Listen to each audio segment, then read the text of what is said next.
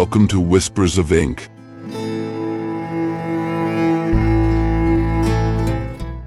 I'm Machado de Assis, and now I will read one of my stories. Let's start with the book Helena, which is part of my novels collection.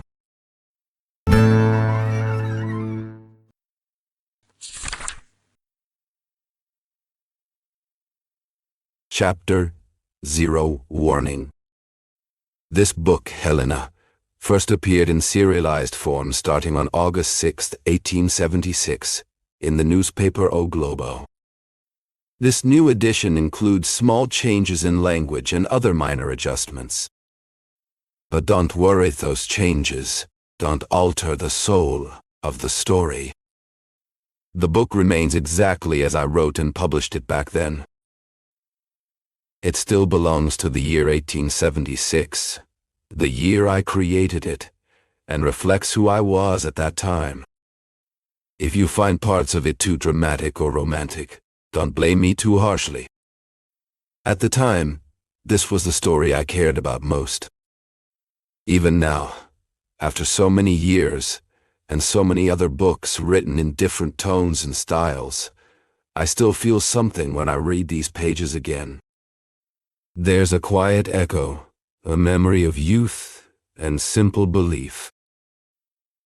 I could never rewrite this book to make it something new.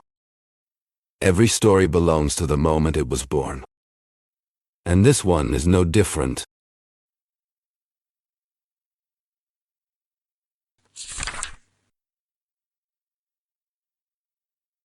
Chapter 1.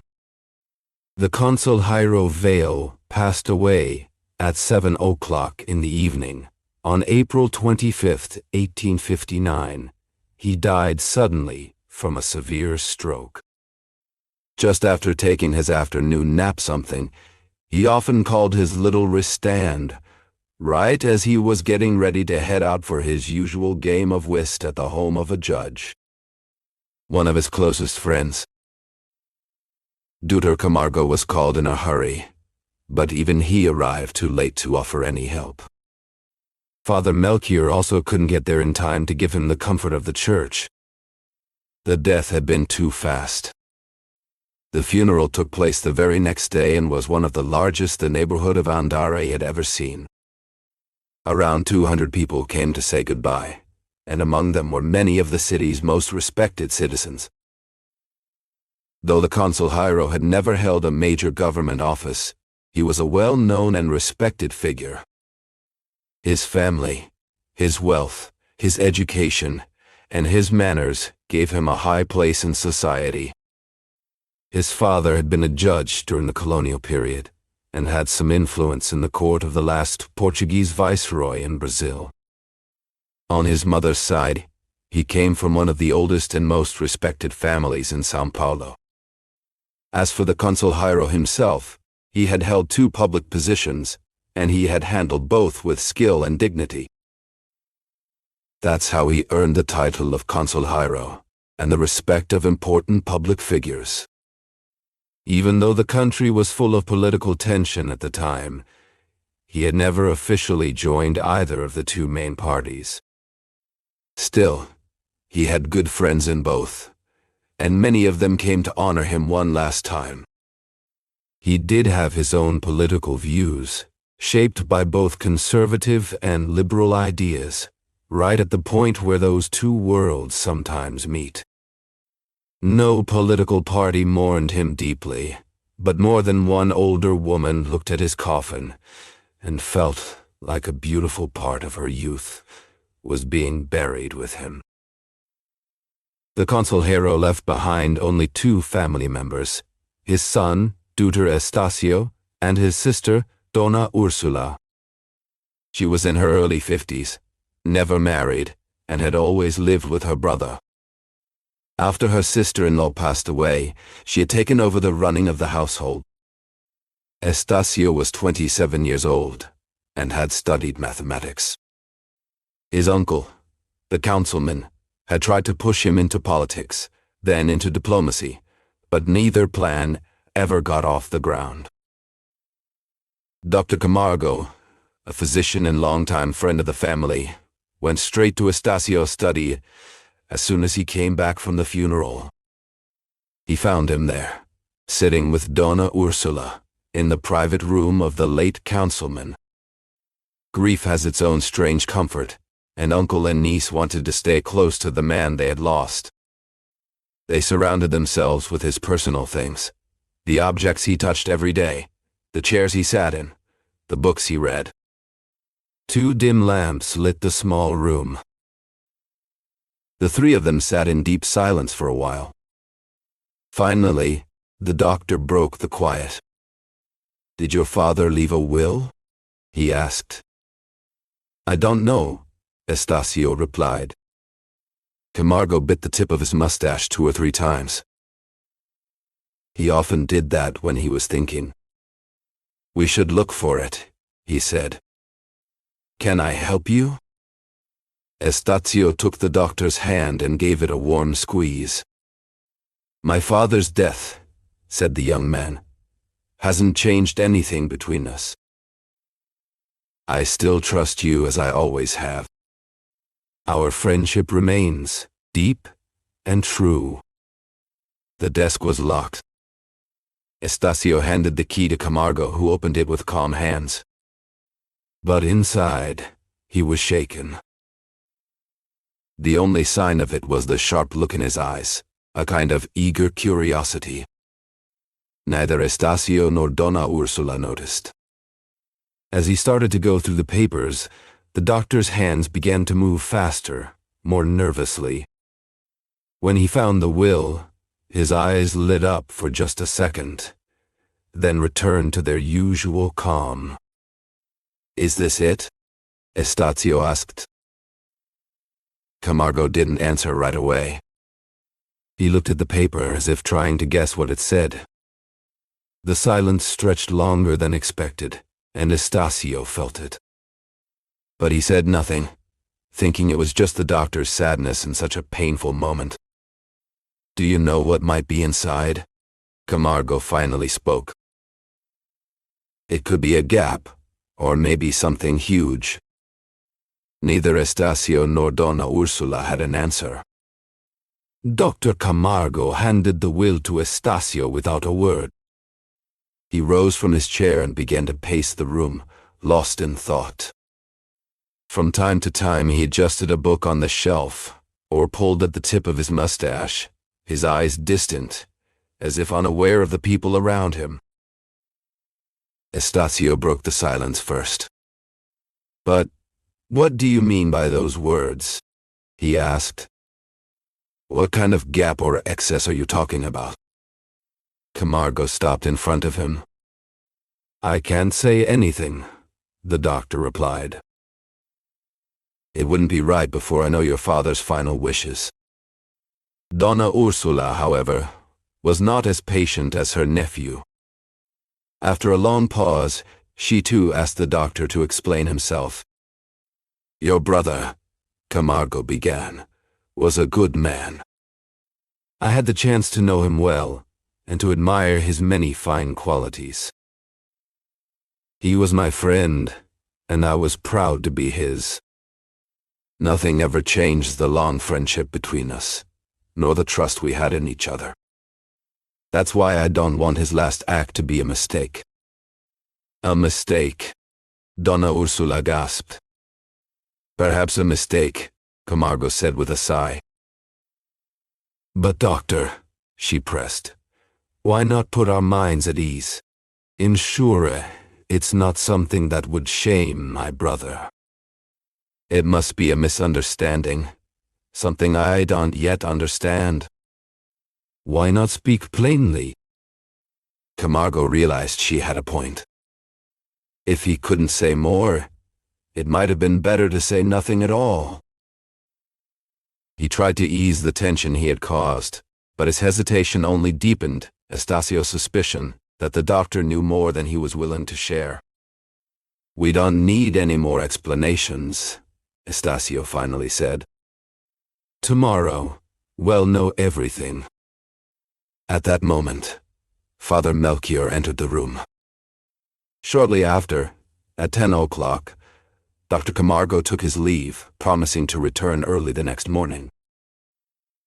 Estacio went to his room and whispered to himself, "What mistake could this be? Why did he come here just to leave me with this mystery in my heart?"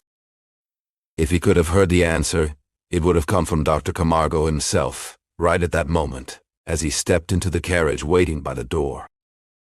I did the right thing, Camargo thought, preparing them for what's coming. If the blow does fall, it will be easier to bear. The doctor was alone in the carriage. It was already dark outside, as we know. No one could see the look on his face, which was serious and thoughtful. He went over the past and looked into the future. But whatever he saw or remembered, he kept it all to himself. Camargo had known the Consul Jairo's family for a long time, just as Estacio had said. The doctor and the Consul Jairo were the same age, 54 years old. They met not long after finishing their studies, and the bond between them had never weakened. At first glance, Camargo didn't seem like a very friendly man. His face was stern and cold, his eyes sharp and always watching. People found his gaze uncomfortable, and that made him less approachable. He didn't talk much, and when he did, he was short and to the point. His feelings were never on display. He gave the impression of being selfish. And yet, even though he didn't cry or say anything sad when the Consul Jairo died, he truly felt the loss. More than anything or anyone, Camargo loved one person, his beautiful daughter Eugenia, the light of his life. But his love was quiet, hidden deep inside him. It was hard to know if Camargo had political views or religious beliefs. If he did have political opinions, he never acted on them.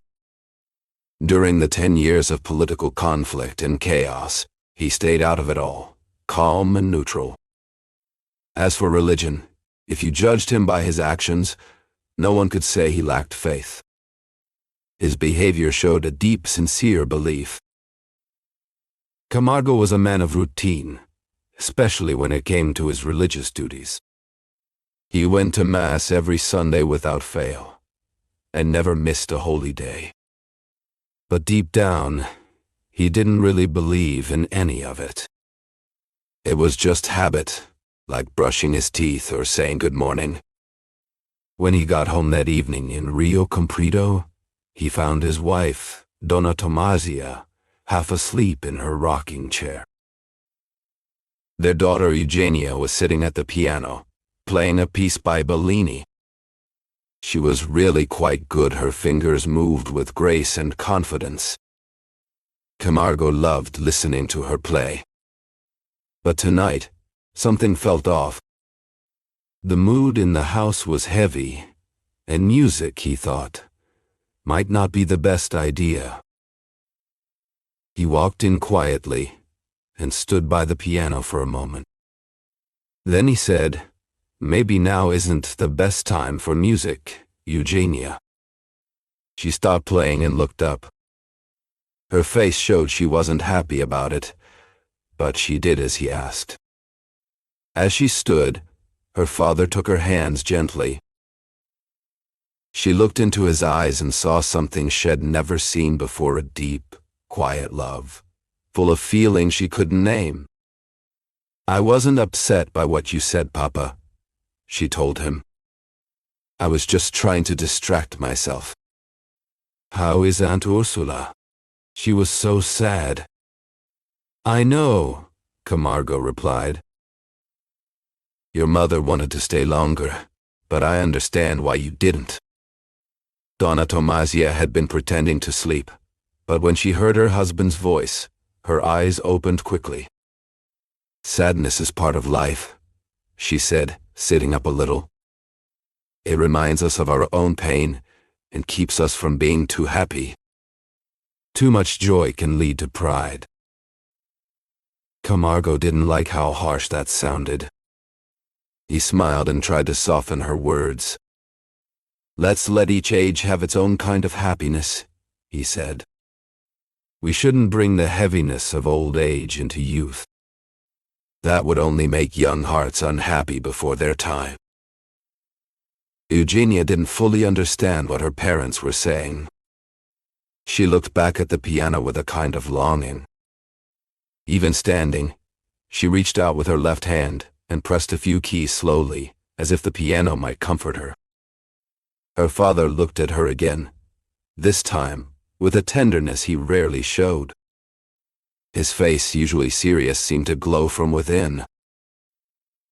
Without a word, he pulled her into a hug. She didn't resist. She just let herself go. But the affection was so sudden that she felt uneasy and asked in a trembling voice, "Did something happen?" "Absolutely nothing," replied Camargo, giving her a kiss on the forehead. It was the first kiss, at least the first one she could remember. The gesture filled her with filial pride, but the novelty of it moved her even more. Eugenia didn't believe what her father had told her. She watched him go sit beside Donna Tomasia and start talking in low voices. Approaching them, she didn't interrupt, and they kept speaking in the same tone, discussing only household matters. She noticed this, yet she still didn't feel calm. The next morning, she wrote a note, which quickly made its way to Andari. The reply reached her hands just as she was trying on a new dress. The letter was polite enough to wait until she finished before being read. Once she finally opened it, all her worries from the day before vanished.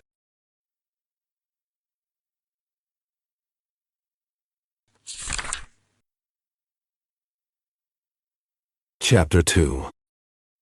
The next morning, the will was read in the presence of all the proper legal formalities. The late counselor had named Estacio, Dr. Camargo, and Father Melchior as executors. Most of the general provisions were unremarkable charitable gifts, small tokens for friends, dowries for godchildren, and masses for his soul and those of his relatives. But there was one clause that stood out above all others. The counselor officially declared that he had a natural daughter named Helena, born of his relationship with Donna Angela da Soledade. The girl was currently studying at a school in Botafogo. He stated clearly that she was to inherit her rightful share of his estate and that she should come to live with the family. He begged them, in the strongest terms, to welcome her with care and affection, as if she had been born of his lawful marriage. When this clause was read aloud, both the counselor's sister and his nephew were deeply surprised. Donna Ursula had never heard of this daughter before. Estacio, on the other hand, knew a little more than his aunt. Once long ago, he had overheard talk of a child his father might have had, but only in passing, and he certainly hadn't expected this. Shock soon gave way to a deeper, more personal reaction in both of them. Donna Ursula strongly disapproved of the counselor's decision. In her view, no matter how much the law allowed it, recognizing Helena as his daughter was an act of intrusion and a terrible example to set. To her, Helena was an outsider with no claim to the family's love. At best, she might deserve a portion of the inheritance, but that was all. She could be given her share and left at the door. But to bring her into the family circle, to offer her the warmth of their affections, and to present her to society as if she were truly one of Themthis, Donna Ursula could not accept. She believed no reasonable person could. Her bitterness only grew when she began to wonder about Helena's origins. She had no information about the mother, beyond the name. But who was this woman? In what dark alley of life had the counselor met her? Was Helena the result of a casual encounter? Or was she born from some irregular, though true and lasting affection? Donna Ursula could not answer these questions. It was enough, however, for them to appear in her mind, to bring with them boredom and irritation. Donna Ursula was extremely strict when it came to morals. The counselor's life, marked by romantic adventures, was far from being a page out of a catechism, but his final act might well be a way to make up for bitter mistakes. Donna Ursula refused to see that possibility. For her, the main issue was the arrival of a stranger into the family. Estasio's reaction was very different. He had noticed the unwillingness with which his aunt had received the news of Helena's recognition. He could not deny to himself that such a fact created a new situation for the family. Yet, whatever the case, since his father had decided it, moved by fairness or natural instinct, Estasio accepted it fully, without sadness or hesitation. The financial aspect weighed the least in the young man's mind. In fact, it weighed nothing at all. This was a moment too painful to allow space for lesser concerns, and Estasio's noble feelings would not let him be guided by them. As for the social class of Helena's mother, he did not worry much about it, confident that they would know how to raise the daughter to the level of the class she was now entering. Amid the thoughts stirred by the counselor's testamentary decision, Estasio remembered the conversation he had had with Dr. Camargo. That must have been the point the doctor had hinted at. When asked about his words, Camargo hesitated a little. But as the counselor's son pressed him, "What happened was what I predicted in error," Camargo said. There was no lack, but excess. The acknowledgement of this daughter is a beautiful gesture, full of tenderness, but not very practical. A simple inheritance would have been an odd nothing more than that. That's strict justice. Strict justice is my father's will, Estasio replied. Your father was generous, said Camargo. But the question remains, could he be generous at the expense of someone else's rights? My rights? I'm not claiming them. If you did, it wouldn't be worthy of his memory. What's done is done. Now that she's been recognized, this girl deserves to find a family and love in this house. And sure shall know how to respond with real affection. Do you know her? Estasio asked, fixing Camargo with a curious, impatient stare. I saw her 3 or 4 times, Camargo said after a short pause. But she was still a child back then. Her father used to speak of her as a very loving person, someone truly worthy of love and admiration. Of course, that might have just been a father's pride. Estasio wanted to ask more about Helena's mother, but he hesitated, not wanting to push further. He tried to change the subject. But Camargo wasn't done yet. The consejero mentioned the idea of recognizing Helena more than once, he continued. I tried to talk him out of it, but you know how stubborn he was, especially when his fatherly feelings were involved. Our views were different. I don't think I'm a bad man, but I believe that emotion must not take the place of reason. Camargo spoke in his usual dry, serious tone, the kind that came naturally to him. Everyone knew how close he had been to Estasio's father. But was his intention now really against the family? Estasio thought for a moment about what Camargo had just said. It was a short reflection, but it didn't shake the opinion he had already formed and expressed. His eyes, large, calm, and full of inner peace, looked kindly at the doctor. He turned to Camargo with quiet resolve. I don't want to know, he said, if my father's will is excessive. If it is, then it's justified. He knew how to be a father. His love was complete, shared fully. I will welcome this sister as if she had grown up by my side. My mother would have done the same, without question. Camargo didn't push further. Why try to change the young man's mind? It would be pointless. And what good would it do to argue now? To criticize the late counselor's decision in theory? No, better to carry it out honestly, without hesitation or regret. That's exactly what Camargo told Estacio, who hugged him warmly.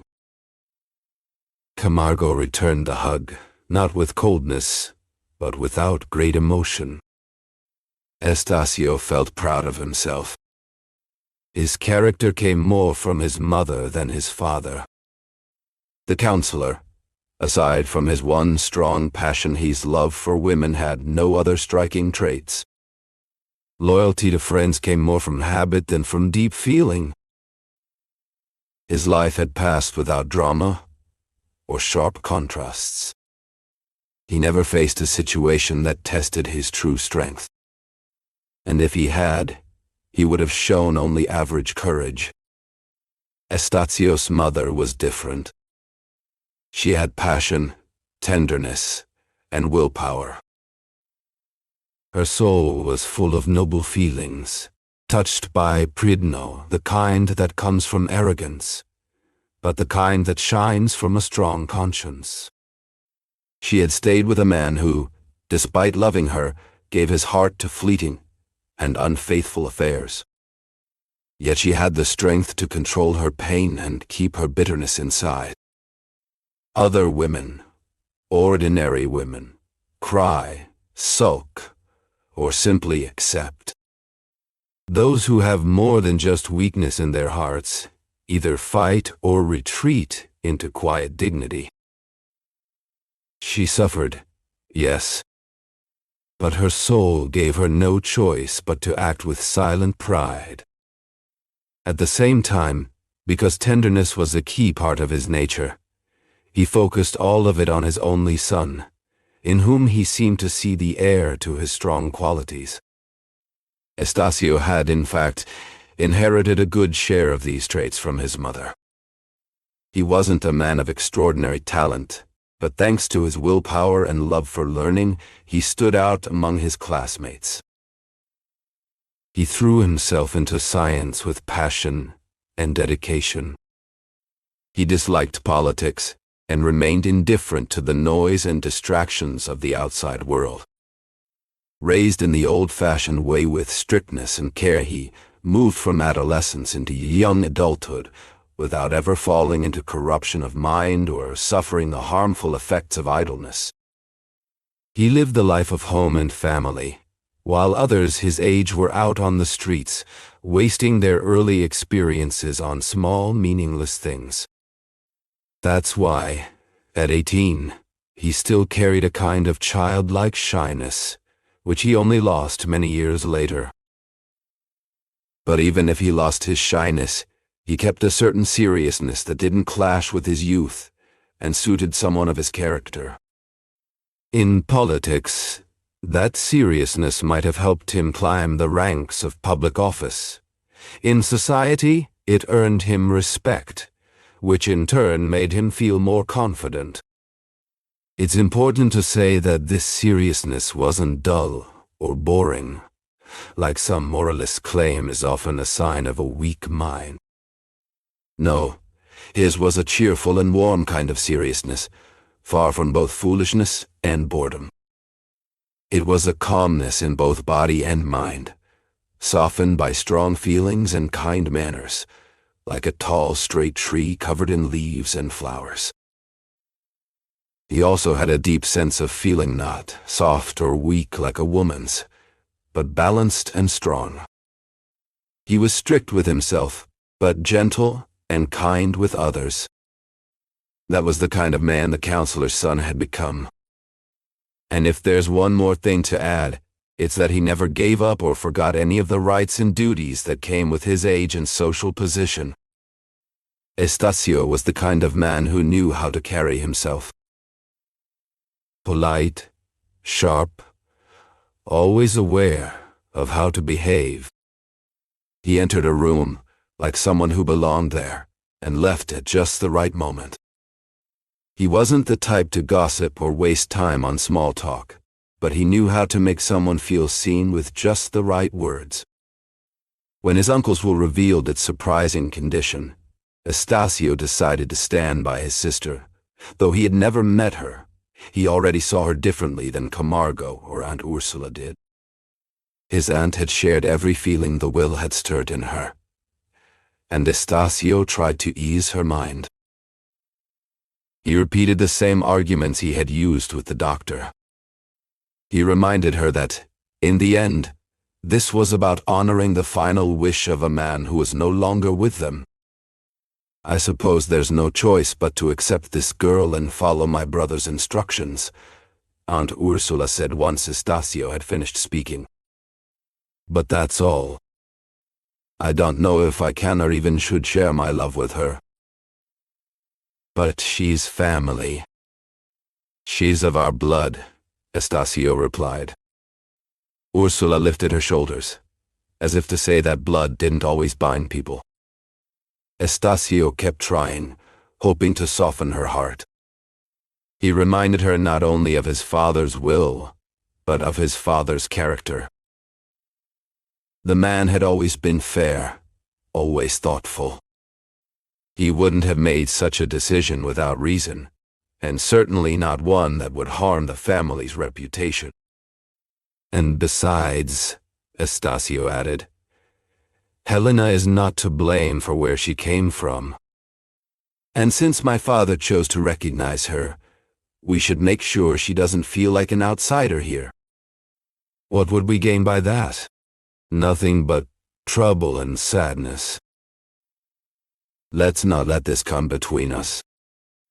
Let's see Helena not as a stranger, but as a piece of our father's soul that remains with us. That way, we won't feel like we've lost everything." Ursula said nothing. Estacio could see he hadn't changed her heart, and he knew that words alone wouldn't be enough. He would have to leave that task to time. His aunt stayed quiet and unhappy. Soon after, Camargo arrived, and she told him everything she felt. The doctor, deep down, agreed with her. "Did you know her mother?" asked the counselor's sister. "I did." "What kind of woman was she?" "Fascinating." "That's not what I mean. Was she from a lower class, or not?" "I don't know. When I saw her, she didn't seem to belong to any one class. She could have belonged to all. Besides, I never knew her well." "Doctor," said Dona Ursula, after hesitating for a moment, "what do you advise me to do?" "Love her. If she deserves, I tend if you can." "Oh, I must confess that will be very hard for me. And will she deserve it? Something in my heart tells me this girl is going to complicate our lives. Also, I can't forget that my nephew, the heir." "Your nephew accepts the situation calmly, even happily."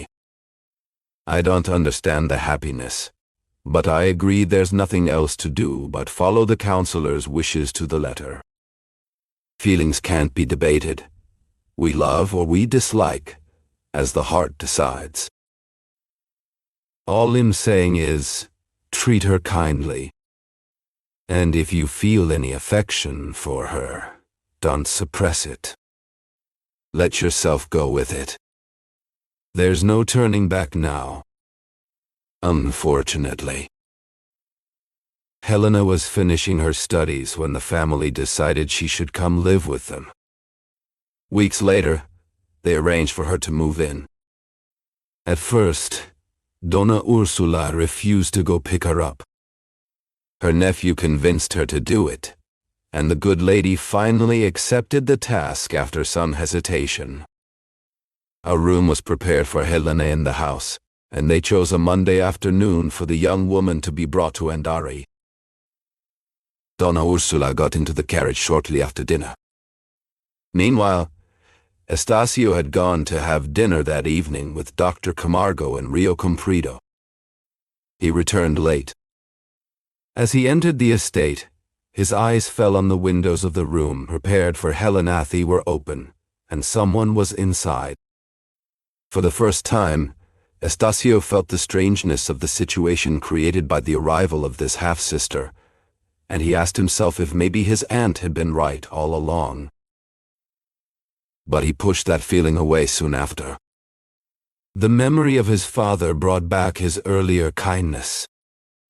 At the same time, the idea of having a sister brought a smile to his heart, like a promise of new and unknown happiness. Between his mother and the other women in his life, he had always missed this in-between figure, someone he already loved without even knowing her. Someone who would naturally understand his disappointments and dreams. Estacio stayed there for a long time, looking at the windows. But no sign of Helena appeared. Not even a shadow of the new resident passed by.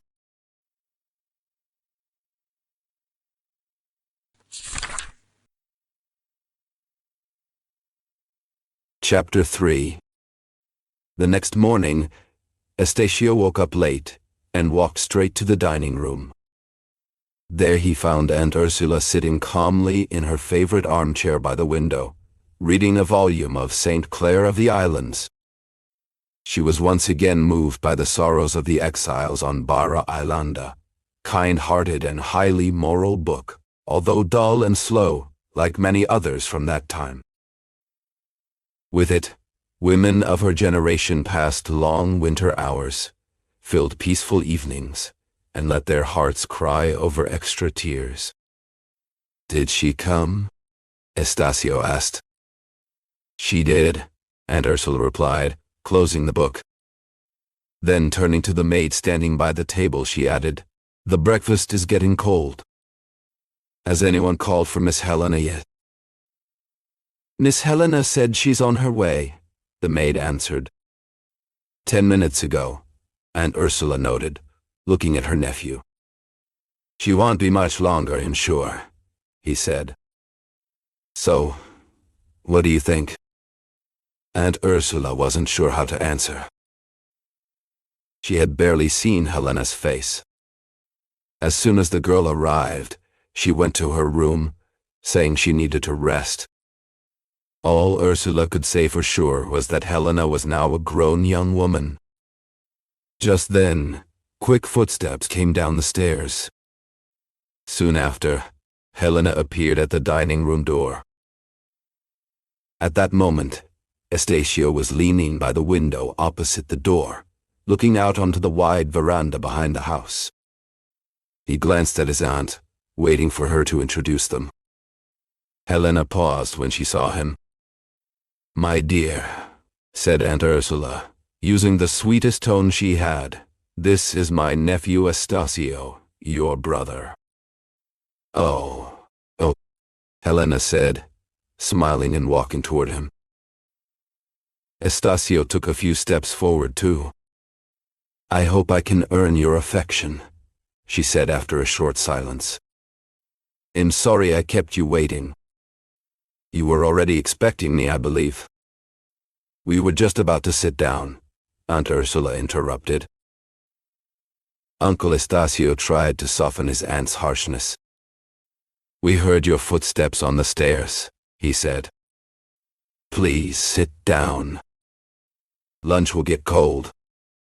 Donna Ursula had already taken her seat at the head of the table. Helena sat to the right, in the chair Estacio pointed to. He sat across from her. The meal went on in silence, heavy and sad. Few words were spoken, just short sounds of agreement or refusal. That was all the conversation between the three relatives. The situation was neither easy nor ordinary. Helena, although trying hard to stay calm, couldn't fully hide her shyness. Yet, Even with her nervousness, you could see signs of good manners. Estacio slowly looked at his sister. She was about 16 or 17, slender but not too thin, a little taller than average, with a graceful figure and quiet movements. Her face had a soft brown tone, like a peach, with the same fine light hair you find on the fruit skin. Right then, a light pink blush touched her cheeks, deeper at first, a natural reaction to her unease. The clean, serious lines of her face looked like they had been drawn by a religious artist. If her brown hair like her eyes had not been neatly braided, but instead fell freely over her shoulders. And if those eyes had looked up to the sky, one might have thought she was one of those young angels who brought messages to Israel. No greater harmony or beauty could be asked for in her features. Society would surely be satisfied with her polite behavior and calm presence. Only one thing bothered her brother, her eyes, or rather, her gaze. It showed a kind of quiet curiosity mixed with suspicion. That was the only flaw he could find, and it was not a small one. Helena stayed in her room for almost all of the next 3 days after lunch. She read a few books she had brought, wrote letters, and looked blankly into the air. Sometimes she leaned against the window frame, lost in thought. She came down for dinner once, her eyes red and her forehead heavy with sadness. Her smile was pale and quick, barely touching her lips.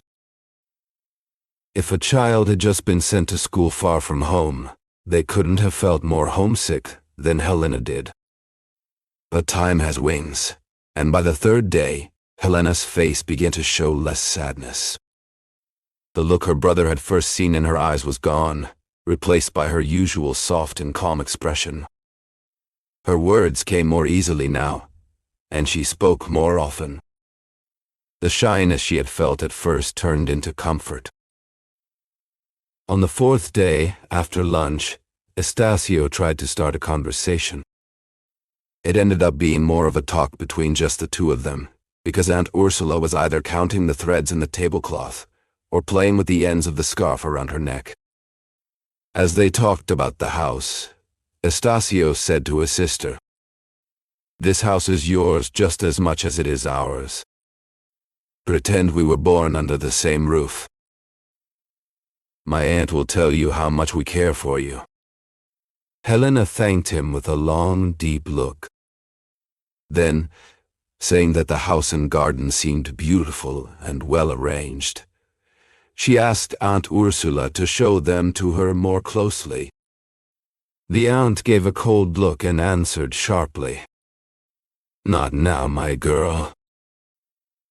I always rest and read at this time." "Then, I can read to you," Helena replied with a smile. "It's not good for your eyes to read too much. And besides, I should get used to helping you. Don't you agree?" she added, turning to Estacio.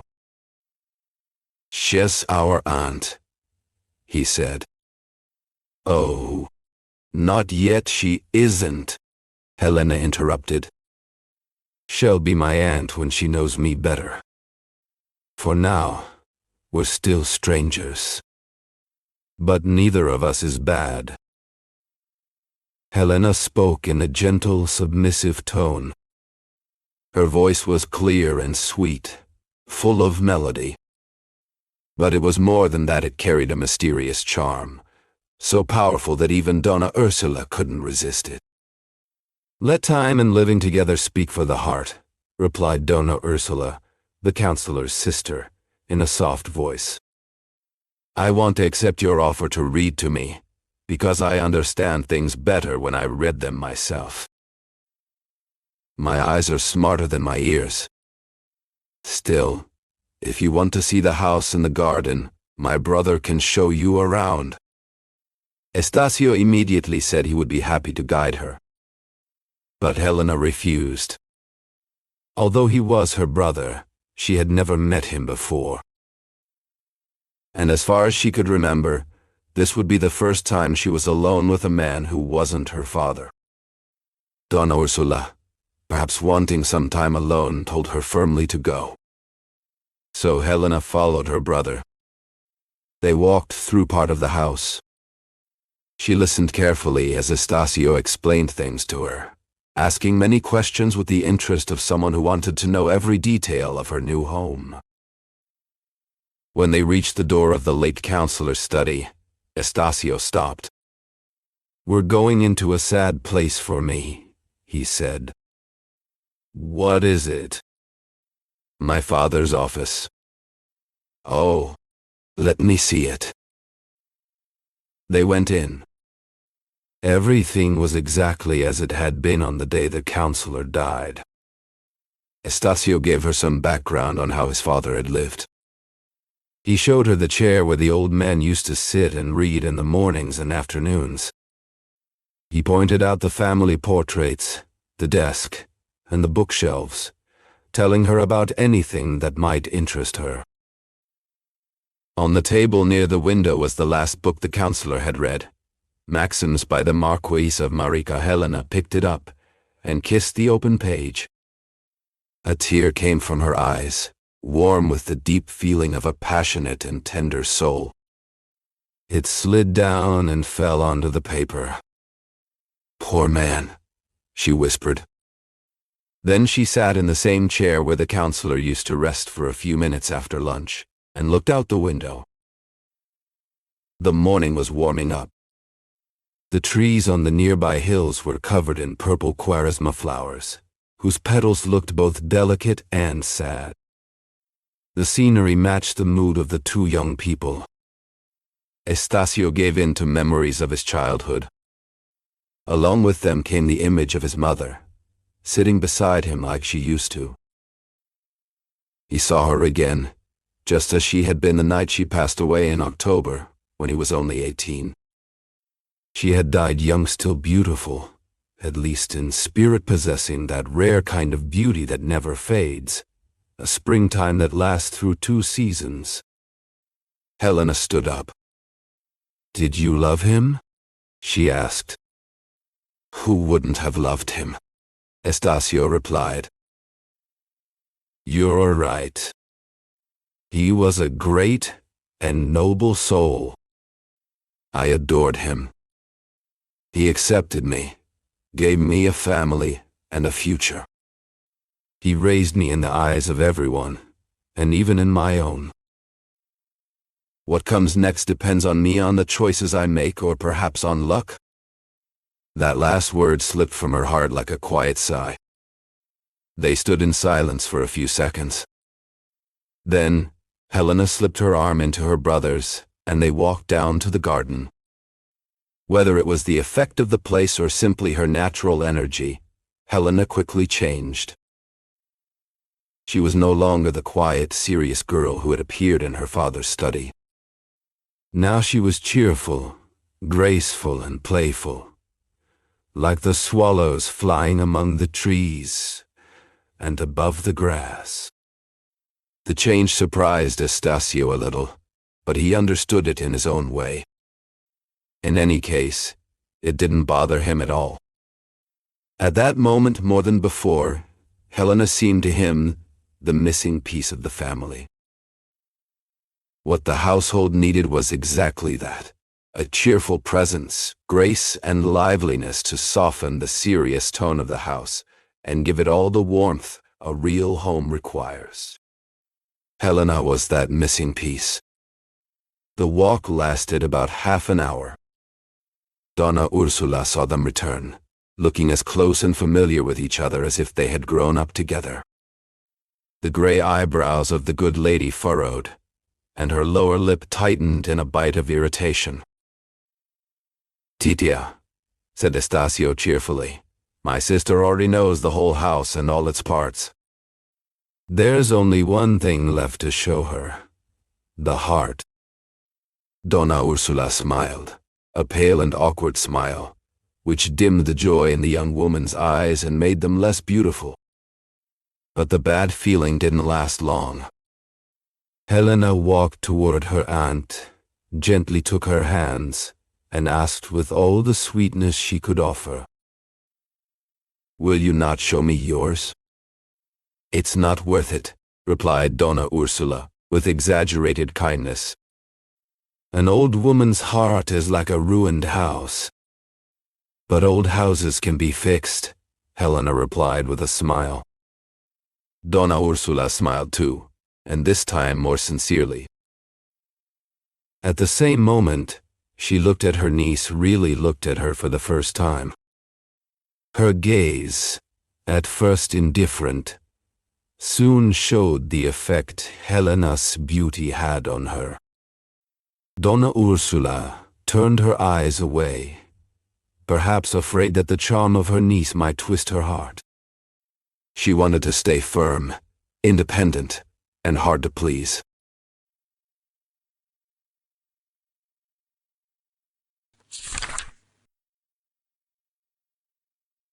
Chapter 4. The first few weeks passed without any remarkable success, but they were still interesting.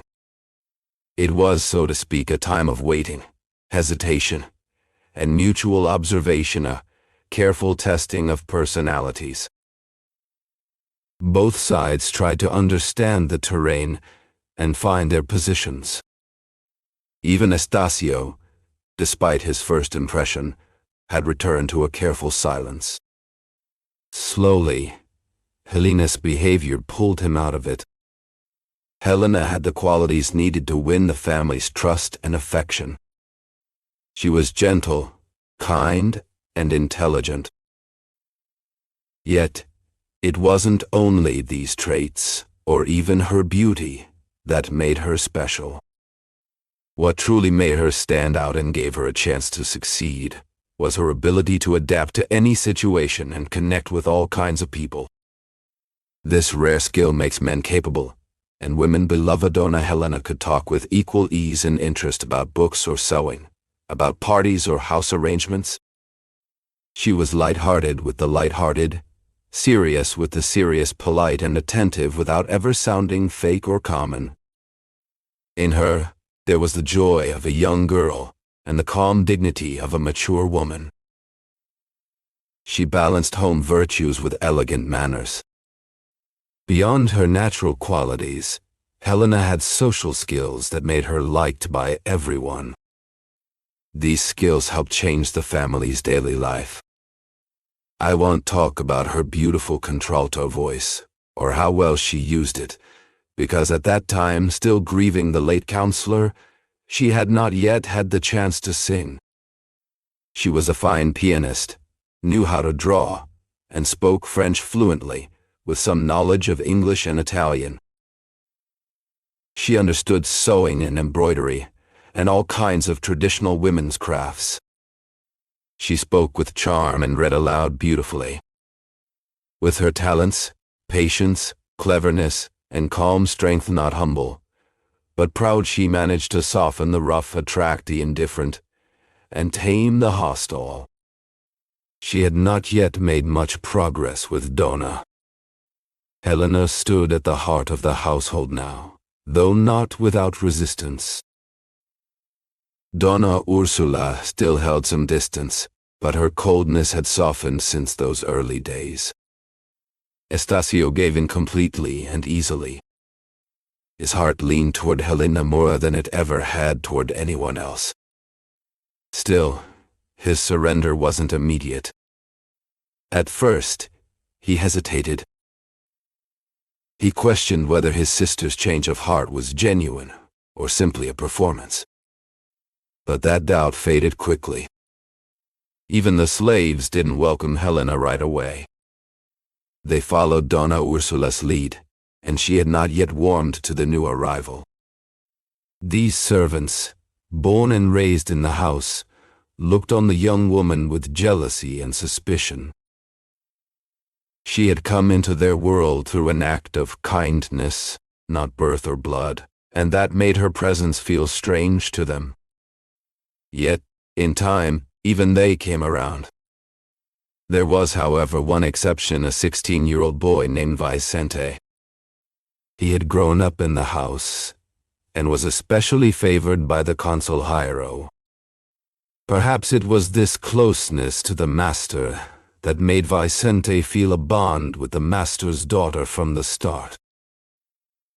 Whatever the reason, his affection was real and selfless. He had no reason to hope for freedom. That dream was distant and uncertain, and yet he loved her with sincerity. Without the comfort of closeness or conversation, limited to silent admiration and fond memories, unable even to kiss the hand that blessed him, Vicente remained devoted. He became Helena's quiet supporter, her defender in the eyes of the other slaves. Inside the family, people treated Helena with the same caution as Dona Ursula. Their politeness was cold, their kindness stingy. Helena noticed it all, but she didn't let it discourage her. She understood where it came from and worked quietly to change it. Instead of fighting the coldness, she found ways to turn it into something in her favor. She focused on winning over the family first, believing the rest would follow in time. Among all the family members, only one person showed her warmth from the beginning: Father Melchior, the old priest and teacher. He welcomed her without hesitation, treating her with the kindness and respect she deserved. In a house full of quiet resistance, his presence was like a ray of light. Reverend Melchior served as the chaplain in the home of Councillor Ferreira, who had built a small chapel on his estate some years earlier. Every Sunday, many people from the neighborhood came there to attend Mass. The priest was 60 years old. He was of average height, thin, bald, with a few white hairs left, and his eyes were both gentle and sharp. He carried himself with quiet dignity and seriousness. He was strict without being rigid, friendly without being superficial, and forgiving without being weak. He truly lived like an apostle, loyal to his church and his God, faithful in belief, strong in hope, and full of love. He met the counselor's family not long after the man's marriage. He quickly understood the reason for the sadness that had eaten away at Estacio's mother during her final years. He respected her pain, but he faced its cause directly. The counselor was a reasonable man in most things, except matters of the heart. He listened to the priest and made the promises Melchior asked for, but those promises were written in sand. The first emotional wind that came along erased them completely. Still, the counselor sincerely listened to Melchior on every serious occasion, and the priest's opinion mattered to him. Living close to this family, the priest found all he needed in their lives. Unless church duties called him elsewhere, he never left Andarai, the peaceful place he chose to rest after a life full of work and effort. Other regular visitors to the house and residents of the same Andari neighborhood included Dr. Matos, his wife, Colonel Macedo, and his 2 sons. Dr. Matos was an older lawyer. While he didn't know much about the law, he had a great understanding of weather and plants. He also knew how to enjoy a good meal, play card games like Voltaire, and backgammon, and he always had something to say about politics. No one could complain about the weather, hot or cold, without hearing from him the exact cause and nature of it. He would immediately explain the seasons, the differences in climates, their effects, the rains, winds, snow, river floods and droughts, tides, and even the pororoca, that powerful tidal wave that moves up some rivers. He spoke with equal fluency about the healing properties of a herb, the scientific name of a flower, or the structure and unique traits of certain plants. He stayed far away from political passions, and if he ever opened his mouth on such matters, It was only to criticize both liberals and conservatives equally whom he considered beneath the country's true needs. When it came to games and food, however, he was far less skeptical, and nothing lit up his face more than a good game of backgammon after a fine dinner. These traits made Dr. Matos an engaging guest during long, quiet evenings. Although he genuinely knew a fair amount about the topics he loved most. He didn't earn his fortune through botany or meteorology, but by practicing Lawa field he never truly studied and ignored completely until the day he died. Dr. Matos' wife had once been one of the great beauties of the early monarchy. She was like a faded rose, yet still carried the scent of youth. For a time, people whispered that a certain councilman had fallen in love at her feet, and that she hadn't exactly turned him away. But only the first part of that rumor was true. Neither Donna Leonor's moral values nor her personality allowed her to do anything beyond gently rejecting the councilman's advances. The way she handled it, with grace and subtlety, fooled the gossips. That's how the rumor started and eventually faded, now long forgotten. The reputation of passionate men is a lot like compound interest.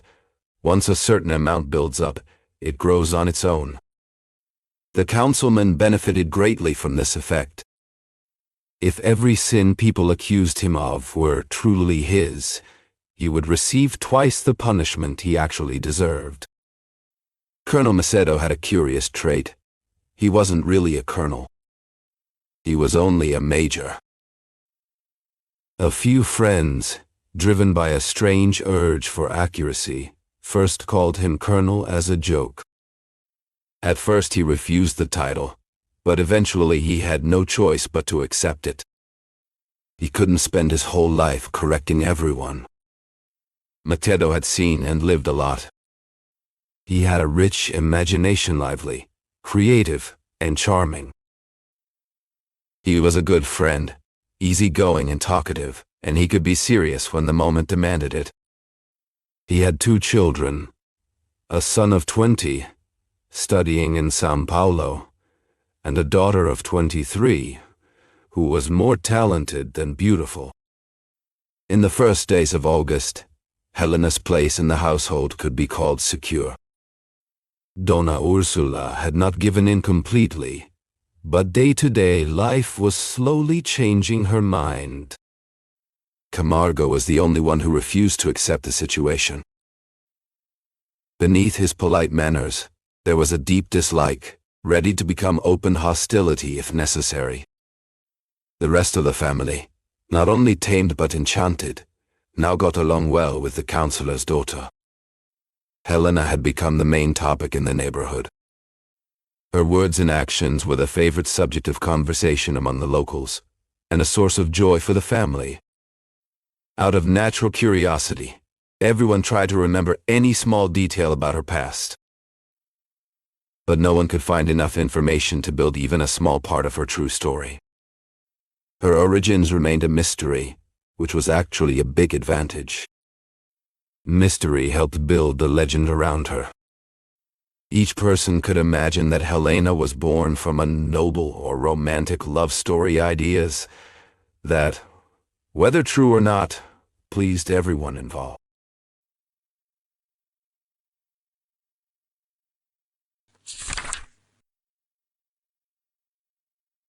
Chapter 5. Stacy had finally made up his mind to take a big step. Even before the counselor's death, he had been in love with Camargo's daughter, but he always hesitated to ask her father for her hand. He kept waiting for the perfect moment. Things weren't simple, though. His feelings for Eugenia went through waves of passion and coolness. One might think the reason was inside him, but mostly it came from her. On one of the first days of August, Stacy decided he would go straight to Eugenia and ask for her permission to officially propose to her. With that in mind, he headed to Camargo's house. As soon as she saw him from a distance, Eugenia came down to the garden gate. The wide-brimmed straw hat that protected her face from the sun was at 3 in the afternoon made her look even more beautiful. Eugenia was one of the brightest young stars in the city of Rio de Janeiro. If you, the reader, could see her profile in a theater box, or watch her walk into a ballroom, even now, a quarter-century later, you would understand why people who knew her in her youth praised her charm.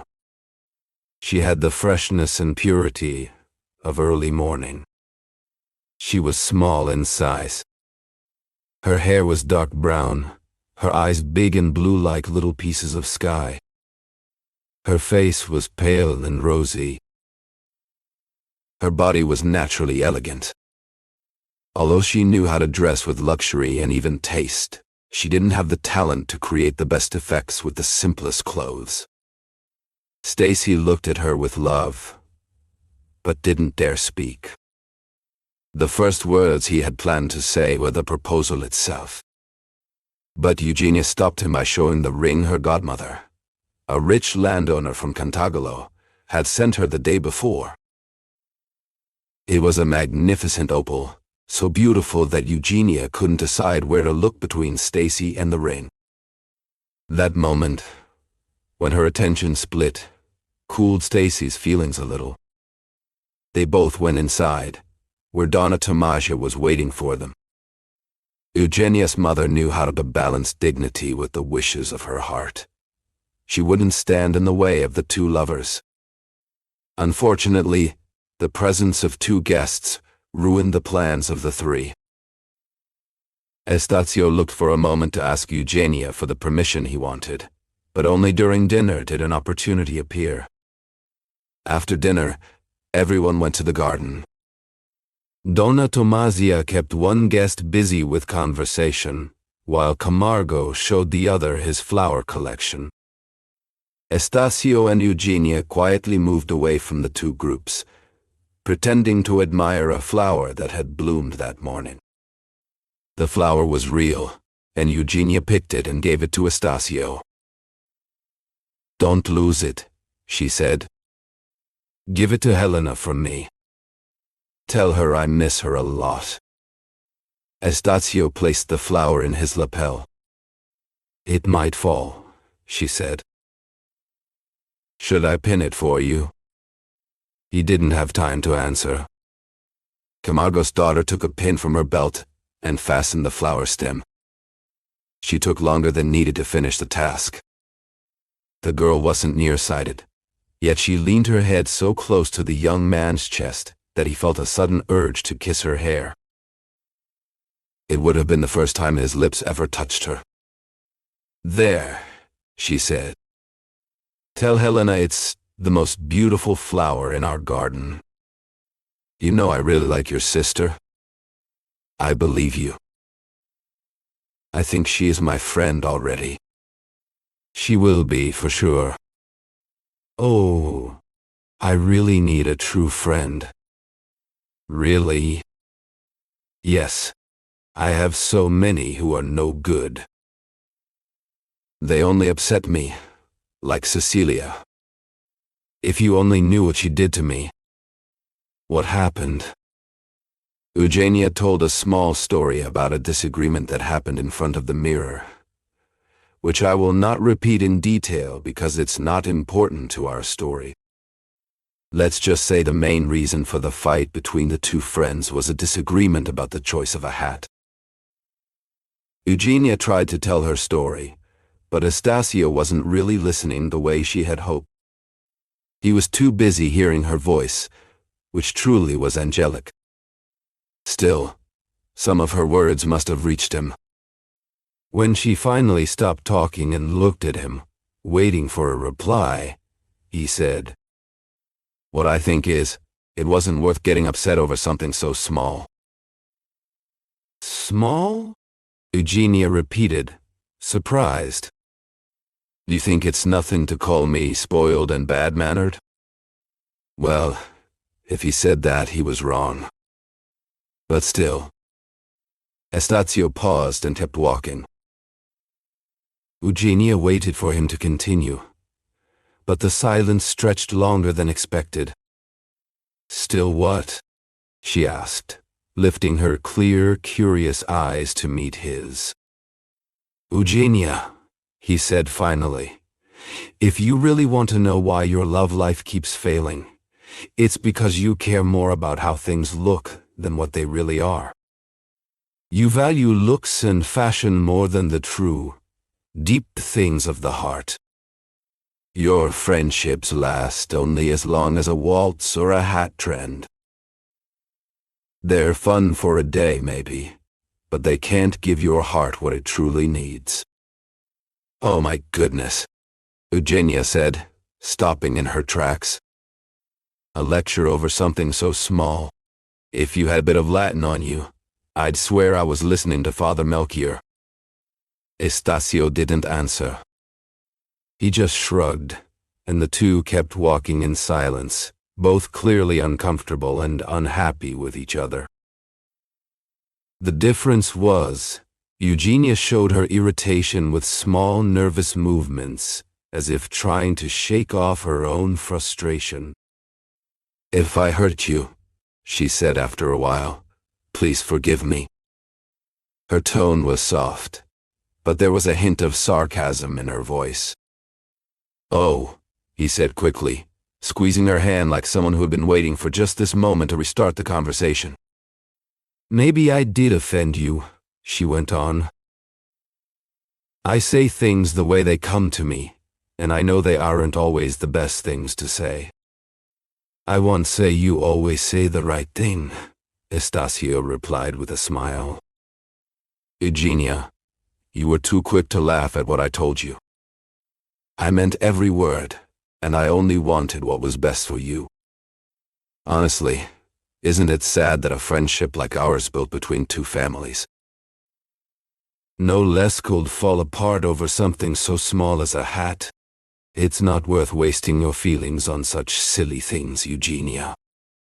One day you'll realize that love and care are precious, and shouldn't be thrown away over nonsense." Eugenia stayed quiet as Estacio spoke, but she didn't really understand him.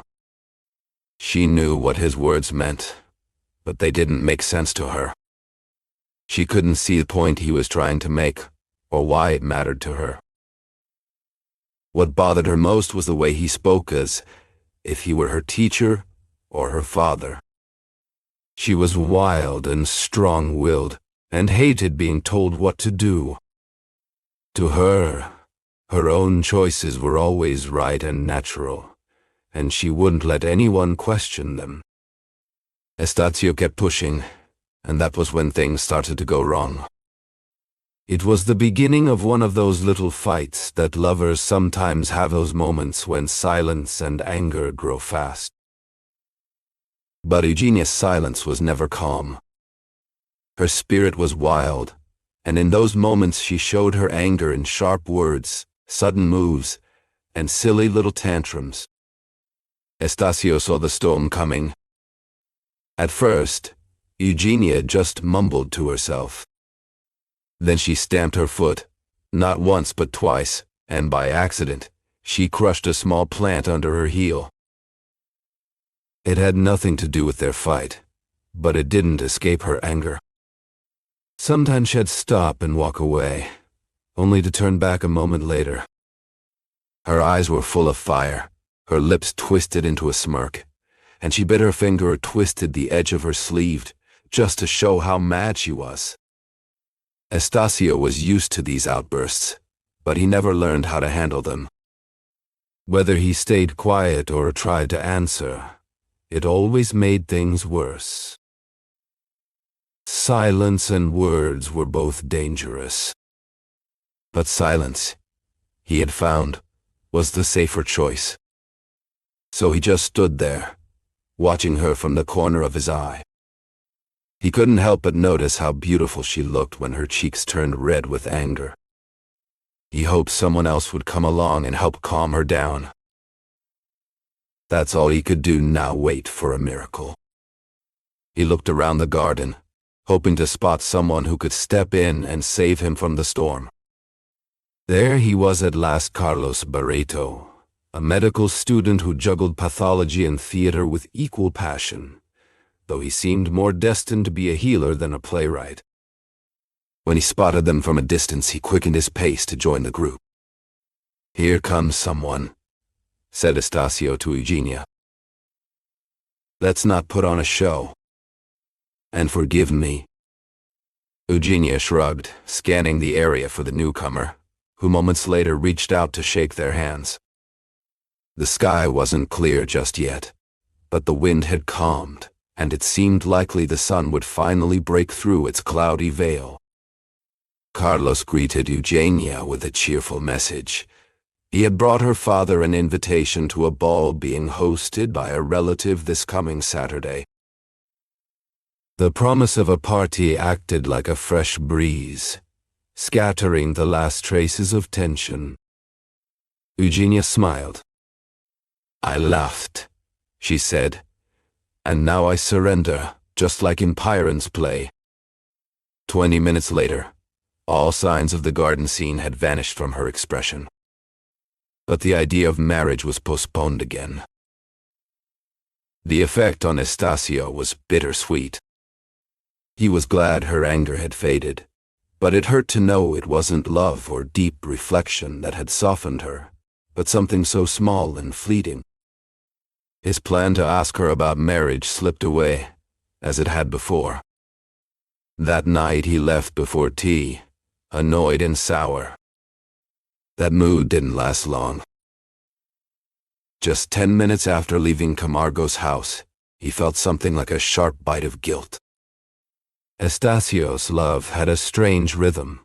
It grew stronger when they were apart and weakened the moment they were together. From a distance, he saw her through the glowing haze of his imagination.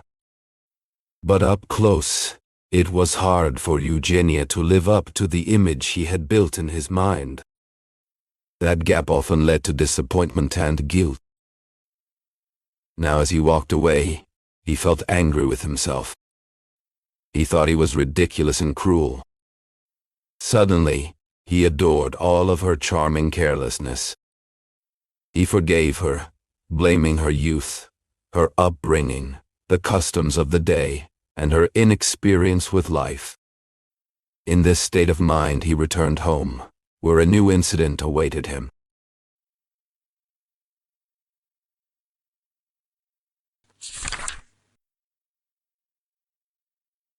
Chapter 6. Estacio arrived home in a bad mood, but soon found a cure. There was a letter waiting for him sent by Luis Mendonça, a close friend who had gone to Europe 2 years earlier and was now coming back.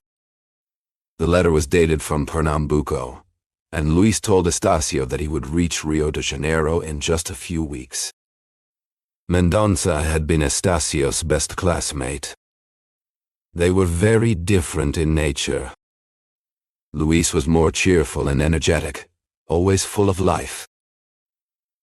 When he first decided to travel to Europe, he had invited Estacio to come along.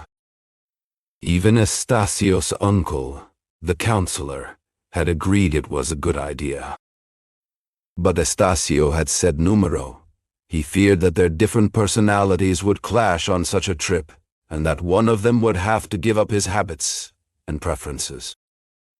Now, hearing that Luis was coming back made Estacio truly happy. At that moment, Donna Ursula was in the sewing room, reading a few pages of her favorite book, St. Clair, resting her glasses on her nose.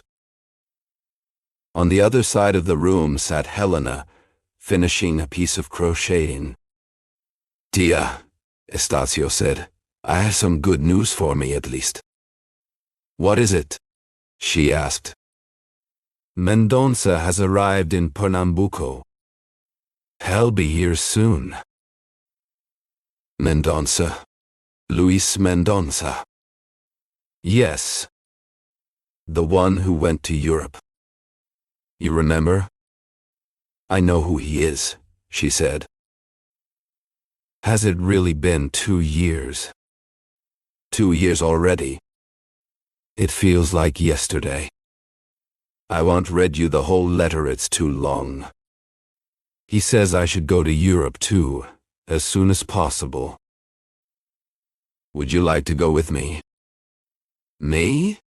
Donna Ursula said, closing the book and placing her glasses beside it. Those are not things for old people like me. From here, it's straight to the grave. The grave, Helena exclaimed. But you're still so strong. Maybe he'll be the one to go first. Girl, Donna Ursula said sharply, clearly upset. Helena smiled, full of joy and gratitude. Those were the kindest words she had ever heard from Donna Ursula. Donna Ursula understood this, and perhaps felt a little ashamed of how freely Helena had shown her feelings. But it was too late to take back what she had said. She couldn't explain it away, or pretend it never happened. Do you think your friend will be the same when he comes back? She asked her nephew. He was a good boy before he left. Just a little flighty, that's all. He'll be the same, answered Estacio, or even better. Probably better, because 2 more years can change a man. Estacio went on to praise his friend, while his aunt added a few comments here and there. Helena listened quietly as they talked. Someone came to call them for tea.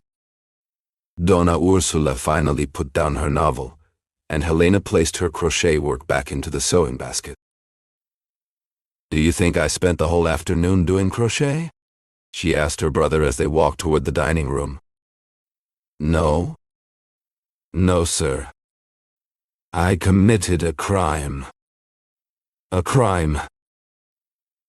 I went looking for a book on your shelf. And what book was that? A novel.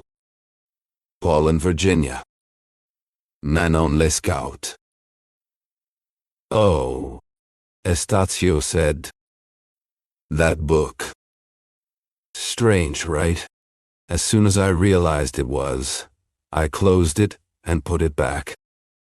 That's not a book for young unmarried girls. I don't think it's for married women either, Helena replied with a laugh, sitting down at the table. Anyway, I only read a few pages. Then I opened a geometry book and, well, I admit, I had a wish. I can imagine, Donna Ursula interrupted. A wish to learn how to ride a horse, Helena finished. Estacio looked at his sister in surprise. This mix of geometry and horseback riding didn't seem clear or logical to him at all. Helena let out a cheerful laugh, like a girl proud of a small prank. I can explain, she said.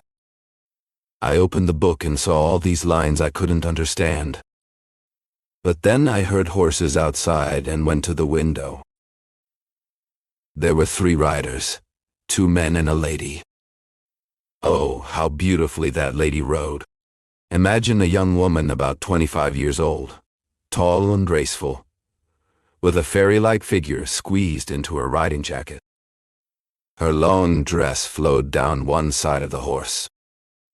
The horse was wild, but the rider's hand and whip controlled it perfectly. I truly felt sorry for not knowing how to ride. Helena stood in the courtyard waiting. The dress Ursula had lent her was too big, made for someone taller, someone older. It had belonged to a woman who once rode with confidence, before grief had taken her spirit. But Helena wore it like a secret, like something she had borrowed from a future she had not yet lived. Ready, she called out as soon as she saw her brother appear at the top of the stone stairs. Oh, not so fast, Estacio answered, walking down toward her. Don't think you'll ride like the girl we saw on the road yesterday. First, you must learn to stop being afraid. I don't know what fear is, she said simply. He looked at her, surprised. Is that true? I thought you might be afraid. I know what it feels like. Fear, she said. Fear is just a nervous habit. It's a prejudice of the body. And like any prejudice, it goes away with a little thought. When I was small, I was raised among ghosts. Until I was 10, I couldn't enter a dark room alone. She paused, then smiled. But I grew out of that. Estacio studied her face. There was no pretense in her voice, no exaggeration. Just truth, spoken plainly. You might be braver than I thought, he admitted. I only speak what's true, she said. He smiled then, almost without meaning to. Well then, he said. Let's see how true that is. He walked to the stables, and she followed. The horses were already prepared. One was calm, gentle, the kind that would not scare easily. The other was restless, still young, still learning. This one is yours, he said, pointing to the calm one. She looked at it, then at him. I want the other one. He raised an eyebrow. You just said you had no fear. I do not, she said again. He laughed, shaking his head. All right, he said. Let's begin. One day, I asked myself if it was possible for a dead person to come back to Earth. Asking the question and answering it were the same thing. I washed my mind clean of such nonsense, and today I could even walk into a cemetery at night. Well, maybe not exactly that. Those who rest there deserve peace, and no longer need to hear any sound of life. Estacio had reached the bottom step of the stairs. He heard her last words with his eyes fixed on his sister, leaning against the stone windowsill.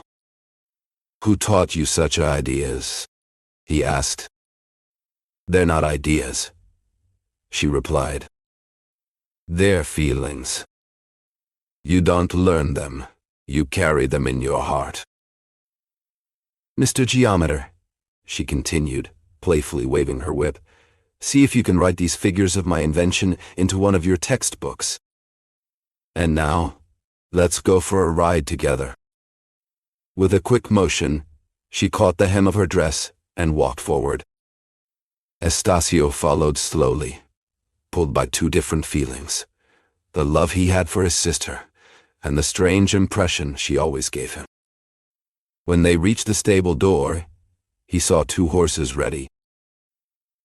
One was his usual horse for morning rides, and the other was the mare his aunt rode once in a while. What's this? He asked. For now, just a few steps in the yard. Exactly, said the girl. A slave standing nearby brought a small stool. Estacio came closer to Helena, who was gently stroking the mare's mane with her pale, delicate hand. What's her name? She asked. Moema. Moema. Wait a second. That's an indigenous name, right? Estacio no didona. Helena had one foot on the stool. She repeated the mare's name again, as if thinking deeply about it. Her brother didn't realize it was just a distraction. Suddenly, when he least expected it, Helena jumped and sat in the saddle. The mare raised her neck proudly, as if proud of the rider on her back. Estacio watched his sister ride, amazed at how smoothly and correctly she handled the horse. He wasn't sure yet what to think. Helena leaned toward him with a smile. Did I do well? She asked. You couldn't have done better, he said. But I'm surprised. Before he could say more, Moemus' hooves interrupted his thoughts. Helena had flicked the small whip, and the horse took off at a fast trot across the yard. At first, Estacio stepped forward and reached out as if to grab the reins, but he quickly realized how confident Helena looked. She clearly wasn't a beginner. He stood still and watched her from a distance, admiring her grace and skill. After about 20 steps, she pulled the reins gently and turned the horse back to where she had started. "Well," she said as soon as she stopped. "Do I have what it takes to ride?" "You're still a child." "Already learning to ride?" Donna Ursula called from the porch, where she had just arrived. "She was only teasing us," Estacio replied. "Look how well she rides." "She's good at everything," Donna Ursula muttered under her breath. Estacio climbed onto his horse and checked his watch. It was 7:30. "May I join you?" Helena asked. "Only if you promise to behave," he said. "No silly risks. This mare seems calm, but you mustn't play with her." "I can already tell you're capable of much more." "I promise to ride quietly." Helena waved politely to her aunt, gently guided her horse, and rode beside her brother. Once they passed through the gate, they went up the road at a slow pace. The sun was hidden, and the morning air was cool. Helena rode with perfect control. Now and then, the mare, urged on by her rider, moved a few steps ahead of Estacio's horse. He scolded her, though secretly he enjoyed watching how proudly she sat in the saddle, and how calmly she handled the animal. Estacio turned to Helena with a curious smile. "Tell me," he said, "why did you ask for riding lessons yesterday if you already know how to ride?" She looked at him calmly. "The reason is simple," she replied. "It was a trick, a whim. Or maybe a plan." "A plan?" "A deep, wicked, almost devilish one," she said, smiling. "I just wanted to go riding a few times. But I couldn't go alone, and in that case, you only had to ask me to come with you. That wasn't enough. I found a better way to make you enjoy our ride. I pretended I didn't know how to ride. The idea that you were better at it than me was enough to make you want to spend time with me." Estacio smiled at her cleverness, but soon his face turned serious. He asked in a cold tone, "Have I ever said no to something you wanted?" Helena shivered slightly and became serious too. "No," she whispered. "I owe you more than I can ever repay." Those words came straight from her heart. Her eyes dropped, and a veil of sadness covered her face. Estacio regretted what he had said. He understood her now. He saw that even if his words were innocent, they could be misunderstood. And in that case, the least she could think of him was that he was impolite. Estacio always wanted to be the most polite man possible. He leaned toward her and broke the silence. "You're sad," he said gently. "But I forgive you." "Forgive me?" she asked, lifting her beautiful tear-filled eyes to meet his. "I forgive the insult you gave me, by thinking I was rude." They held hands, and their ride continued in the best of moods. Helena now spoke freely, letting her imagination and thoughts flow. Her words showed, now and then, a romantic heart, and at other times, the wisdom of someone who had learned too soon. And all of it went straight to her brother's soul, who loved to see in her the kind of woman he dreamed of, graceful, thoughtful, sweet, and wise. Now and then, they stopped their horses to look back at the path they had taken, or to talk about something interesting in the landscape.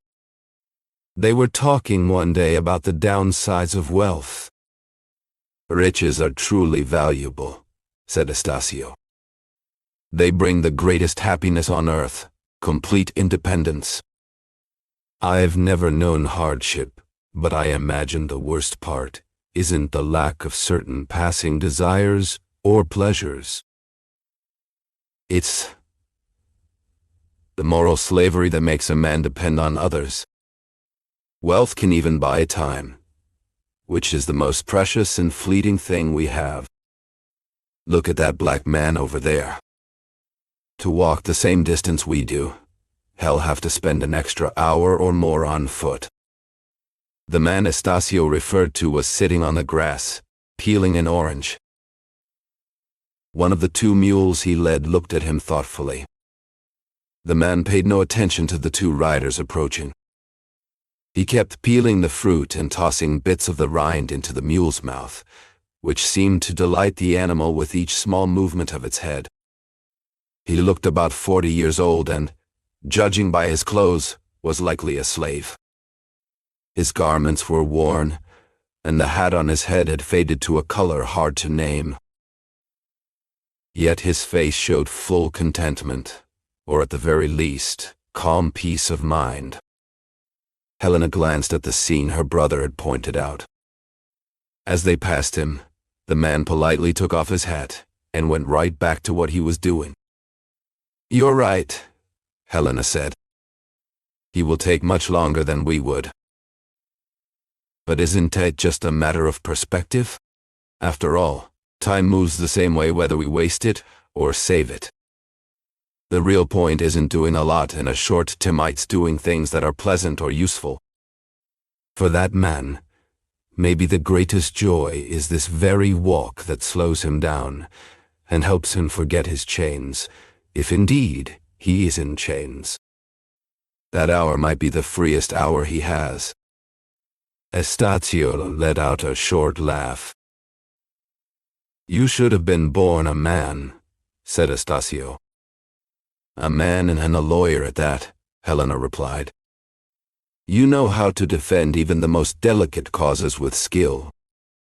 I wouldn't be surprised if you could make me see captivity itself as a kind of blessing, just by saying it's the worst state a person can be in."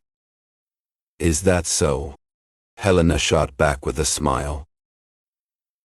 "I'm almost tempted to give in to your wishes. But I want. I do rather admire Moema's beauty. Look how she flirts with the wind. She doesn't curse her captivity, quite the opposite. She seems proud of it." "Of course she does. If we hadn't kept her close, would she have the joy of carrying and guiding me? But it's not just flirtation, it's also impatience." "Impatience for what?" "For the chance to gallop freely down this road through Tijuca, to feel the morning breeze in my face, stretch my muscles, and feel like something powerful and free." "But what do you want, my poor mare?" she went on, leaning forward until her head was next to the horse's ears. "Here beside us walks a very wicked and fearful man, who is at once my brother and my enemy." "Helena," Estacio interrupted. "You're more than capable of taking off at a full run. And if I did, I'd let you go, and I'd never take you with me on my rides again.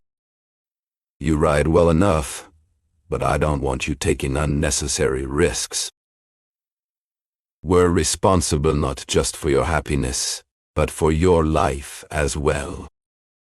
Helena paused for a moment, thinking. "You mean," she asked, "that if I were to suffer some accident, people would blame my family?" "Exactly." "What strange people." It can't be that bad.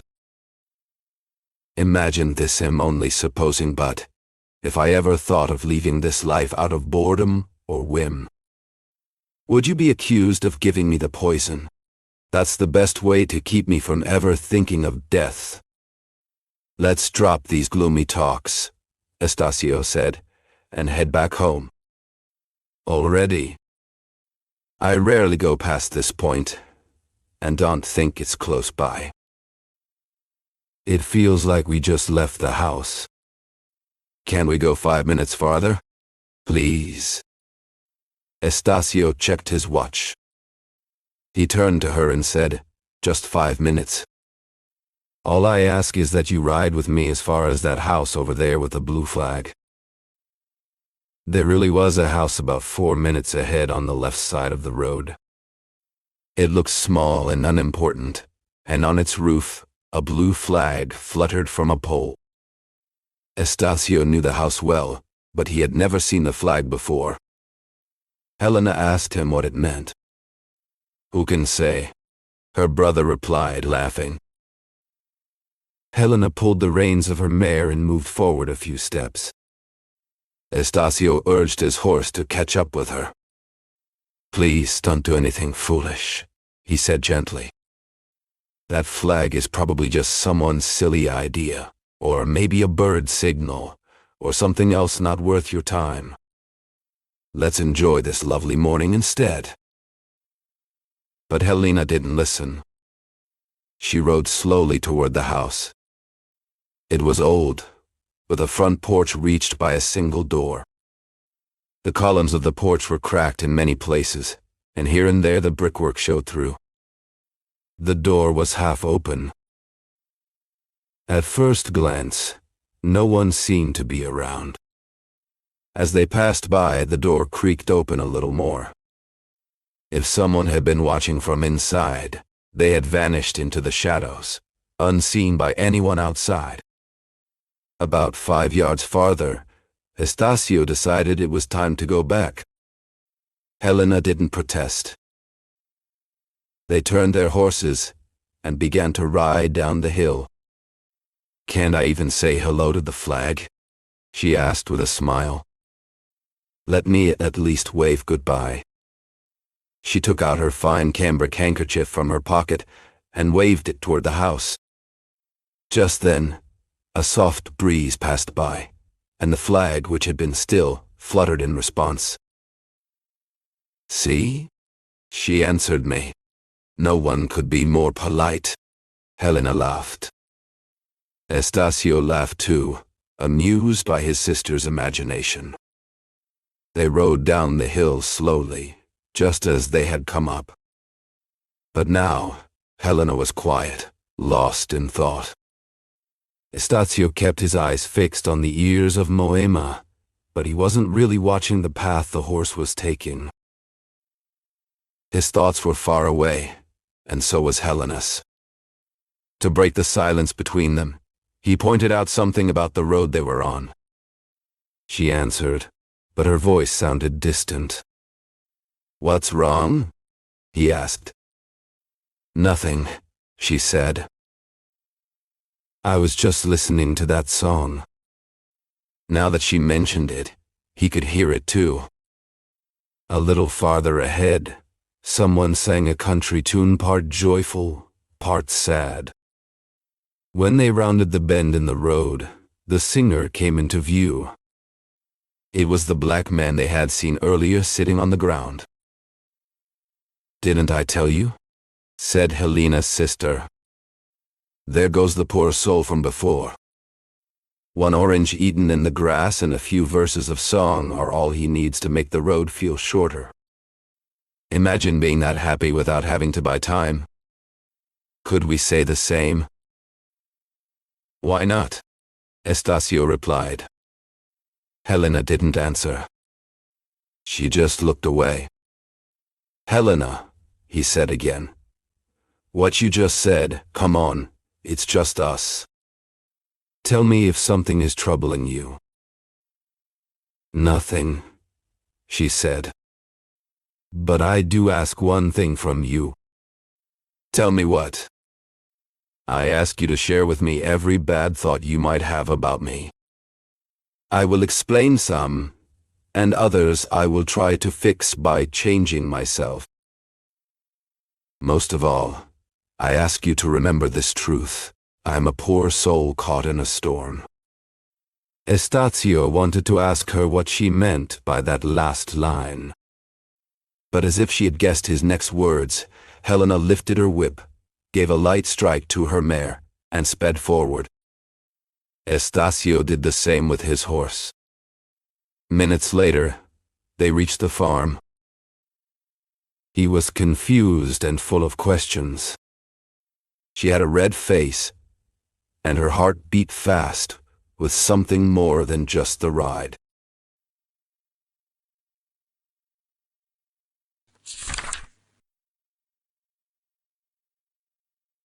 Chapter 7.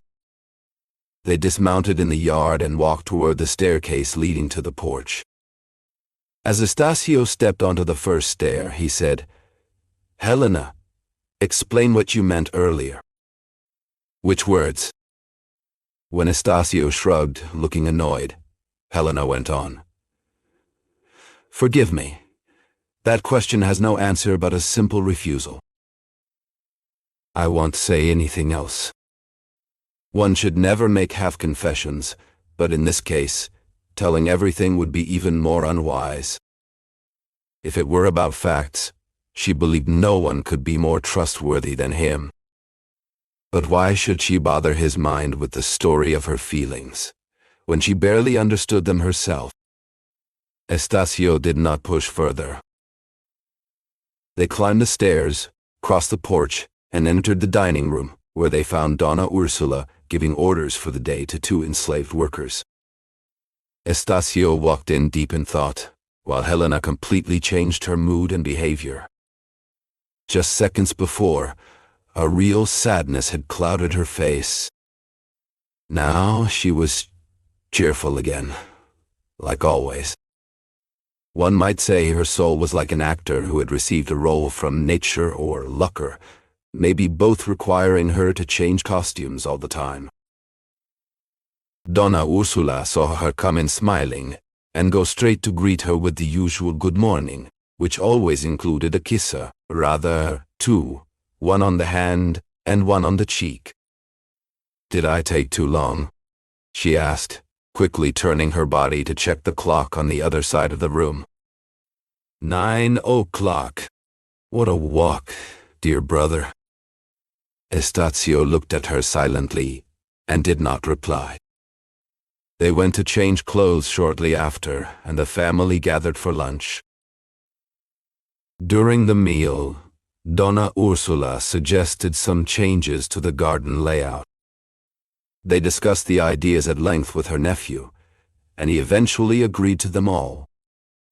The day was gray and cool. Donna Ursula went down to the garden with Estacio. Estacio and Donna Ursula had just finished going over the changes on the property, together with the overseer. As soon as the discussion ended, and Donna Ursula's plan was finally approved, Estacio asked her to stay behind. "I need to speak with you for a moment," he said. "So do I," she replied. He looked at her and asked, "What are your true feelings about Helena now? Oh, don't frown or look annoyed. I know it's a delicate matter. But let's be honest. I don't believe you hate her completely anymore, even if you're not her best friend. You must admit that your dislike has softened, maybe even gone away." "It has lessened, perhaps," she said after a pause. "And rightly so. Do you think I didn't feel some resistance when she first came here? I did. But if those feelings hadn't gone away before, they certainly would have this morning." "What do you mean?" Estacio told his aunt about the scene from the previous chapter, and the words Helena had spoken to him. Donna Ursula smiled, but it was a cold, mocking kind of smile. "Doesn't that move you at all?" Estacio asked. "No, she said firmly. Helena's words sound like something she read in one of the many books she likes to study. She's clever, that girl. She wants to win us over in every way possible, even through pity. I won't deny that I am starting to like her. She's devoted, affectionate, hard-working. She has good manners and knows how to behave in society. And yes, she's naturally likable. I'm beginning to care for her, but it's a calm, quiet kind of feeling, not passionate or intense. It's partly out of habit, and partly because she's useful. He waited, letting her speak, but he could feel his patience thinning. To be honest, she continued, the only thing that might still hurt her with us is that very line she said to you. Estacio immediately defended Helena. What I told you were only her words, he said. I couldn't, and I still can't capture the sincerity in the way she spoke them, or the deep sadness in her eyes. I won't lie. When I saw her change so suddenly and walk into the room smiling, I felt a flicker of doubt. But it didn't last. It passed right away. She had the power to fill the heart with bitterness. Pain too can wear a mask. But what pain? What bitterness? Donna Ursula interrupted. The pain of being legitimized? The bitterness of an inheritance? Estacio strongly objected to the direction his aunt was giving the conversation. Finally, he asked her to question his sister carefully. A man, he said, is less likely to get such confessions. A lady, respectable and related, is more suited to gain her trust and learn everything. Would you take on this delicate role? You ask too much, replied Donna Ursula. I'll see if I can give you half of that. Is that all you wanted to say? That's all. A childish worry. I have something more serious. Dr. Camargo wrote to me. He wants to talk to you. There's no need to say anything else, Estacio interrupted. Here he comes. Camargo had indeed appeared about 20 steps away. Doctor, said Donna Ursula as soon as he approached, you arrive a little out of sync. I barely had time to scare my nephew, and he still doesn't know what you want from him. Hell no now. All you need to do is tell him that you approve of me. Completely. It's about something serious, said Estacio. A conspiracy, Camargo replied. We're all conspiring for your good. Donna Ursula went back inside the house, leaving the two men alone. Once they were alone, Camargo placed a hand on Estacio's shoulder and looked at him with fatherly affection. Then he asked, Would you like to be a congressman? Estacio could not hide his surprise. That's the idea? He asked. I don't think it's a punishment. A seat in the chamber is not the same as a room in the Aljub prison. But what for? This idea had troubled Camargo for weeks. It hurt him to see Estacio wasting his best years in relative obscurity. Politics, he believed, was the best career for a man in Estacio's position. He had education, character, and money. He could rise to enviable positions. Seeing this, Camargo decided to get him into the chamber. Old habits die hard. Estacio received the news with a frown. The talk was about running for office. Camargo had already started working behind the scenes, reaching out to two powerful figures to help make it happen. The doctor seemed confident things were moving in the right direction. Estacio, however, wasn't pleased. But, doctor, he said after a short pause, you acted too quickly.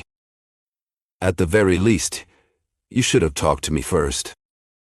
The way you handled everything makes me feel like I don't even need to thank you for your intentions. And as for accepting, I won't. Camargo kept his calm. He let the first wave of Estacio's frustration pass over him without reacting. Then, cool and steady, he replied, "Let's look at this with a bit of common sense. First of all, I don't believe you have any other plans in mind." "Maybe," Estacio admitted. "I doubt they're better than this one," Camargo went on. "Science is hard work, and its rewards are quiet ones. You don't seem drawn to business or industry.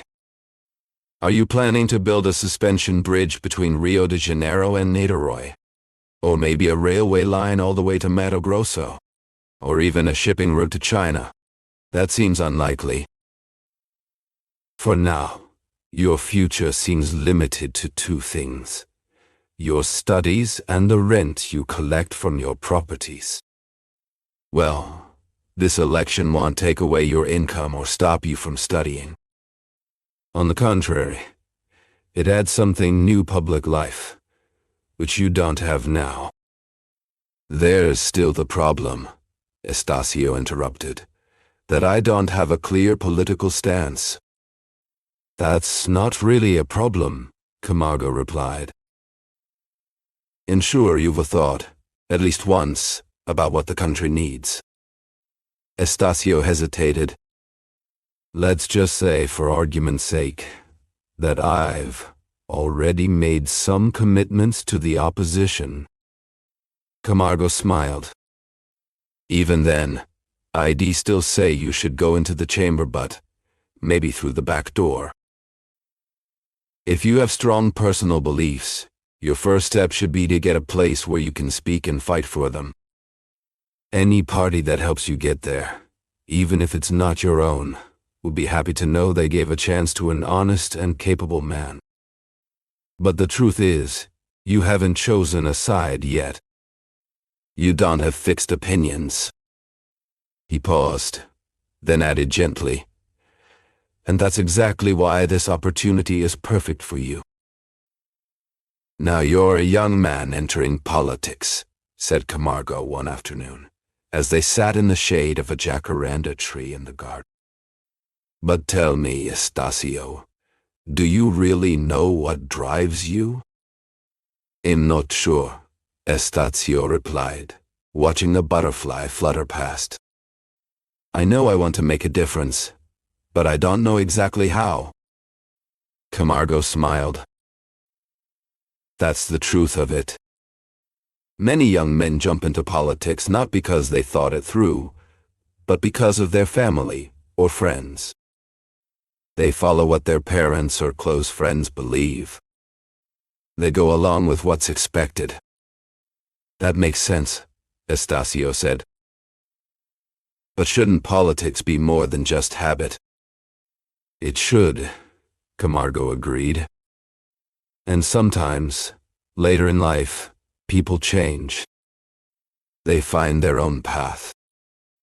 Maybe they were raised one way, but they grow into something different. Like a flower changing color as it blooms." "But is politics really a science?" Estacio asked. "It feels more like a game to me." "It's practical, at least," Camargo said. "And I don't trust theories that stay theories." "Go into the chamber. Watch people. Learn how things work. Then you'll know where you belong." Estacio listened carefully, like someone hearing a secret for the first time. It felt like a voice whispering to him, showing him a tree full of knowledge. But unlike Adam or Eve, he didn't just take the fruit. He wanted to understand it first. "People enter politics for many reasons," Estacio said slowly. "Some do it because they feel called to it, others for ambition, or pride, or even boredom. "Which one are you?" Camargo asked. "I don't know," Estacio admitted. "Nothing is pushing me toward it. I don't feel that pull." Camargo laughed. "You mean Cape Tormentoso?" "Da boa esperanza," Estacio corrected. "Don't erase 300 years of history." Camargo chuckled. "Fair enough." After a pause, Estacio changed the subject. He spoke to Camargo about his dreams and his nature. "I won't deny I have ambitions," Estacio said. "But not all ambitions are political. And not all ambitions are the same size. Some people are born to fly high," he continued. "Like condors. They need wide skies and tall mountains. They fly up to the sun and look down on the world. But others are like swallows," he said. "They don't need much. A little space, a roof to call home. They raise their young quietly. They land on trees. No one writes about them in history books. But maybe they're the happiest. They don't impress anyone," he added. "No one follows them. History doesn't mention them. But they find joy in small things. A nest under a roof. A tree to rest on. That's enough for them. When death takes them, they both rest in the common lap of eternity. Where they sleep, the same endless sleep, whether it's the captain who climbed to the highest rank by stepping on a ladder of corpses, or the goatherd who saw him pass once and forgot him 2 hours later. His ambitions were not as small as the goatherd's might be. They were those of the landowner whose fields the captain had crossed. A decent savings, family, a few books, and friends, that was all his boldest dreams could reach." A smile of pity was the doctor's first reply. "My dear Estacio," he said after a moment, "that little wordplay with swallows and shepherds is the last thing I expected to hear from a mathematician. Know that I equally despise the philosophy of obscurity and the rhetoric of poets. Most of all, I like to be answered in prose when I speak in prose." "Do you think I was being poetic?" Estacio asked, laughing. "Pointlessly poetic. Come on, in talking about serious matters. And you must not confuse garlic, which is the practical half of life, with seashells, which are the ideological and empty part. Well then, I'll be the ideologist. You have no right to be." "Fine," Estacio said. "Then let me keep to my math, my flowers, and my shotguns." "No, you must mix all that with a bit of politics." Camargo pulled him playfully by the collar of his jacket and made him sit beside him on the nearest bench. Then he began to speak. This new speech was the longest he had ever given in his entire life. He described every benefit of public life with the charm of a tempter, all the glories, pomp, and satisfactions of politics, real, imagined, or uncertain, were listed, painted, polished, and lit up by the doctor's words. His speech revealed a power of imagination, a passion, and a strength no one would have believed he had. The quiet man bloomed into a chatterbox. The only way someone would speak so intensely was if they were driven by a powerful emotion or deep personal interest. Estacio, flattered by the affection Camargo showed him, didn't stop to think about this. He didn't dare refuse again. Instead, He chose to delay his answer. "I've already told you how I feel about this," he said. "Still, I'm willing to think it over and talk to Father Melchior and Helena." At the sound of Helena's name, Camargo's face twisted slightly, though only on the inside. On the outside, he managed a sarcastic, hidden smile. He took a pinch of snuff, slowly dipping his fingers into the small silver box made of turtle shell, a gift from Counselor Vale. "Helena?" he asked, hesitating slightly. "What does your sister have to do with this?" "She has a voice in the matter," Estacio replied. "And not a light one either. She's thoughtful in a quiet way, with a clear and strong mind that goes well with all her other feminine qualities." A deep line appeared between Camargo's eyebrows, the only sign of his surprise and displeasure. Estacio's words had revealed something new. Helena's opinion, once just a suggestion, could now carry real weight. This possibility, which might have thrilled Counselor Vale, had not crossed Camargo's mind. He kept his thoughts to himself, silently acknowledging this new reality. Then, suddenly ending the conversation, he said, "Talk to whoever you want. Anyone who doesn't agree with me isn't your true friend. In any case, no one can say my advice doesn't come from friendship, from years of friendship." Estacio cut him short, warmly shaking his hand. They had both stood up by now. It was almost noon. Camargo said goodbye. Right there he had 2 patients to visit on the road to Tijuca. Estacio walked alone across the garden, deep in thought, and clearly upset.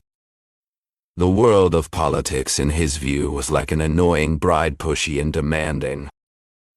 But if everyone around him kept pushing him toward the altar, would he have no choice but to marry it? Just as this thought crossed his mind, Father Melchior's voice called out from an upper window, interrupting his silence. "Come here, Mr. Congressman," the priest shouted. "When are we going to hear your very first speech?"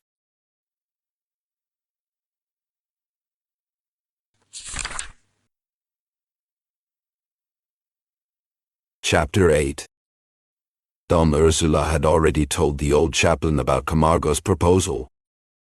When Estacio asked for his opinion, the priest replied, "Look into your own strength and think about the weight of the responsibility.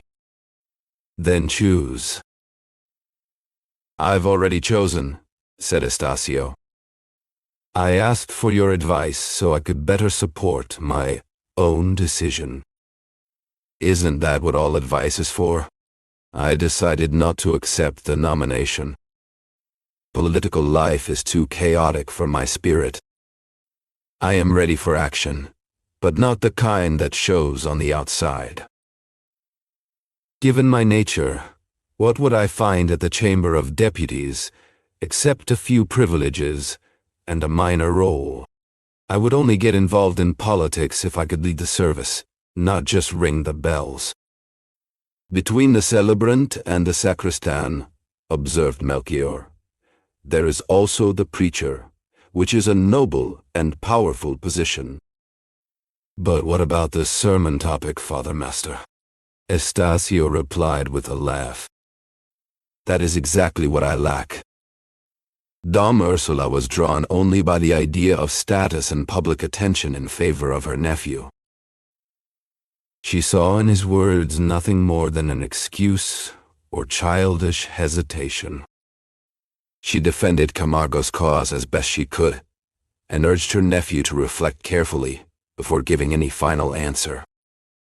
Estacio promised, as he had promised the doctor, more out of kindness than conviction, but mostly to end the discussion and find out why Helena had smiled such a faint, almost invisible smile.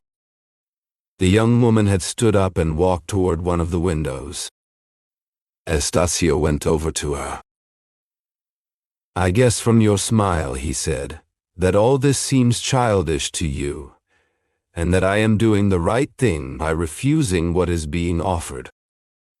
Helena looked at him a little surprised, but answered calmly, "On the contrary, I think you should accept.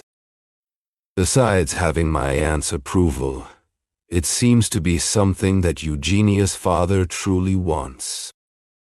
It was the first time Helena had referred to Estasio's feelings, and she did so indirectly and discreetly. Estasio managed to avoid the usual trap of every lover's hearth, didn't get lost in Helena's subtle hint or the emotions behind it. Instead, he shifted the conversation and began discussing the topic of his political candidacy with serious tone. It was too heavy, too complicated for a woman's mind, or so he thought. Helena interrupted with a comment about two birds dancing in the sky, and Estasio gladly followed her lead, leaving politics behind for the moment. For 2 full days, he didn't leave the house. He had just received a few new books and spent much of his time flipping through them, reading a page here and there, and placing them carefully on the shelves. But he wasn't just organizing, he was rearranging, moving old books around, adjusting everything with the care and attention of someone who truly loves books. Helena helped him with this task, though it was a bit like the work of Penelope. What was done at noon could be undone by 2 o'clock and redone again the next morning.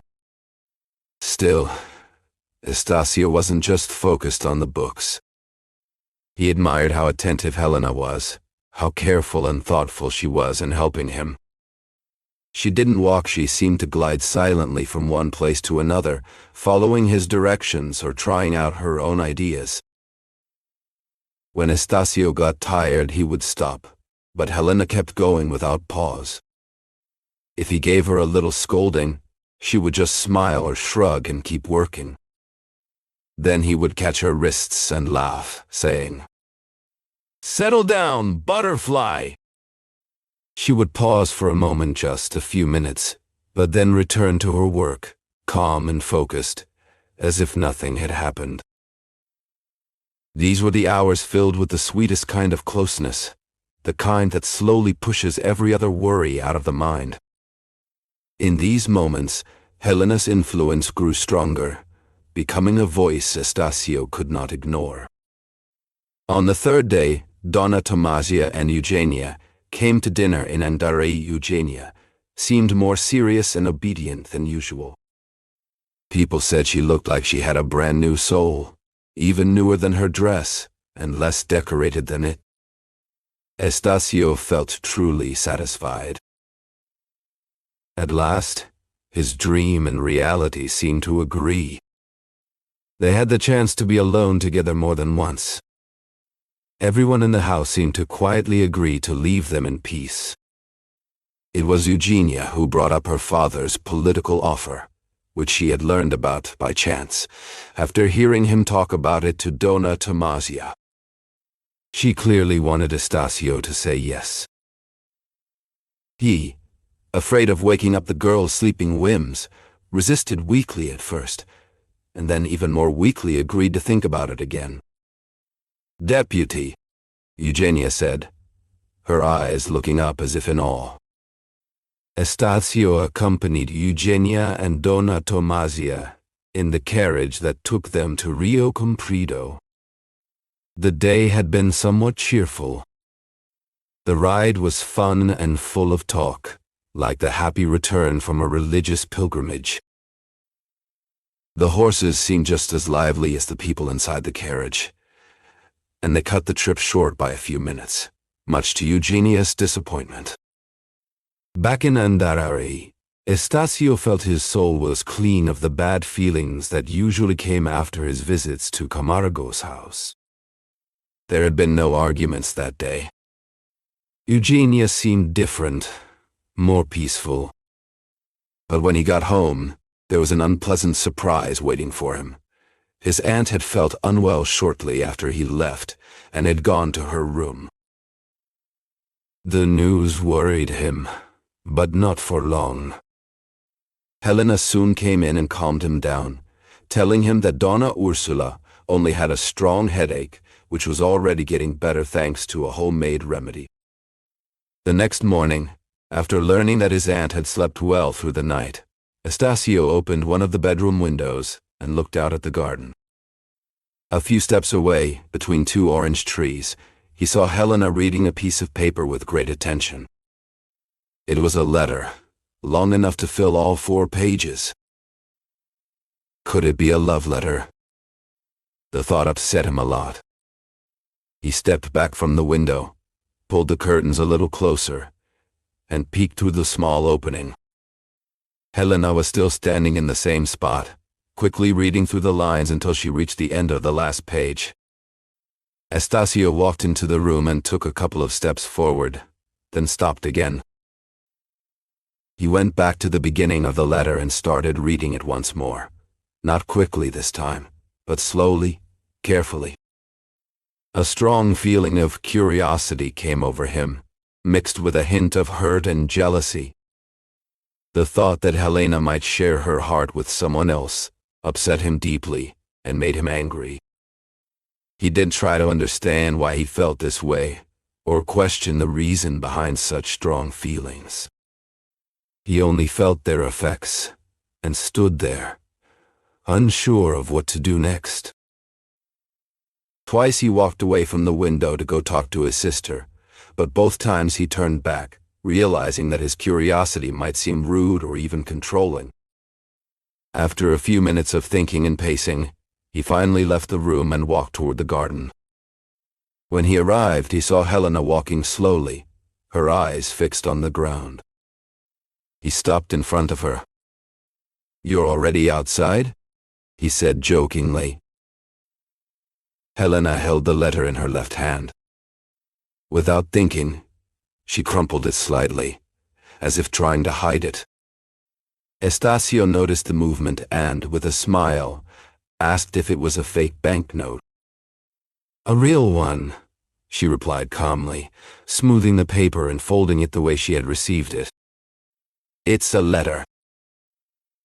"Girlhood secrets? Want to read it?" she asked, offering the letter to him. Estacio turned red and waved his hand in refusal. Helena folded the paper slowly and placed it into the pocket of her dress. Her face looked completely innocent. If someone wanted to hide the truth, they could not have found a better mask. Estacio stared at her, feeling both ashamed and doubtful. That letter was bothering him. He wished he could look into her heart like God sees everything hidden inside us. Just then, someone came to tell Helena that Donna Ursula wanted to see her. She left, and Estacio stayed alone.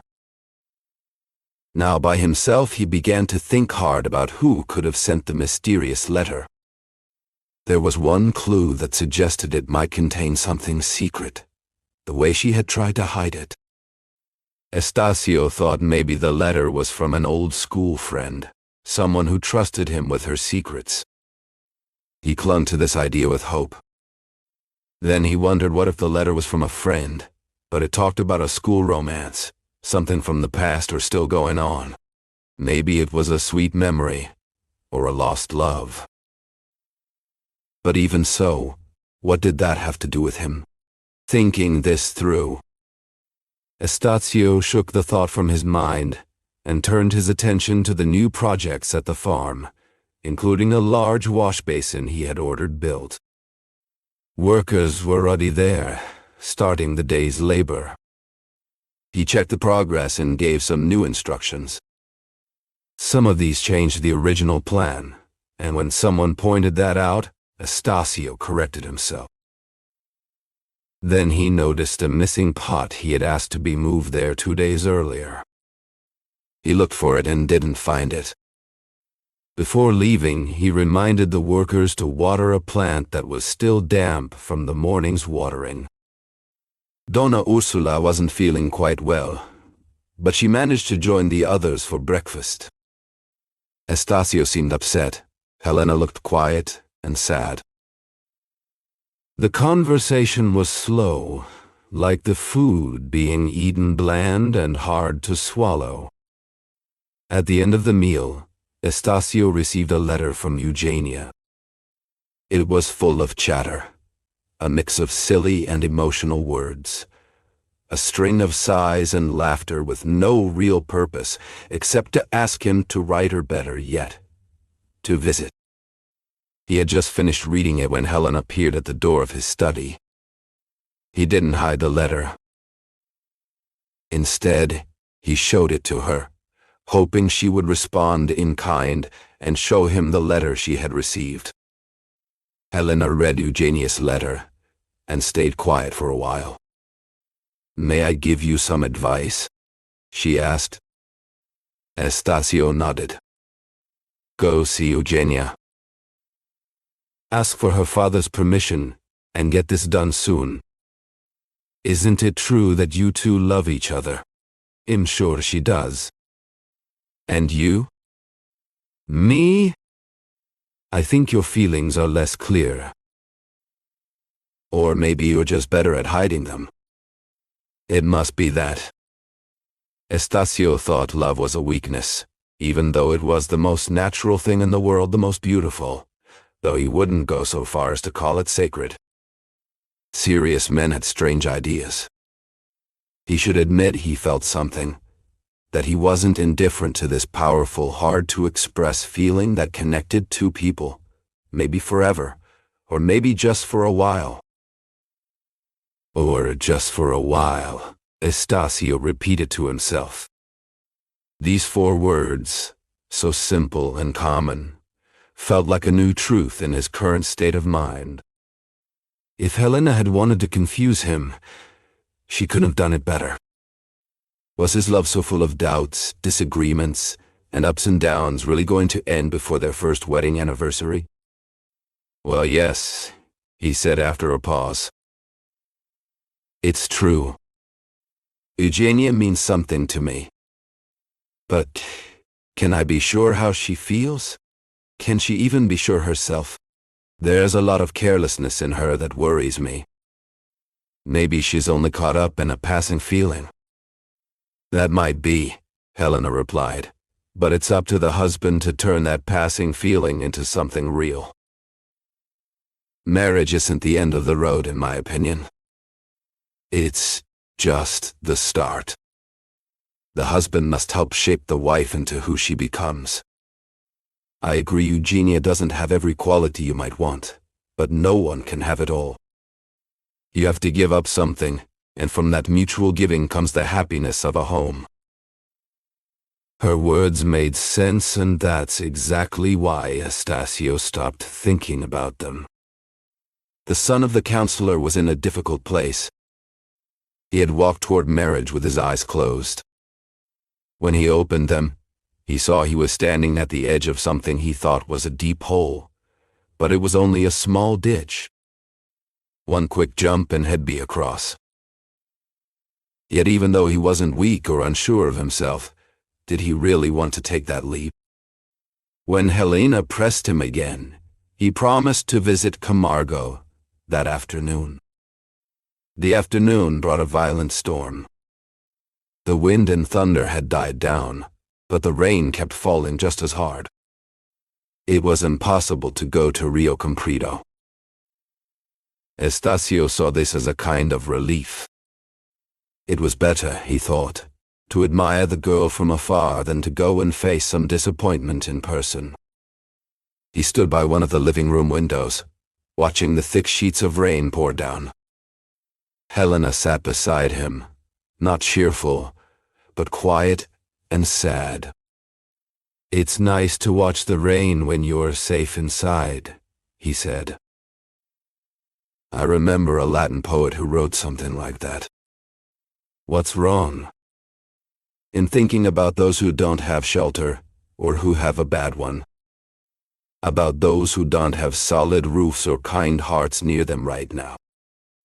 Her voice trembled. A tear appeared in her eye so fast, she couldn't hide it. Caught in this moment of emotion, which she knew her brother might not understand. She stood up and tried to laugh it off. Her smile looked like frozen sadness, and her joke felt more like a prayer. Estacio wasn't fooled. Nothing about this was simple, or maybe it was too simple, like a letter left open. His gaze, cold and serious, asked her a silent question. Helena, now calmer, turned her face to the street and began tapping her fingers on the glass.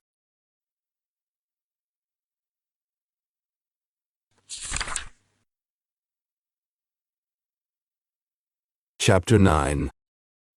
That same night, Dona Ursula, who had not fully recovered her strength, fell seriously ill.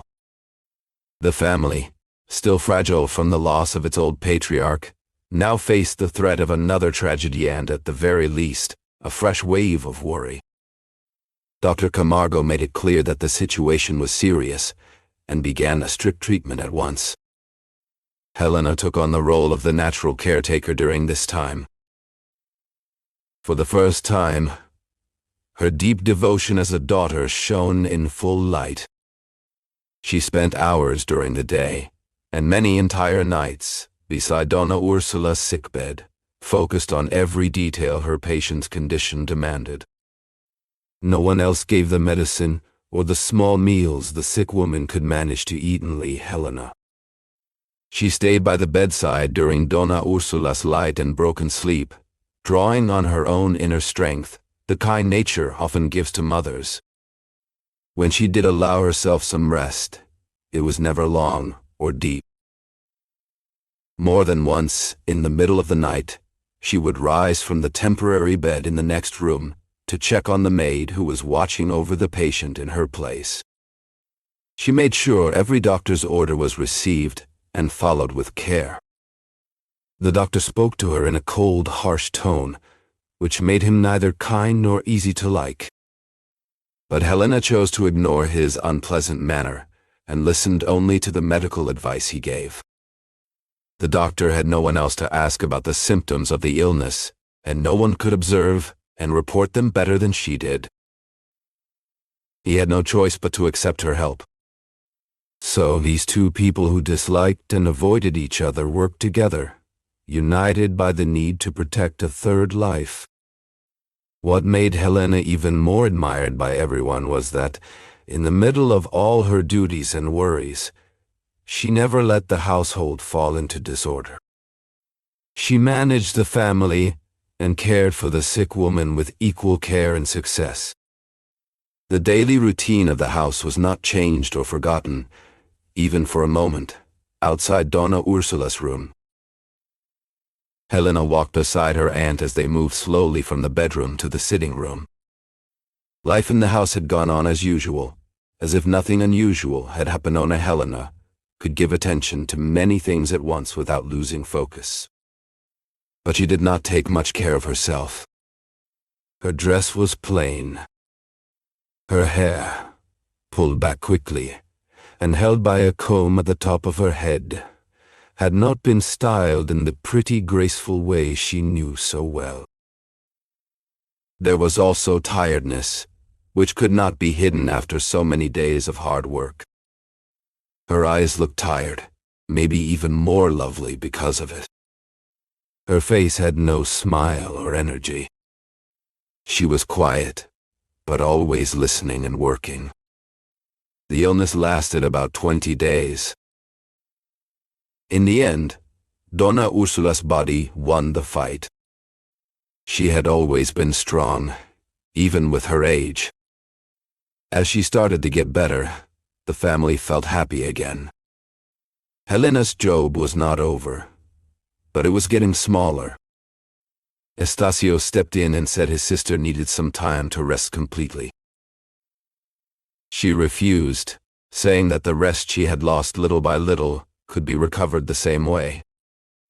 Inside Dona Ursula's heart was a well of love that Helena had touched, and now it flowed freely and strongly.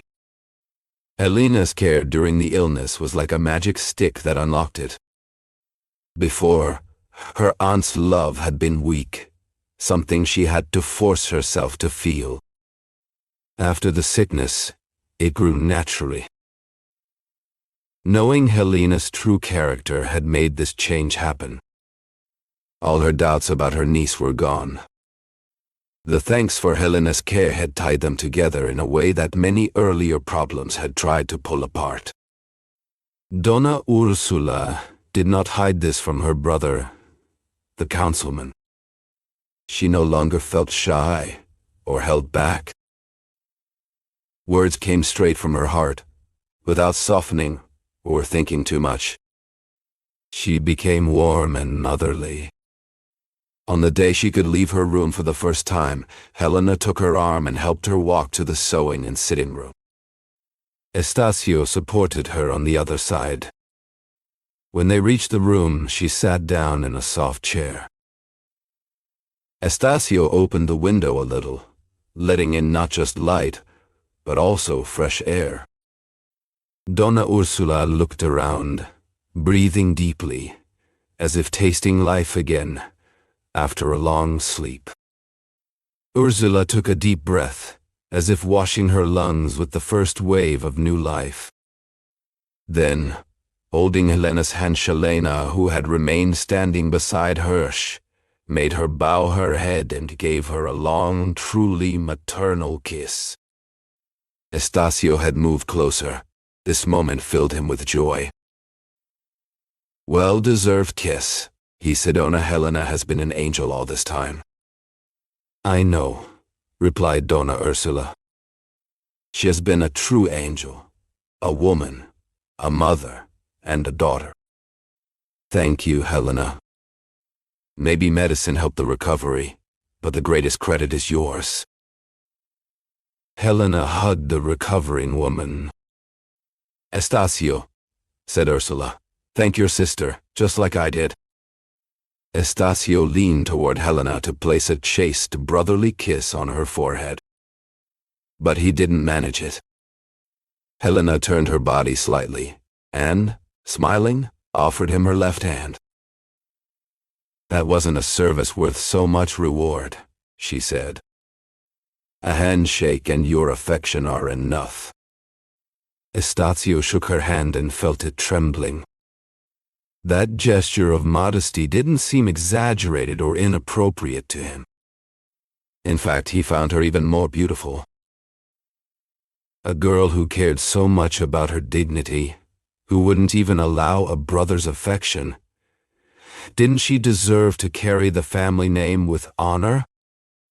Donna Ursula's recovery was slow, and never had a patient been surrounded by more care and attention. Her two nephews never left her alone for a moment. They came up with all kinds of activities to entertain her family: games, reading, music, or simple, intimate conversations. One day they even decided to perform a short play, just for her, with only 2 characters. Another time, Helena organized a small musical evening, with the help of Eugenia Camargo and 3 other girls from the neighborhood. It was the first time people heard her sing, and the success was complete. But when the applause seemed to make the doctor's daughter feel a little sad, Helena cleverly arranged a triumph for her. She asked the girl to play one of her favorite piano pieces, a brilliant composition that everyone loved. Estacio kept watching his sister closely. He saw what she was trying to do and called her out on it. Helena tried to avoid the topic, but when he pressed her, she said, "There's nothing strange about it. Eugenia plays very well." She deserved the applause. If there's any cleverness in what I did, it's probably the simplest kind.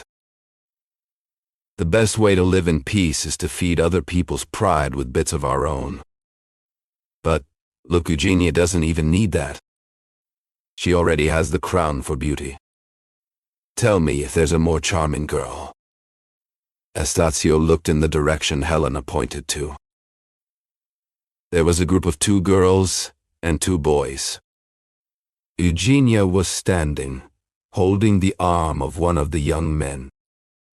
She was listening, but not really paying attention to what was being said. Her eyes kept moving, scanning the room and the people around her. She wanted to see how others were looking at her. She was enjoying their admiration. She really was graceful, but Estacio wished she looked less aware of it, less concerned with the effect she had on others. "There are 100 girls just like her," he said. "Estacio," Helena replied, giving him a look of disapproval. "Beauty is like bravery. It means more when it doesn't shove itself in your face. You're ungrateful." That night it became clear how much influence Helena had gained. She had become the true center of the house, the one who gave directions and was always obeyed. Donna Ursula had given in quickly, after weeks of resistance. Why hadn't Helena managed to speed up Estacio's marriage? He still hesitated, kept delaying, and asked for more time to think. He visited Rio Comprido less often now. Most of his days were spent quietly with the family. Still, Helena insisted so much that he finally promised to make the official proposal on the first day of the new year. Estacio had not forgotten the letter his sister had read. Yet, as much as he watched her and tried to understand, he found nothing that suggested hidden feelings. None of the men who went there and there were only a few seemed to receive from Helena anything more than ordinary politeness.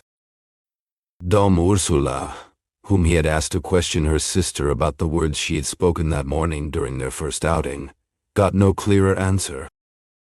Estacio made his promise to go ask Eugenia in the second week of December. On a quiet evening, when there were no visitors, those were always the best nights for him. The next morning, getting up late, he learned that Helena had gone out riding. Alone? With Vicente. Vicente was the enslaved man who, as we know, had taken a liking to Helena before anyone else, and whom Estacio had chosen to serve her. The news of the ride did not please him. Time moved at its usual pace, but to the anxious young man it felt slower than ever. Estacio would go to the window, walk as far as the farm gate, pretending to be indifferent, an act that fooled everyone, starting with himself. One time when he came back into the house, he found Dom Ursula already awake. He spoke to her, and she smiled calmly. "What does it matter?" she said.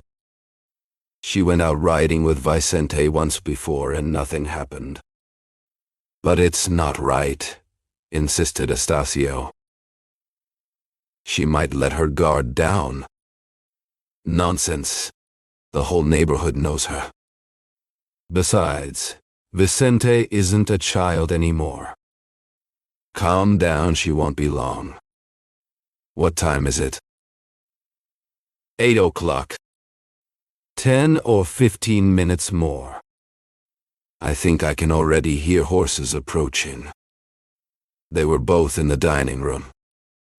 They moved to the porch, and indeed saw Helena and the page boy. Entering the courtyard, Donna Helena jumped down and handed Moimus reins to the boy, who had just gotten off his own horse. Then she climbed the porch stairs. As she placed her foot on the first step, she looked up and saw her brother and aunt. She waved at them and went up to meet them. "You're already up," she exclaimed, hugging Dom Ursula. "Already, and ready to scold you," said Dom Ursula with a smile. Helena walked slowly through the garden, her feathers brushing against the air like whispers of a secret she couldn't tell. This was the second time she had gone out without telling her brother about it. And now, here she was, facing Estacio like someone caught in the act. "Why did you go out like that, showing off those beautiful feathers?" Estacio asked, his voice tight with something between worry and anger. "You left again without telling your brother." "I didn't want to bother him," she replied, turning to face Estacio directly. I just needed some fresh air. Moema came with me. We were only gone for an hour and a half. That day turned out to be the saddest one for Helena. Estacio stayed most of the time in his study. When they did meet, he barely spoke. He answered in short words, sometimes only with a look or a movement. After dinner, Estacio went down to the garden. It wasn't just the walk that troubled him anymore. Now, there was also the letter. Could his aunt have been right from the start? As he asked himself this, he heard quick footsteps behind him and the soft sound of a dress moving through the air. Are you feeling unwell? Helena asked gently. At the sound of her voice, Estacio's anger melted away. He turned around. There she stood, looking at him with calm and honest eyes. He thought for a moment before answering. Unwell? He repeated. You seem upset. You don't talk to me. You don't even look at me. You've been so serious all day. Was it because I went out this morning? I admit I wasn't happy about it. Well, I won't do it again. No, you can go out. But are you sure it's safe to go alone with just the servant? I am. And if I asked you never to go out without me? I don't know if I could promise that. You won't always be able to come with me. And when I go with the servant, it's almost like being alone. Sometimes I like to walk by myself, to let my thoughts run free. Of course, Estacio said, looking at her closely. Probably thinking about love, right? Helena didn't answer. She took his arm, and together they walked in silence for about 10 minutes. They reached a wooden bench, and Estacio sat down. Helena stood in front of him. They looked at each other, saying nothing. But Estacio's lips trembled a few times, as if he were trying to find the right words. Finally, he found the courage to speak. Estacio spoke first. Helena, you love. She shivered and turned bright red. Her eyes darted around nervously, as if afraid someone might overhear. Then she placed her hands gently on Estacio's shoulders. Did she really think about what she said next? Probably not. But her voice, soft and full of emotion, as if it held every beautiful sound words could carry, whispered slowly. Very much, very much, very much. Estacio turned pale. Helena stepped back, trembling, and raised a finger to her lips, silently begging him to stay quiet. Shame burned on her face. Without another word, she turned away from her brother and hurried off. At that moment, the gate bell rang hard, and a loud voice echoed through the garden.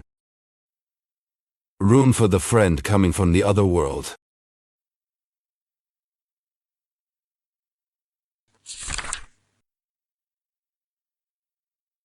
Chapter 10. Estacio walked over to the gate and opened it. A young man who was waiting there stepped in quickly. It was Mendonça. The two young men rushed into each other's arms, hugging tightly. Helena, standing a few steps away, watched the scene. It didn't take her long to figure out who the new arrival was. The moment of affection paused, only to begin again almost immediately. After hugging a second time, the two friends started walking toward the house. Helena, who was a little ahead of them, was introduced to Mendonça. When he heard she was Estacio's sister, he looked surprised. He greeted her politely, and the three of them walked together toward the house. Helena went inside a little later. Mendonça was about the same height as Estacio, though a bit broader, with wide shoulders and a cheerful, open face.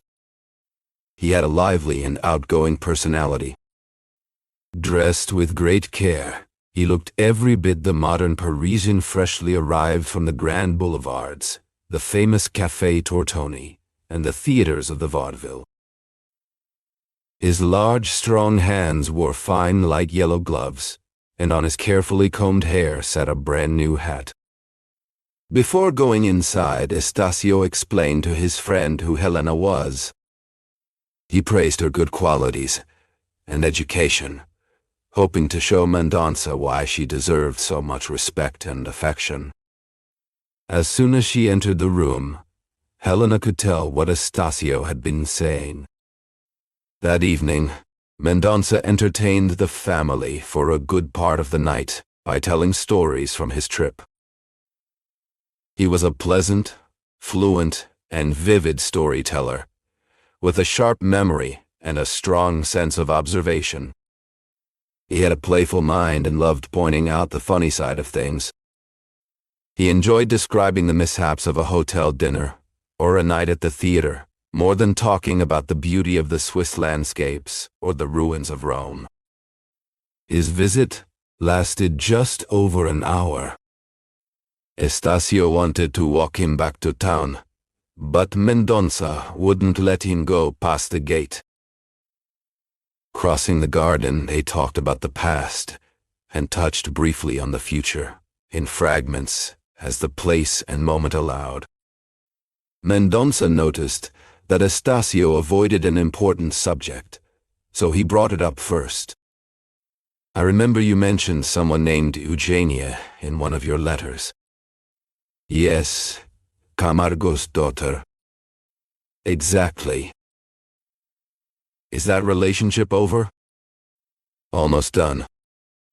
Done then. In church, I suppose? Exactly. When? Soon. So you're finally getting married. That was the only thing missing in your life.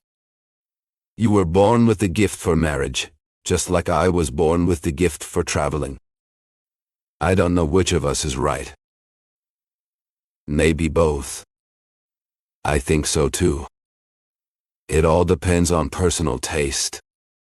Marriage is either the best or the worst thing in the world. It's purely a matter of temperament. I met that girl once, long ago. She was still very young back then.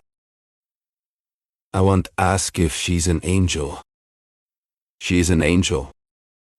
Like all brides. Lucky you, Estacio. You follow your true calling, while I... You? I'm ending my journey, maybe for good. I need to think about my life. I'm not rich, and neither is my father. So long, adventures. All the better. I'll find you a bride. It may not be your calling, but you won't be the first to miss it, and nothing bad will come from that. Fine, go ahead. But it won't be your sister, at least. Oh no, Estacio said quickly. Listen, she's pretty sure. But if I can speak freely, like I used to, I think she has a bit of pride in her. You're wrong. She's the kindest person in the world. You'll see for yourself later. Today, maybe, she was distracted. But honestly, you wouldn't expect her to jump up and dance with you in the living room, especially without music. Mendonça had just lit a cigar. He shook Estacio's hand and walked away. Estacio woke up from a dream. Reality placed heavy hands on him and whispered in his ear the interrupted confession from Helena. Eager to hear the rest, he went inside the house right away. But his search was in vain because his sister had already gone to her room. Estacio did the same. Estacio knew he had to wait until nightfall, though the delay troubled him.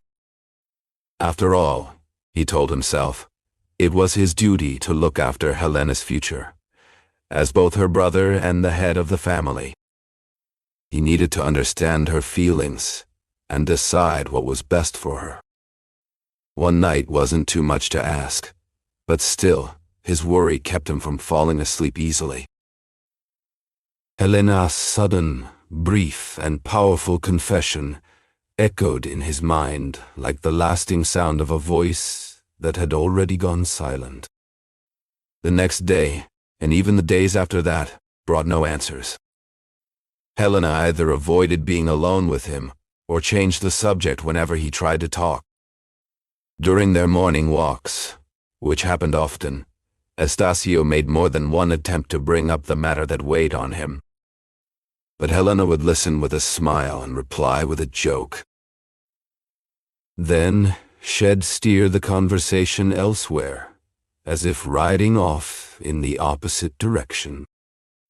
Since imagination was a wide-open field, Estacio never managed to bring her back to the topic. One day, Estacio insisted with such firmness that Helena seemed truly bothered. She answered with a sharp comment, and he responded with a harsh warning. They were walking side by side, leading their horses by the reins. When she heard his words, Helena stopped in her tracks and looked at him with a calm, noble gaze kind that seems to come from the stars, no matter how tall or small the person may be. Estacio had two great qualities, the ability to admit his mistakes and the strength to forgive. He realized he had acted on a bad impulse and admitted it. The way he said it made Helena take his hand and say, "Thank you. If you hadn't said that, I swear, it'd run down this road until the end of the world or until the end of my life." Helena! Oh, it's not just pride or sensitivity. It's the truth of my position. You may see it kindly, but the fact is that only the wings of favor protect me. So, be generous, always, as you are now. Don't try to enter the sacred space of my soul. He stayed quiet, letting her words sink in. Helena looked away, her fingers tightening on the reins. Please, don't ask me to explain words I didn't mean to say. Didn't mean? Estacio asked quietly. Maybe not. But that's what makes them true. If you had time to think, you'd keep them to yourself, hiding your secrets and doubting even those who care. I only wanted to help you be happy. To end something. It's too late, she said, her voice sharp. She checked the small watch at her waist. We should go. Estacio gave a sad smile. He bent down on one knee, offering his hand. Dona Helena placed her small foot lightly on his knee and climbed into the saddle with grace. They rode back in silence, their usual cheer gone. They spoke, yes, but slowly, like waves rolling in without strength. No anger, but no joy either. That day passed like that, and so would many others, if not for Helena's quiet magic. Her natural warmth pulled Estacio back, little by little. The happiest hours were the ones he spent near her, listening, watching. Both of them at peace. Sometimes, the memory of that confession would return, like an unwanted guest, casting a shadow between them. But Estacio tried to push it away, and Helena's laughter always brought the light back. Things began to change when a new friend arrived, Mendonça. Thanks to him, Estacio stepped out of his usual habits and started to taste life beyond his walls. Mendonça tried to recreate, in small ways, the Parisian life he once dreamed of. He brought energy, noise, and humor, things Estacio had never known. He filled Estacio's days with plays, walks, and late-night dinners with friends. In contrast, Estacio still had his mornings in Andaray, and some nights in Rio Comprido. To his friend and to himself, he said he was saying goodbye to freedom. But Mendonca's influence didn't stop there. It reached even into Estacio's own home. Mendonca loved the thrill of change. Routine bored him. He couldn't stand having the same pleasures or even the same cigars for too long. To enjoy them fully, he needed to switch them often. If possible, he might even become a monk for a month before Carnival, trade his robe for a masquerade costume, and move from the last notes of morning prayers to the lively tunes of a dance. Sticking to fashion felt hard for him, especially when his own restlessness pushed him forward. In his view, what made humans different from dogs was the ability to make each night feel completely different from the one before. The Rio de Janeiro of 1885 didn't offer the same variety as Paris, but Mendonca had a creative mind. He could always find ways to escape the monotony of daily life. His biggest problem was the gap between his desires and his money. His father was just a modest businessman. Without the help of an old relative who gave him the money he needed during his long trip to Europe, he could never have traveled the way he did. But that help wouldn't last forever, and his father didn't want him to grow lazy. So, his father tried to get him a government job. Mendonca didn't refuse. He only asked that the job not force him to leave the capital city. Restless and drawn to a loud, easy life, he was smart but not deeply thoughtful. His education was just enough to let him handle official tasks well enough.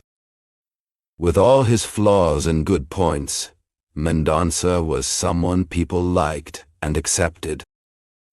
His flaws came more from his mind than from his heart. The same man who needed constant change in small things was loyal and steady when it came to people he cared about. His feelings rarely changed. There was something in him that made him capable of sacrifice and devotion, especially the kind that comes not from careful thought or deliberate intention, but from sudden, unexpected moments. It was no wonder that his presence changed the whole mood of the household, the family of Estacio, whenever he appeared among them. He was like sunlight in that quiet home. He didn't carry himself with the stiffness of formal fashion, or the awkwardness of someone trying too hard to seem worldly. The tailor's careful cuts could not hide his open and honest nature. Welcomed like a son, he always found a place where he truly belonged. What more could life offer under such warm conditions, especially within a family bound by love? But on the night of the last day of the year, the clear waters of their peace began to cloud over.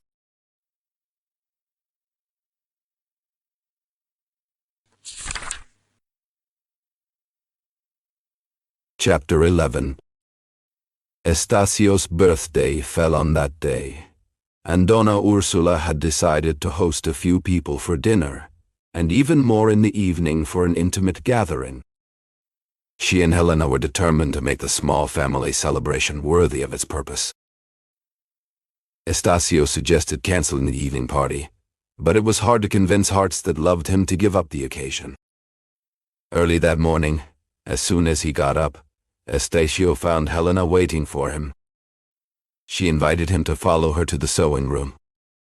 "I want to give you your birthday present," she said. Once inside, she opened a portfolio of drawings. There was only one inside, but full of meaning. It showed a stretch of the Andaray road, the same one they used to walk together, but with details from their first day there. Two riders, he and she, were slowly climbing the path. In the distance and above stood the old house with the blue flag. In the foreground, the slave and the mules were coming down the hill.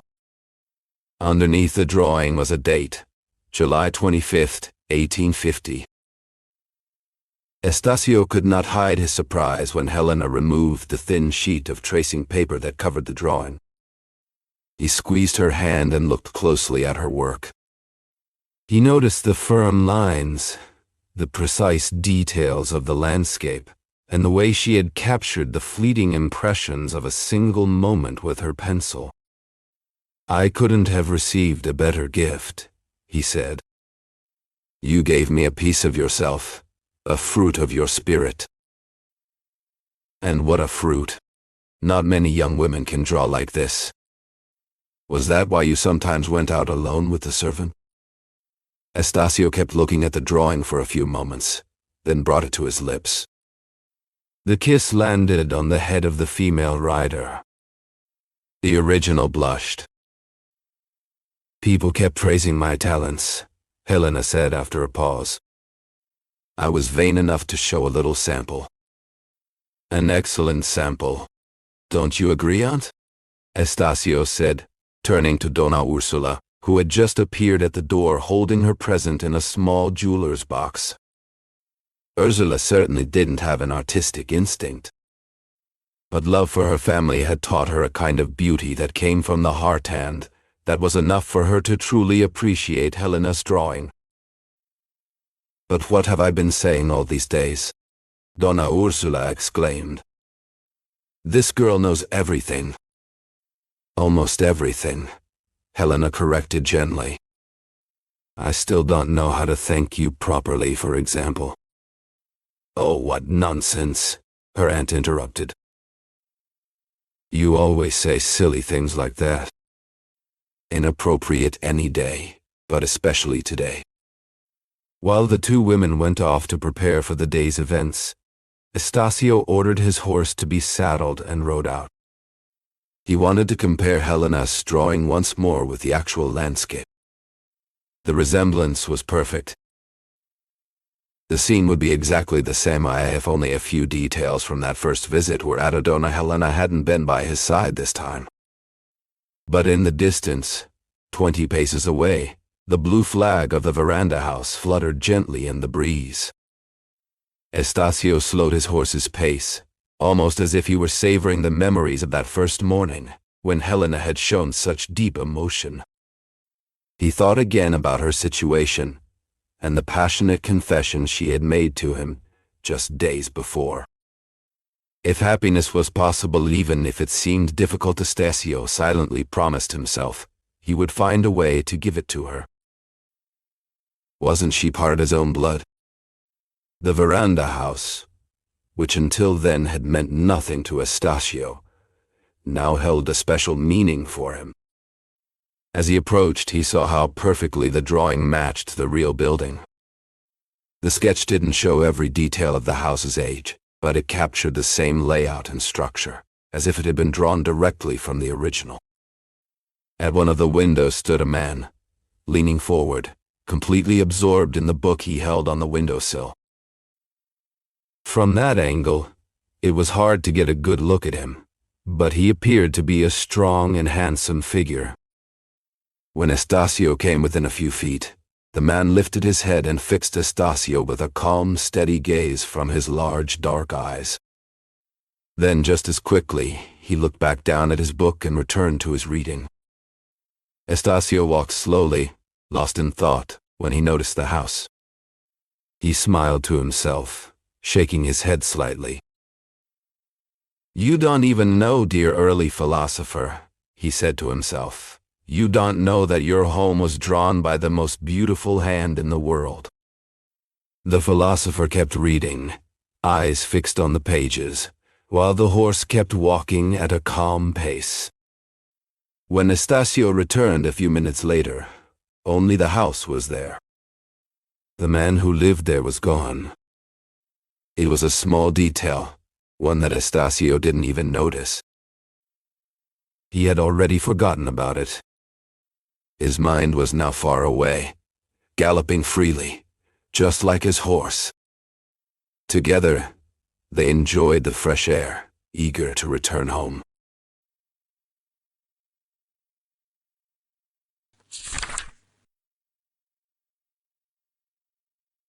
Chapter 12. The party was lively, even though the guest list was small. A few waltzes, a couple of quadrilles, some card games and music, lots of talking and plenty of laughter. That was the evening's plan, and it filled the hours so well that the night felt shorter. If Helena handled the hostess duties, the true heart of the event was Mendonça, whose charm and wit had already won over everyone. Eugenia was among the first to admire him. There's a kind of natural connection between them, a similarity in their personalities that brought them together without effort. Mendonça flattered Eugenia's whims, cheered for her, understood her, and obeyed her without seeming forced or overly careful. When they danced the waltz, all eyes turned to them. They were excellent dancers. The way Eugenia moved her body, the calm and confidence in her steps, fit the waltz perfectly. It was a joy to watch them glide around the open space left by the guests. It was just as lovely to see them stop, exactly in sync and without showing any sign of tiredness. Eugenia paid close attention to the small movement of her arm as she pulled her dress skirt close to her body when the music ended. The pleasure she felt doing it, and the grace with which she added a slight bow, showed that it wasn't just practicality. Moving Harriet was also charm. These little victories filled Eugenia's heart, and since she had neither modesty nor the skill to hide her feelings, her pride and happiness were clear on her face. For Camargo's daughter, dancing was not just fun or a way to relax, it was also a way to shine and a kind of weapon. That's why the most fearless and constant waltz partner was also the one who best matched her spirit. No one else could take that role from the merchant's son. "Your daughter is the queen of the night," whispered Dr. Matos into Camargo's ear during a break in the card game. "Isn't she?" replied the doctor with a proud smile. Helena sat on the sofa, her body relaxed, her eyelids heavy. She wasn't asleep, not quite, but her thoughts were drifting, soft and slow, like the end of a long day. Her mind had just begun to wander when a voice cut through the silence. "Already sleeping?" She opened her eyes quickly. It was Camargo. His voice always made her uneasy, like a sudden chill in a warm room. She gave him a polite, empty smile. When he sat down beside her, she didn't move her dress, keeping space between them on purpose. Camargo noticed, but he stayed. "You seem startled," he said. "A little," she replied. He looked at her, trying to read her face. Around them, the party was slowing down. People were tired, talking in soft voices, or finishing the last rounds of cards. The night was still hot, and the house felt warm and crowded. Helena didn't want to talk. She wanted a moment to herself, to breathe, to forget the noise and the lights. But Camargo wasn't leaving. "I saw you dancing," he said after a pause. "You looked like you didn't want to." "I danced only once," she answered. "And not the waltz." "I noticed," he said. "Mendonça tried to convince you." "Yes," she said. "But I told him I feel dizzy when I waltz." Camargo smiled, but not kindly. "He thinks you just don't know how." Helena didn't respond. She looked away, toward the door where laughter floated in from the next room. "But I think it's something else," Camargo continued. "Something in you that won't let you get too close." She turned to him then, surprised. His words felt too close to the truth, and that made her uncomfortable.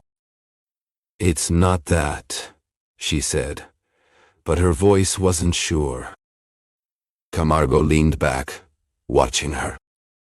He was quiet for a moment, then said, "You know, your brother noticed too." "My brother?" "Estazio," he said. "He thinks it's your nature. That you're not like the others." Helena didn't answer. She felt her cheeks warm. She didn't like where the conversation was going. Camargo went on gently, "As proud of you." She looked at him then, her eyes searching his face. Was he mocking her, or was he sincere? "I'm tired," she said finally. "That's all." Camargo nodded, as if he understood. But he didn't move. He stayed beside her, close enough to make her feel trapped, far enough to pretend he was giving her space. Outside, the clock struck midnight. The party was ending. People would soon go home, tired and happy, carrying memories of laughter and music. But in that quiet room, Helena felt like the night had only just begun. Camargo twirled the watch fob in his hands, the way people used to do back then. Then he reached for the young woman's fan, opened it, counted the sticks, closed it again, and handed it back with a compliment. Helena smiled in response. She was about to get up when he stopped her with these words. "I'm glad to find you alone," he said, "because I need your advice." Helena raised her eyebrows in surprise. "A piece of advice and a favor," he went on, "and I don't think this is the first time youth has helped an old man like me. Besides," he added, "this was a matter where the young had the advantage." Helena looked at him with suspicion. She had never seen the doctor so kind and friendly. It was this sudden change in his behavior and tone that made her uneasy. Of course, he was about to ask her for something. Camargo didn't wait. He quickly explained his long-standing connection with the family of the counselor, and how close he had been to them. "The loss of my dear friend," he said, "can never be replaced. But I do find some comfort in the affection that remains. It makes me feel this family is truly my own. I'm sure your brother and Donna Ursula feel the same about me. As for you, you came into the family more recently, but that doesn't make you any less important. I remember seeing you when you were just a child." "To me?" Helena asked. Camargo nodded. The girl looked around the room nervously, afraid someone might have come in and overheard them. When she was sure they were alone, she felt a different emotion, shame for being so afraid.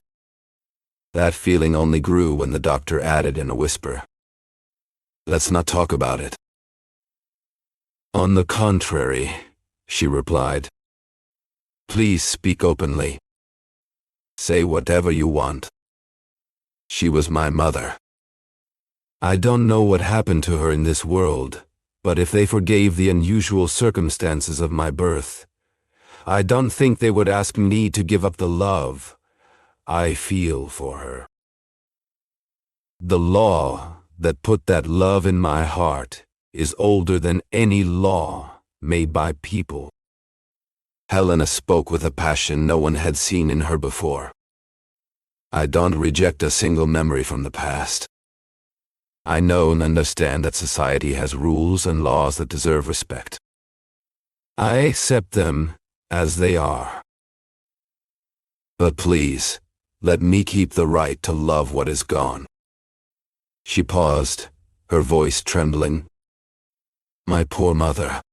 I held her in my arms when she died. I caught her last breath. I was only 12 years old, but I refused to let anyone else stay by her side during her final night on Earth. Oh, I will never, never, never forget that moment. Camargo tried to interrupt her 2 or 3 times. He was worried someone outside might hear them. Helena had raised her voice, and he feared what others might think. But she didn't stop. She didn't even notice his pleading gestures. Her chest rose and fell quickly beneath her dress, like the sea waves on a windy day. The last word came out like a sob. Camargo was surprised by this sudden wave of emotion. He had clearly expected something else. There was a short silence. Helena bit the edge of her handkerchief, as if trying to hold back the storm of words inside her heart. At last, the doctor continued. "No one is asking you to forget," he said gently. "Everyone respects feelings like yours.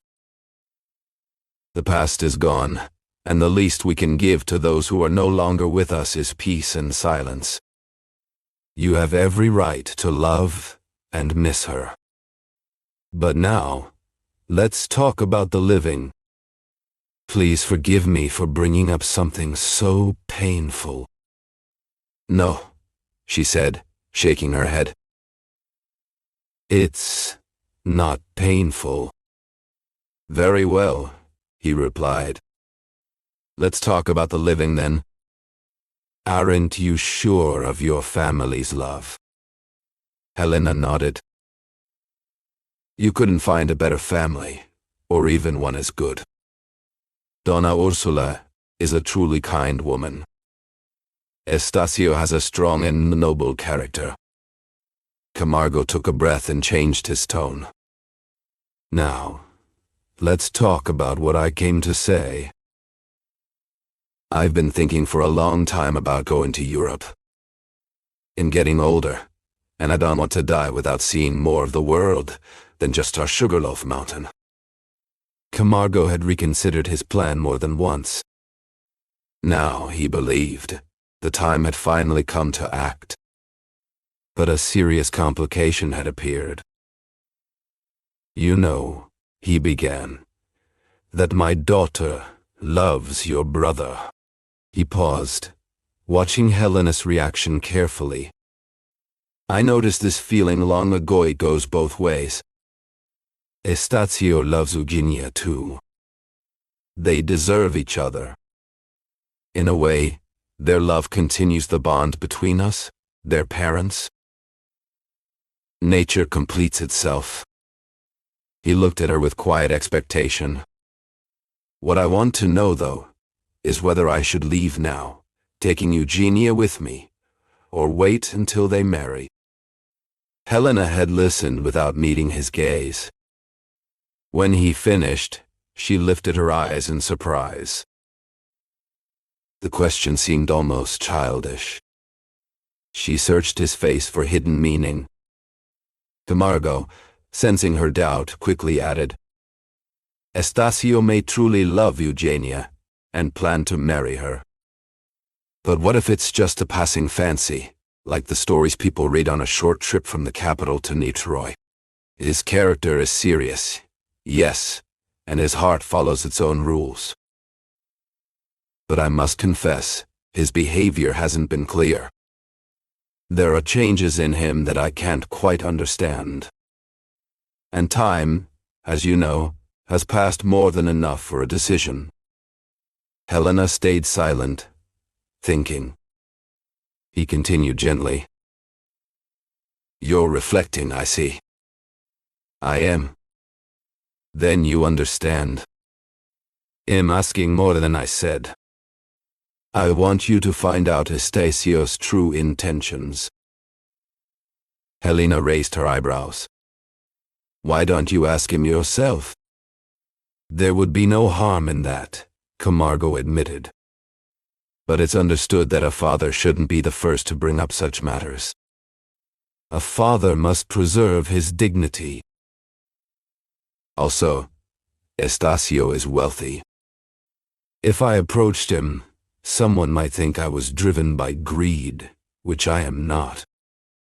I could speak to Donna Ursula, but I believe she lacks your skill, and forgive me for saying soy or influence over Estacio's mind. Helena blinked. Me? Yes, without a doubt. Your influence is clear.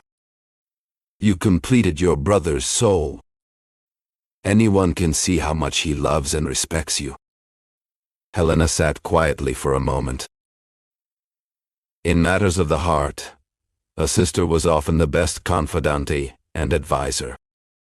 She tapped her knee lightly with the tip of her fan and glanced through the open door leading to the main room. Then she turned her attention back to the doctor. I know they love each other, she said, and I've already shared my thoughts on the matter. Eugenia seems to be my friend, and Estacio is my brother. I truly wish them all the happiness in the world. But there is a limit to what a sister can do, and I don't want to go beyond that. Besides, your request is unnecessary. Why do you say that? He asked. Just announce your trip, and Estacio will rush to ask you for her hand. If he doesn't, then he doesn't truly love her as she deserves. And if that's the case, it's better to lose the marriage than to go through with a bad one. Is that so? Camargo asked. Of course, she replied. The advice is good, the doctor said after a pause, but it leaves you out of the picture, and I really need your help. Let's try to find a way to work this out. Suppose I announce the trip, but Estacio doesn't act the way I hope. What should I do then? Just go on the trip? But going might risk the marriage. This marriage is one of my greatest wishes. I want our children to continue the love we share. If Estacio steps back, my hopes will vanish like smoke. Time will create a gap between them, and Eugenia may fall in love with someone else. I'm counting on you. On me? You have strength, determination, and a clever mind. You know how to handle delicate situations. And when it comes to your brother's happiness, I believe you'll give it your all to achieve something truly noble. I'm not asking for something unreasonable. I'm asking for happiness for my daughter. Helena didn't answer right away. She looked at him sideways, then fixed her eyes on the white eagle woven into the carpet, where her impatient and restless foot tapped lightly. Helena sat across from Dr. Camargo, her heart pounding, though she tried not to show it. She could have told him or explained exactly what she had done for Estacio, how she had begged him, and how he had promised to act, perhaps even that very day. But she didn't want to raise hopes that might vanish in the next moment. Her heart wouldn't allow her to say more, anyway. They both knew they couldn't stand each other. But while Helena burned with hidden anger, Camargo remained calm and watchful. He stared at her with the sharp, cold eyes of a cat, unmoving, as if trying to see past her words and into her thoughts. His left hand rested on his knee, his thin, hairy fingers tapping softly.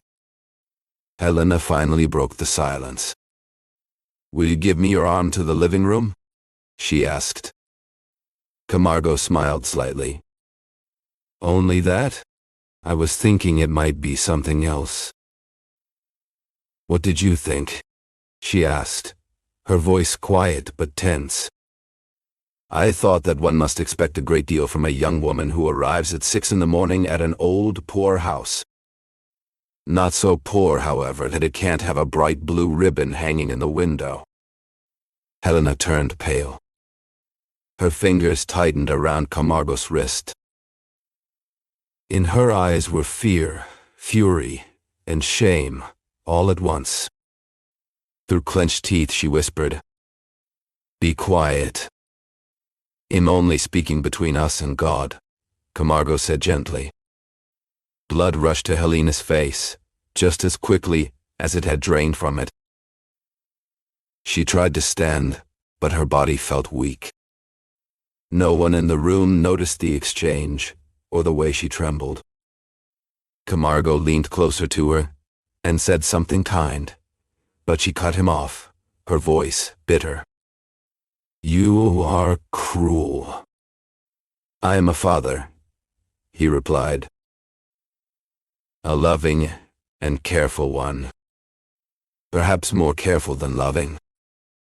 And am counting on you."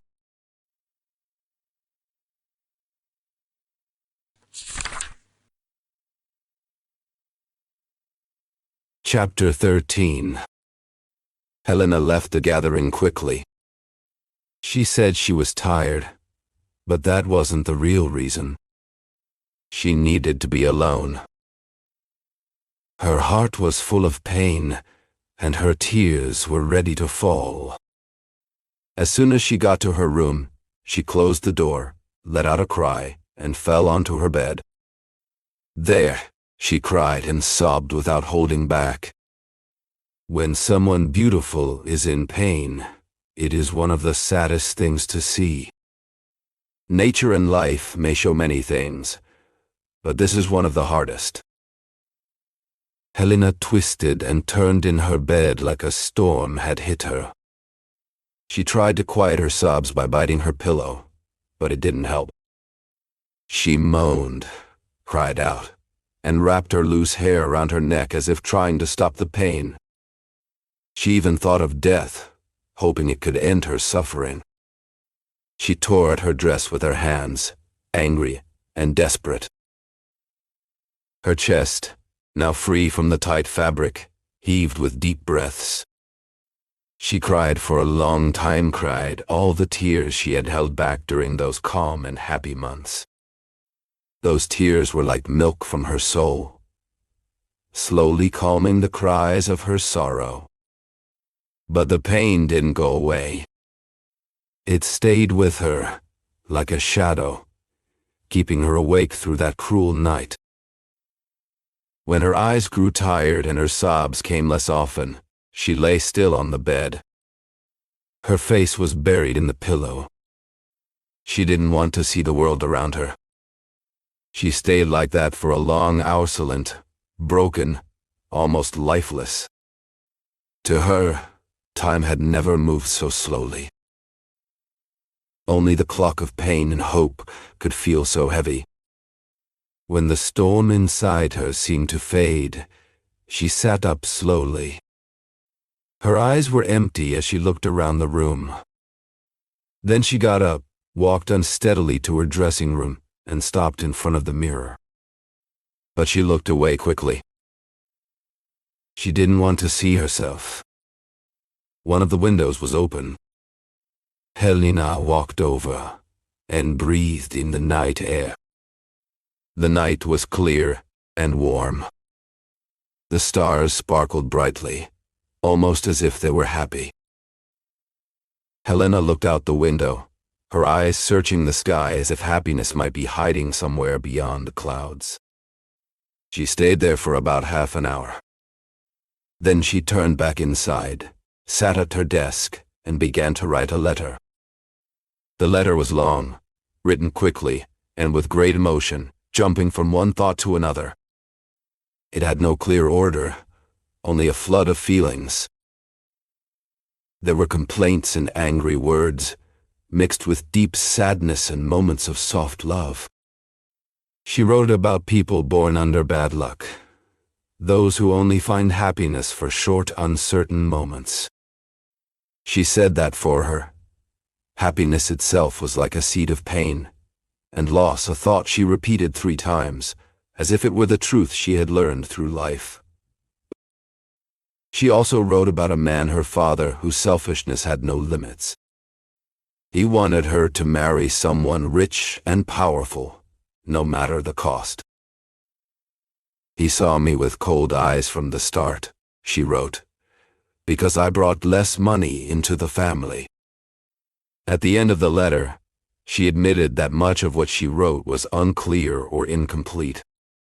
She promised to explain everything later, but for now, she had to share the sad news that she could not leave her home. Helena read the letter again, thinking hard about every word. She added a few more lines, then changed her mind.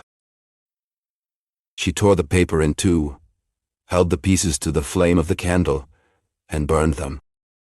Feeling regret, she tried again, writing a second letter.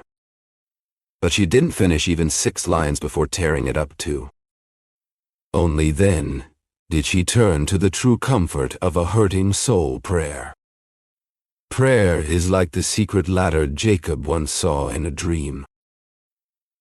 Through it, our thoughts rise to heaven, and from it, peace and hope come down.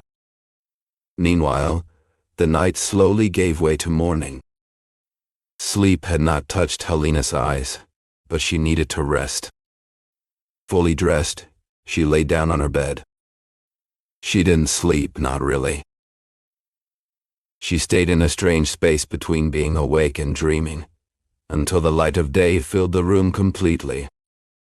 Helena woke up slowly, as if stepping out of a dream. Her mind replayed every moment from the night before, piece by piece. Then she sighed, a long, heavy sound. She sat still, staring at the floor with a look so serious, so full of pain, that it felt like the silence before death. It was fair, she whispered to herself now and then. At last, she stood up. But she moved like someone drained, like a body without energy. She looked at herself in the mirror. Her face was pale, and dark lines circled her eyes. Anyone could see she had not slept. Still, she tried to hide it. She used powders and creams, anything to make herself look normal again. When she came downstairs, she told her aunt and brother that the night had been too long, that she was simply tired. They believed her. Only Father Melchior, who was there, looked at her with doubt in his eyes. He studied her face, and for a moment she felt caught. She lowered her lashes, avoiding his gaze. If Helena was hurting, where else should Estacio be but by her side? That's what her cousin, the nephew of Donna Ursula, thought. He decided not to leave the house that day. He stayed close to her, asked how she felt, tried to cheer her up, and even suggested she lie down for a while. To support her story, Helena followed his advice and went to rest. Estacio went to his study. He pretended to organize some papers, but his mind kept going back to her. This was the day he was supposed to visit Eugenia, to ask for her hand in marriage. But he didn't even think of going to Rio Comprido. His thoughts were with his sister, always with his sister. He reread the pages she had written for him. He sent someone to check if she was sleeping well. He stared at the drawing she had given him the night before. And in the soft light of morning, he felt a quiet joy growing in his heart. Not long before dinner, he heard the sound of skirts in the hallway. A moment later, Helena appeared at the door. She wore the same dress as before. But to Estacio, she looked better, as if sleep had truly helped her. The truth was, she had practiced her smile until it looked real. She stopped at the door, and he walked to her. He took her hand gently and led her inside. "Are you feeling better?" he asked. "I'm fine," she said. Estacio was pacing the room when he finally stopped near the window. "Didn't I tell you it would be better to forget this whole idea of a party? These gatherings always go on too long and leave everyone tired, especially those who are more delicate." Helena simply shrugged. Now come sit down for a bit, he said. But first, you must answer something for me. Of course. What is it? What day is today? She asked. It's New Year's Day. And do you remember what you promised me? I do. Look at these papers, he replied, pointing to a neat pile on his desk. I've been busy finishing up old business. There are just a few accounts left, and the lawyer will bring them tomorrow. After that, I'll go. Helena shook her head in disapproval. No, she said firmly. You won't go tomorrow. You must go today. What do these accounts have to do with asking Eugenia's permission? Go tonight. In superstitious, believe a request made today brings great luck. It will make this a happy year. My plan was to go in 4 or 5 days, Estacio answered after a pause. But I have no problem doing it sooner. Once the formality is done, that is. Will you ask her father right away? No. Why not? Because I still need to think for at least 24 hours. That's not much time for someone about to make a lifelong commitment. I want to understand my own heart, and... Oh, that's just nonsense, Helena interrupted, sitting on the edge of the hammock where Estacio often read. Are you going to back out after speaking to her? Oh no. But if I'm walking towards such a serious decision, there's no harm in going step by step. Are you surprised? He asked, noticing his sister's impatient gesture. I'm not surprised. I'm annoyed. But... you're unbearable. You're not keeping your word. I already told you I will keep it.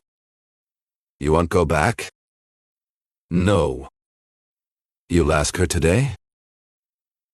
To her, yes. To her and to her father. I'll write a letter to her father. Fine. A letter then. As long as this ends today. Helena sat across from Estacio, her eyes bright with excitement. The wedding will happen, she said. When? When? He asked, calm and quiet. When Dr. Camargo says it's time. Before the end of the month. So soon, Estacio replied, surprised. I'll give you 1 month and a half. Not a minute more. I can't wait to see you two married.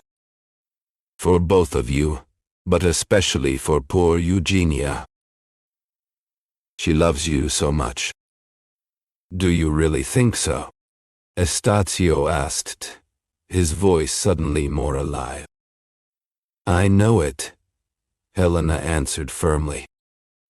It might not be the kind of love you dream of, but it's the love she can give, and it's real. And it's deep.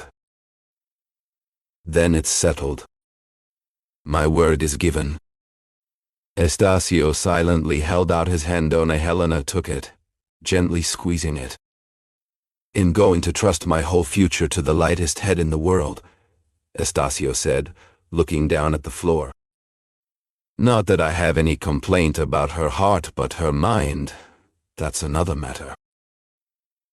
She is still wearing the clothes of childhood, and always will. And the closer I get to this big moment, the more I feel repulsed by the idea of marriage. My single life is so good. My days are full. Unhappy as I am. Helena quickly placed her hand over his mouth to stop him. With the other, she motioned for him to stay quiet. Then she stood and left the room, without another word. Once alone, Estacio thought long and hard about his situation. He realized he had no choice. His heart might not be in it, but his word had been given. Their hearts had already promised each other. He couldn't break that promise now. His sense of duty rose up against his doubts, and he made his decision quickly. That very night, Eugenia heard the words she had waited for. The joy that filled her eyes was huge, and completely her. She didn't hide it at all. Most women might have shown a little more modesty at such a moment, but not Eugenia. Her first reaction was pure childish delight. She didn't know how to pretend, not even a little. When she accepted Estasia's proposal, she wasn't a lady handing out a prize. She was like a knight receiving it with joy and total trust. The Rubicon had been crossed. There was no turning back now. The only path was straight ahead, toward the eternal city of marriage. The next day, Estacio wrote a letter to Dr. Camargo, asking for Eugenia's hand. It was a short, formal, and proper letter, exactly what the situation required. He held onto the letter for a moment before sending it, but then he decided to show it to Helena first. She refused to read it. Not only did she not take it from his hands, she didn't even touch it. He stood there, holding the paper, unsure of himself, while the slave waited quietly to carry it away. Eventually, he placed it back on the desk. "Tomorrow," he said, offering her a smile. Helena, without a word, picked up the letter and handed it directly to the slave. "Take it to Dr. Camargo's house," she told him. There's no reply.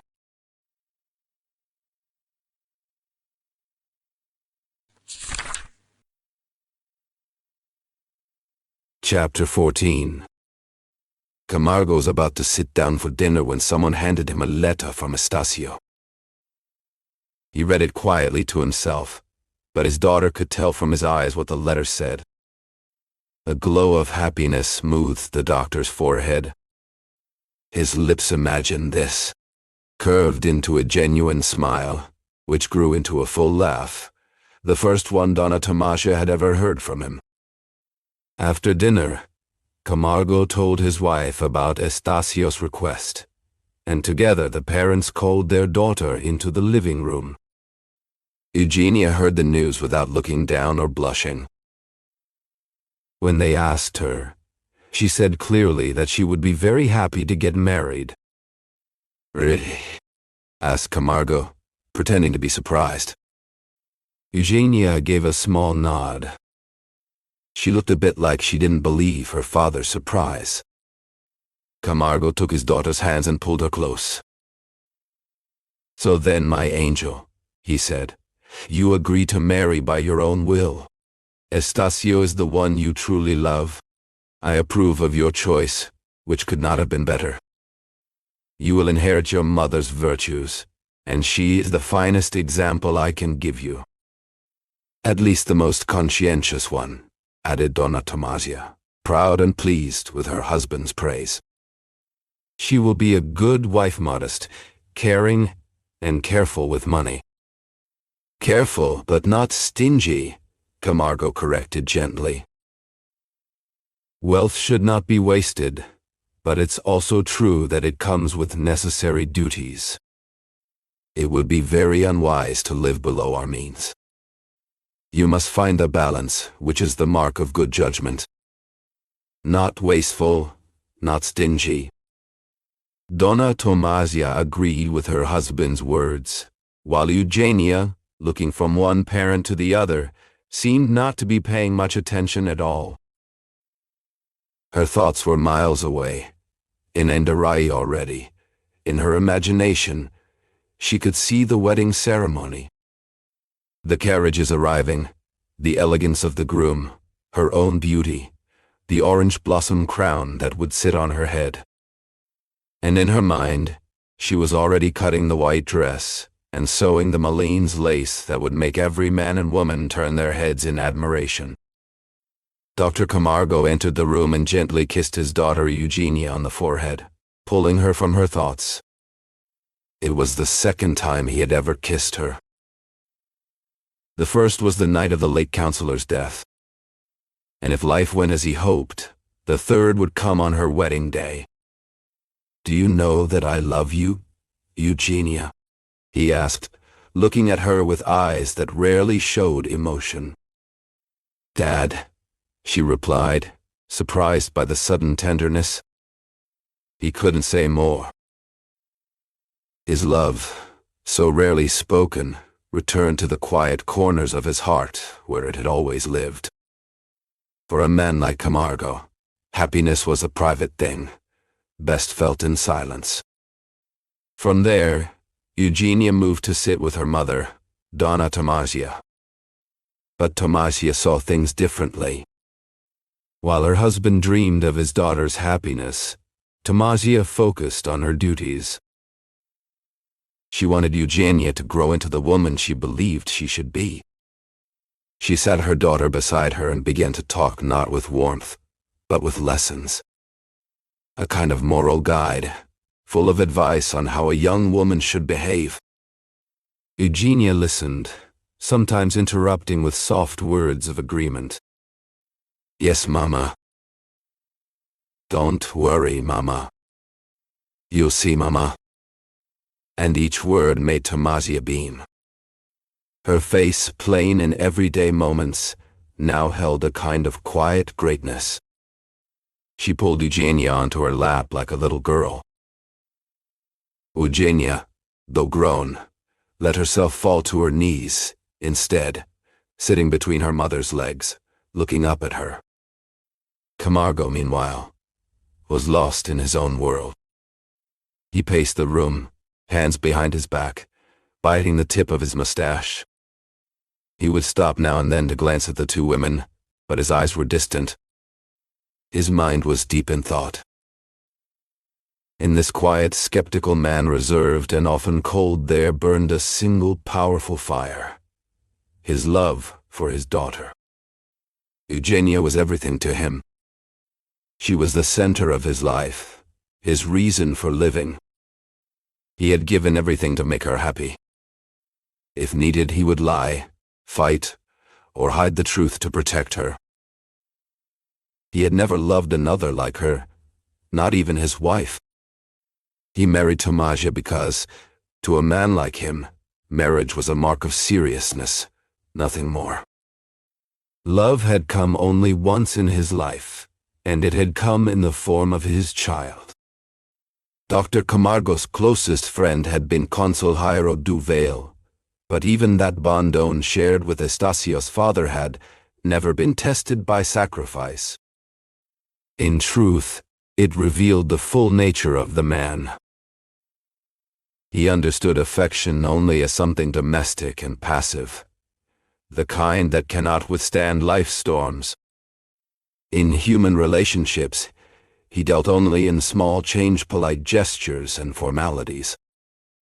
The gold coins of deep emotion had never entered the vaults of his heart. There was, however, one exception: his love for Eugenia. But even this passion, intense, obsessive and blind, was really just a way for the father to love himself. A great deal of vanity went into it. If Eugenia were less charming, perhaps she would be less loved. He looked at her with the same pride a jeweler feels when admiring the piece he has crafted. His affection was selfish. He loved his own creation. Eugenia was spoiled, rebellious, and shallow. She never had the luck to outgrow these flaws. On the contrary, her upbringing had helped shape them. From Camargo's lips never came a word of correction. None of his actions showed the steady, guiding hand that is a parent's noble duty. If her character had been truly bad, her father's silence would have made it worse. Thankfully, it wasn't. Her heart knew the sweetness of kindness. Her rebelliousness was a habit, not a natural vice. Even her frivolity came from how she was raised. Her mother tried in vain to correct it, but her father only indulged her. That's why Eugenia felt drawn to the noise and excitement of the outside world. You could almost say she never wore short dresses. She learned fashion straight from the dressmaker. Her first communion was not in church, but on the dance floor, during her first lively dance. It wasn't easy to give Eugenia the happiness her father dreamed of, and which she herself most desired. Although he wasn't wasteful, the doctor didn't have much money. Because of that, his daughter never had enough to satisfy all her whims. Estacio had been watching for a suitable husband for a long time, carefully building a trap with some expense, waiting for the right bird to fall into it. When he realized Estacio's interest, he did everything he could to make sure the young man stayed. He waited many months for Estacio to make a move. But when it seemed like the marriage might slip away into uncertainty, he suspected Helena's influence. It was already bad enough that this girl might reduce the inheritance of his future son-in-law. But to lose the son-in-law entirely, that was too much. Camargo didn't hesitate. He went straight to the point. The result proved his suspicion right. The marriage was important, but not enough on its own. Camargo had imagined a political career for Estacio as a way to give his daughter's husband public importance and, by extension, himself, since his own life had been fairly unnoticed. If Estacio stayed home gardening and solving math problems, Camargo's ambitions would suffer terribly.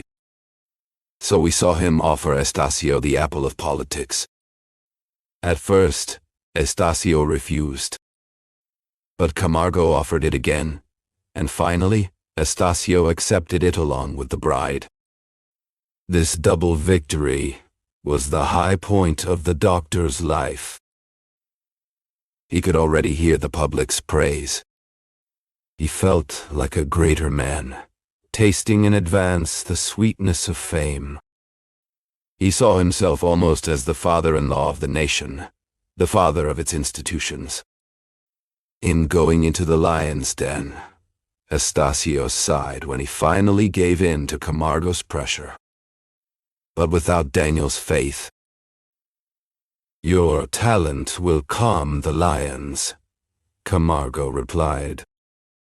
They quickly agreed that the wedding would take place in the first week of March.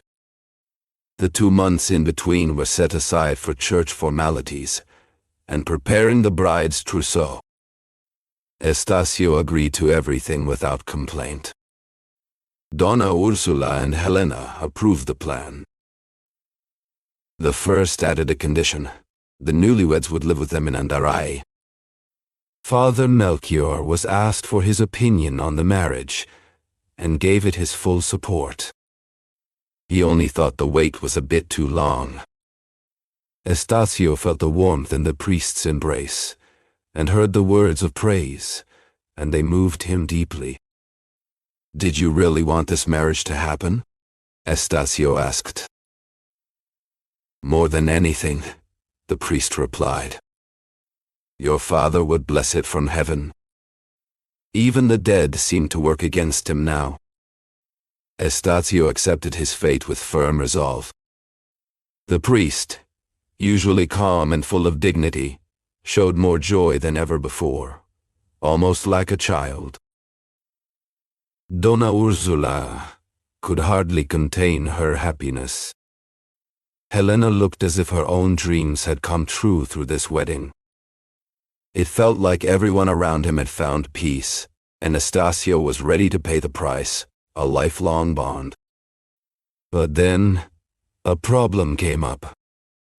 Eugenia's godmother, the wealthy woman who had once given her the opal she loved, so much the same opal she admired while stealing glances at Estacio's eyes, had fallen very ill. Her sickness was serious, but age weighed on her even more. She was a rich widow, and her family gathered around her. 2 unmarried nieces, a sister-in-law, a cousin, 2 children from that cousin, and about 20 godchildren. From this list alone, it was easy to guess Camargo's worries. Even though he had always respected his spiritual bond with the godmother, and gave her every sign of deep affection, he still feared that her final wishes might not be fairer, at least not fair enough. So, the trip to Cantagalo became urgent. It had to happen, no matter the trouble. After all, any trouble is worth it if it ends with an inheritance. Camargo still believed things could turn out both loving and profitable. He decided to take his whole family with him, and sent a letter to his future son-in-law to explain. Estacio understood the problem, but he didn't expect what came next. When he arrived at Rio Comprido, he found the doctor and Dona Tomasia already upset. Eugenia refused to leave Rio de Janeiro. Eugenia wouldn't budge. Everyone tried to convince her it was important, especially in such a serious moment, to respond to her godmother's affection. People told her it was cruel not to be there for the last breath of the woman who had been like a mother to her. But Eugenia refused completely. Her fiancé, Estacio, witnessed the final arguments between her parents and their daughter. She had red eyes from crying. She slapped her hands together and said she would only go if forced. Estacio tried to reason with her, supporting her father's words, but just like him, he got nowhere. In the end, Eugenia gave one condition for agreeing. "I'll go if Dr. Estacio comes with us." Camargo secretly liked the idea, but out loud, he said it would be too much of a sacrifice. Estacio felt trapped. Between a rock and a hard place, he now thought Eugenia's trip wasn't even necessary. "Will you come with us?" she asked again. "It's not possible," Estacio replied. "Too much trouble for a simple whim." "Then I won't go." Donna Tomasia felt embarrassed by Eugenia's stubbornness. Estacio bit his lip and looked at her. Her face was asking him a question, over and over. In the end, he gave in not because he wanted to, but because he thought it was the proper thing to do. After all, he considered Eugenia his future wife. He wanted to end a situation he found ridiculous. "I'll go with you," he said, without much excitement. The solution worked for everyone. The 3 of them accepted it gladly. They set the trip for 2 days later. Donna Ursula, although she supported the marriage, thought her nephew's trip wasn't necessary. Still, she didn't try to stop him. Helena approved everything. Estacio tried to show both women how big a sacrifice this was for him. At one point, he almost took his words back. But it was too late. His last night in Andaraí was terrible. Time flew like never before. Since he had to leave early the next morning, he said goodbye to his aunt and sister that night. It was only a goodbye for a few days, but it felt like years.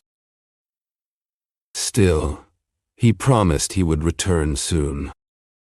What he could not promise, however, was to prevent the tragedy that was being prepared for them, a tragedy that was now about to unfold, intense, dark, and unavoidable. Neither the comforts of family peace nor the honors of public life would ever be able to comfort him in the face of it.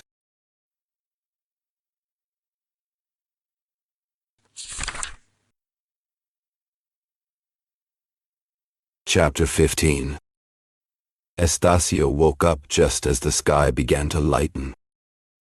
He dressed quickly, eager to leave before anyone else in the house stirred.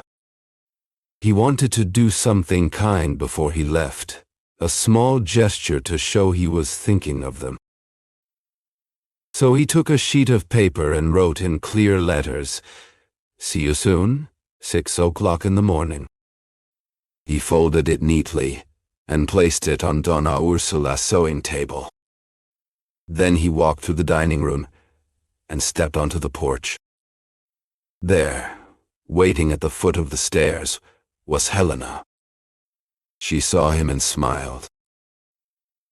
"Shh," she whispered, raising a finger to her lips.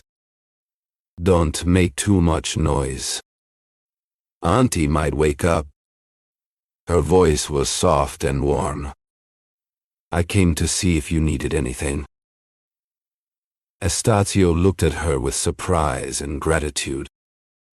"Thank you," he said, touched. "But I don't need anything. Still, it was very sweet of you to come down so early." "Early?" She laughed quietly. "The sun will be up soon."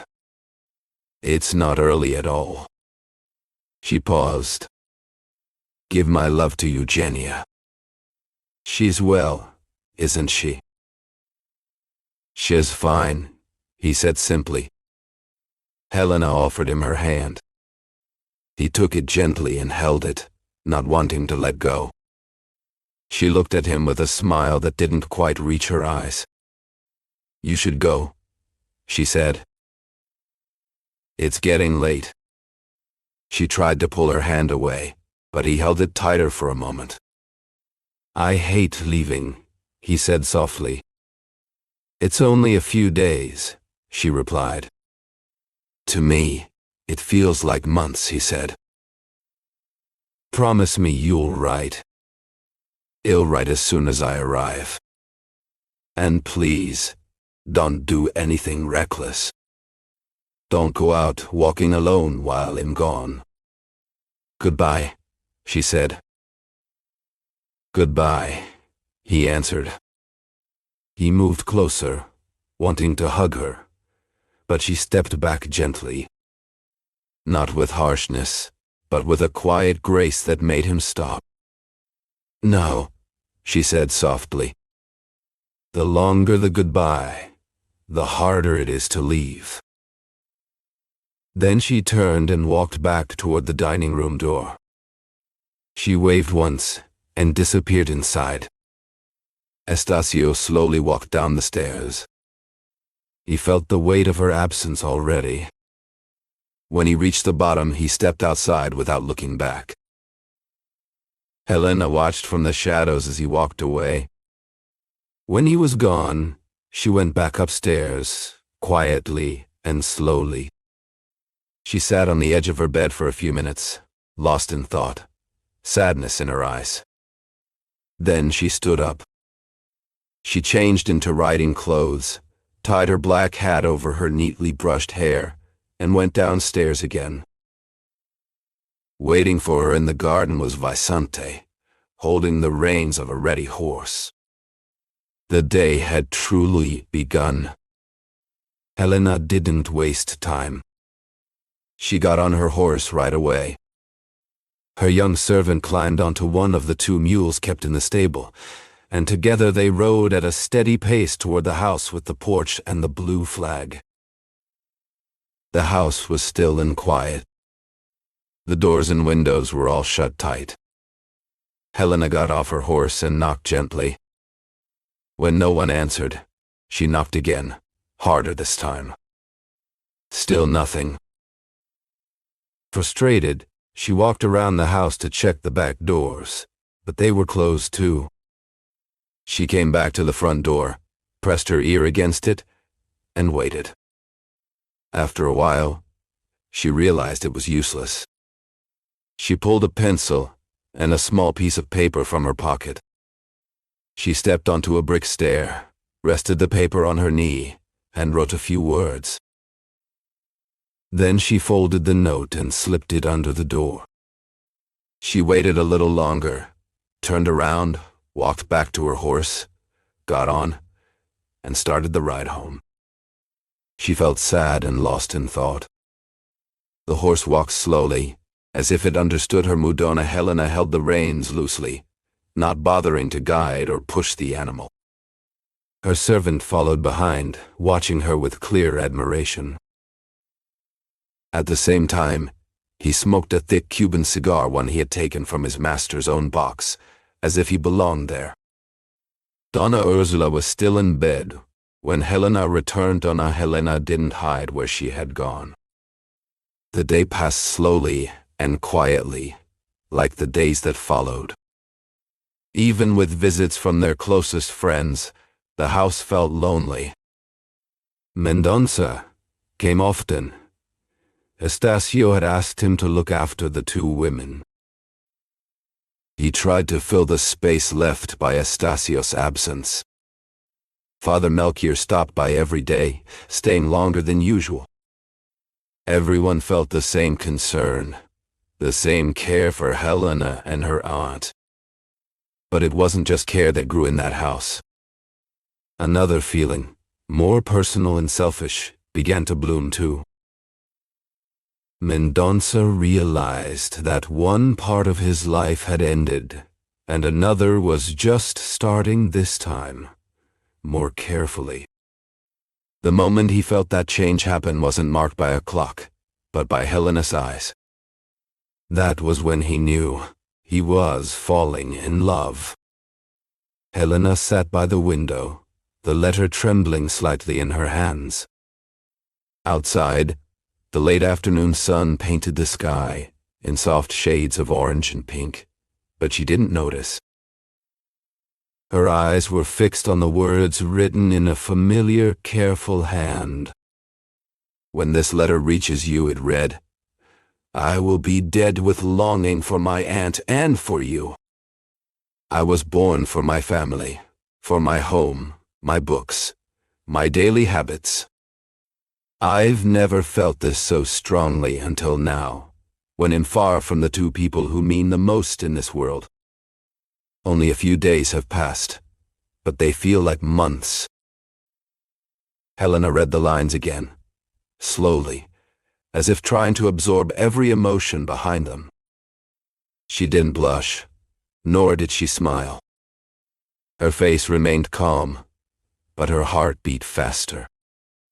She folded the letter gently and placed it on her lap. Across the porch, Donna Ursula was still searching for her glasses. 3 maids scurried around the house, opening drawers and checking tables, while the old lady muttered to herself, "Where did I leave them this time?" Mendonça, seated near the railing, watched the scene with a quiet smile. He had arrived just after dinner and stayed for coffee, as he often did. The atmosphere was peaceful, the kind of evening that felt like it could stretch on forever. Helena glanced at him briefly. He was a good mankind, steady, and clearly fond of her. But there was something missing in his presence, something she couldn't name. It wasn't dislike, nor was it affection. It was distance, a quiet wall she didn't know how to cross. She looked back at the letter. Estacio had always been different. He had a way of seeing her, really seeing her, even when they were just children. His admiration was quiet, almost invisible, but it had always been there. She had never encouraged him, nor had she turned him away. Instead, she treated him like family, like someone you trust completely, but never quite love. To outsiders, it looked like everything was fine. The Colonel Major had even winked at Dr. Matos the other day, as if to say, "Things are moving along." Dr. Matos whispered, a Latin phraselated anguis in herba, meaning there's a snake hidden in the grass, and then both men went to share their theories with the lawyer's wife, a woman known for her sharp eye when it came to love affairs. The 3 of them agreed. A wedding was likely, maybe even certain. There was only one possible problem: Mendonça's father. but even that didn't seem like a real obstacle. Helena was not only a kind and intelligent young woman, but she was also legally and socially accepted by the family. And, as Dr. Matos pointed out with a knowing smile, a fortune of over 200 bonds deserved more than just a polite nod. It deserved a yes, without a second thought. Back on the porch, Donna Ursula finally found her glasses on her head the whole time and began reading her own letter. Helena stayed quiet, watching the wind move the leaves outside. She didn't say a word about Estacio's letter. She didn't need to. Some feelings, she thought, were better left unspoken. At least for now. I wondered what it would be like if our separation weren't so short. In the letter I'm writing to my aunt, I tell her about our trip and the health of everyone here. Aunt Clara is in truth on the edge of death, but she might last a few more days, and Dr. Camargo decided to wait so he can say his final goodbyes. The family welcomed us with great warmth. Here there's a sister-in-law of the sick woman, a cousin, 3 nephews, other relatives, and several godchildren. The cousin is a decorated officer and a colonel. He and the others are the kindest people you could meet. The men in the family have political influence. When they heard about my candidacy, they immediately offered their help, with the only condition that I get a prior recommendation from Rio de Janeiro. I thank them with all my heart, because this candidacy, which never interested me and still doesn't, is something I have no choice but to deal with, so my name doesn't suffer the shame of defeat. What do you think of this little bit of vanity? Let's change the subject, because this one worries me. And I don't want to philosophize without you, who are my partner in these restless moments of the mind. You might not remember our talks back then, but I remember everything. In the morning I take my horse ride, just like before, but how different it is. The one riding beside me now is the colonel, a truly good man, with the heart of a dove. Though he has one big flaw, has not named Donna Helena du Vale, my dear Helena, who is still in the capital, enjoying herself without her brother. He talks about everything and never stops. Coffee, the government, elections, slaves, taxes. I listen, which is the least I can do, and let him speak without interruption. Sometimes, as if suspicious, he falls silent. Then I pick up the thread of conversation, and he takes over again, happy to continue. How little it takes to make him happy. I went hunting once. I admit it was the one thing that could distract me a little. I thought I had lost the habit, but I hadn't. Modesty stops me from saying more. The farm is huge and the house is excellent. I never said I liked rural life, I don't, and I never will. But living in a quiet place like this, just steps from the forest, and leagues away from the noise of Rua do Ouvidor, that suits me. Well, ask Aunt about it. I don't understand how people love chaos and crowds. To me, it feels like losing yourself and burning away the best parts of your heart. I was born to be a monk. And maybe a tyrant too, because I'm already planning a quiet, lonely life without even asking what you want. I'm a Cromwell with the soul of a friar, to say it all in one word. I'm a Luther, though a much weaker one. Poor Helena. I've already written 4 pages just about myself. Now tell me what you've been doing. Have you been sad? Do you go for walks? Read? Play games? Play music? Tell me everything, every little detail. Share the life of everyone around you. Don't heed anything from me. If, for example, while opening a book or touching a piano key, you think of me, even mark the day, an hour, if you can, then you can ask why I've become so childish, and I'll tell you that there's such a thing as serious silliness, and that opposites can meet. If not, then it's heaven's fault for not giving me a little sister. Since that's not the case, well, start from the beginning. I told Mendonça many times to visit our house often. I don't know if he remembered or kept his promise. If he didn't, you must send him a message saying I hate and despise him, that he's the greatest traitor in the world, and that everything between us is over. Friendship is sacred, and so on. Say whatever you think, in your own style. I think of you all the time. Today, for example, the yard looked beautiful and full of life. If she were here, I thought, she would draw this perfectly. I grabbed a pencil I had with me, half a sheet of paper, and tried to sketch the view. I wrote an algebra problem. That was a piece of advice from my pencil. No one should try something they don't understand. I didn't understand what it meant to be away from my family, so why did I decide to try it? I paused writing this letter to receive Dr. Freud, who is Dona Clara's physician. He came to my room to tell me that the patient's condition is hopeless, that death is certain, but that her life could still last for many more days. Just imagine the situation. I'm angry at myself. Those last days of her illness weigh on me like a closed fist from fate.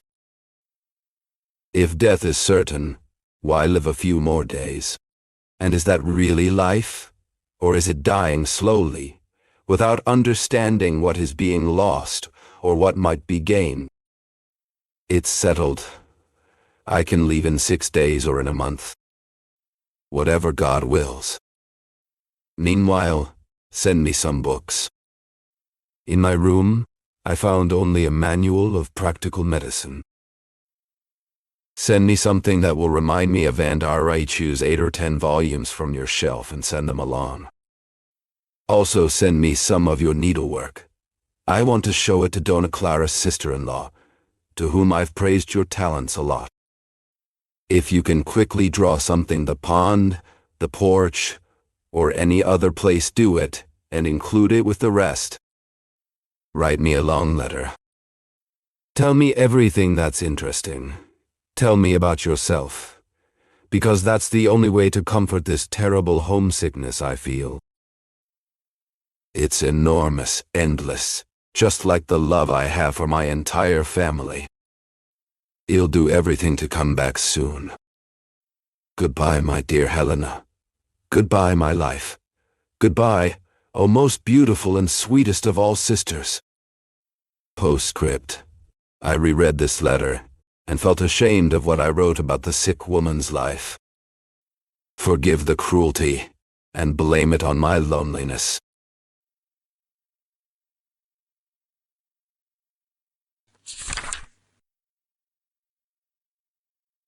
Chapter 16.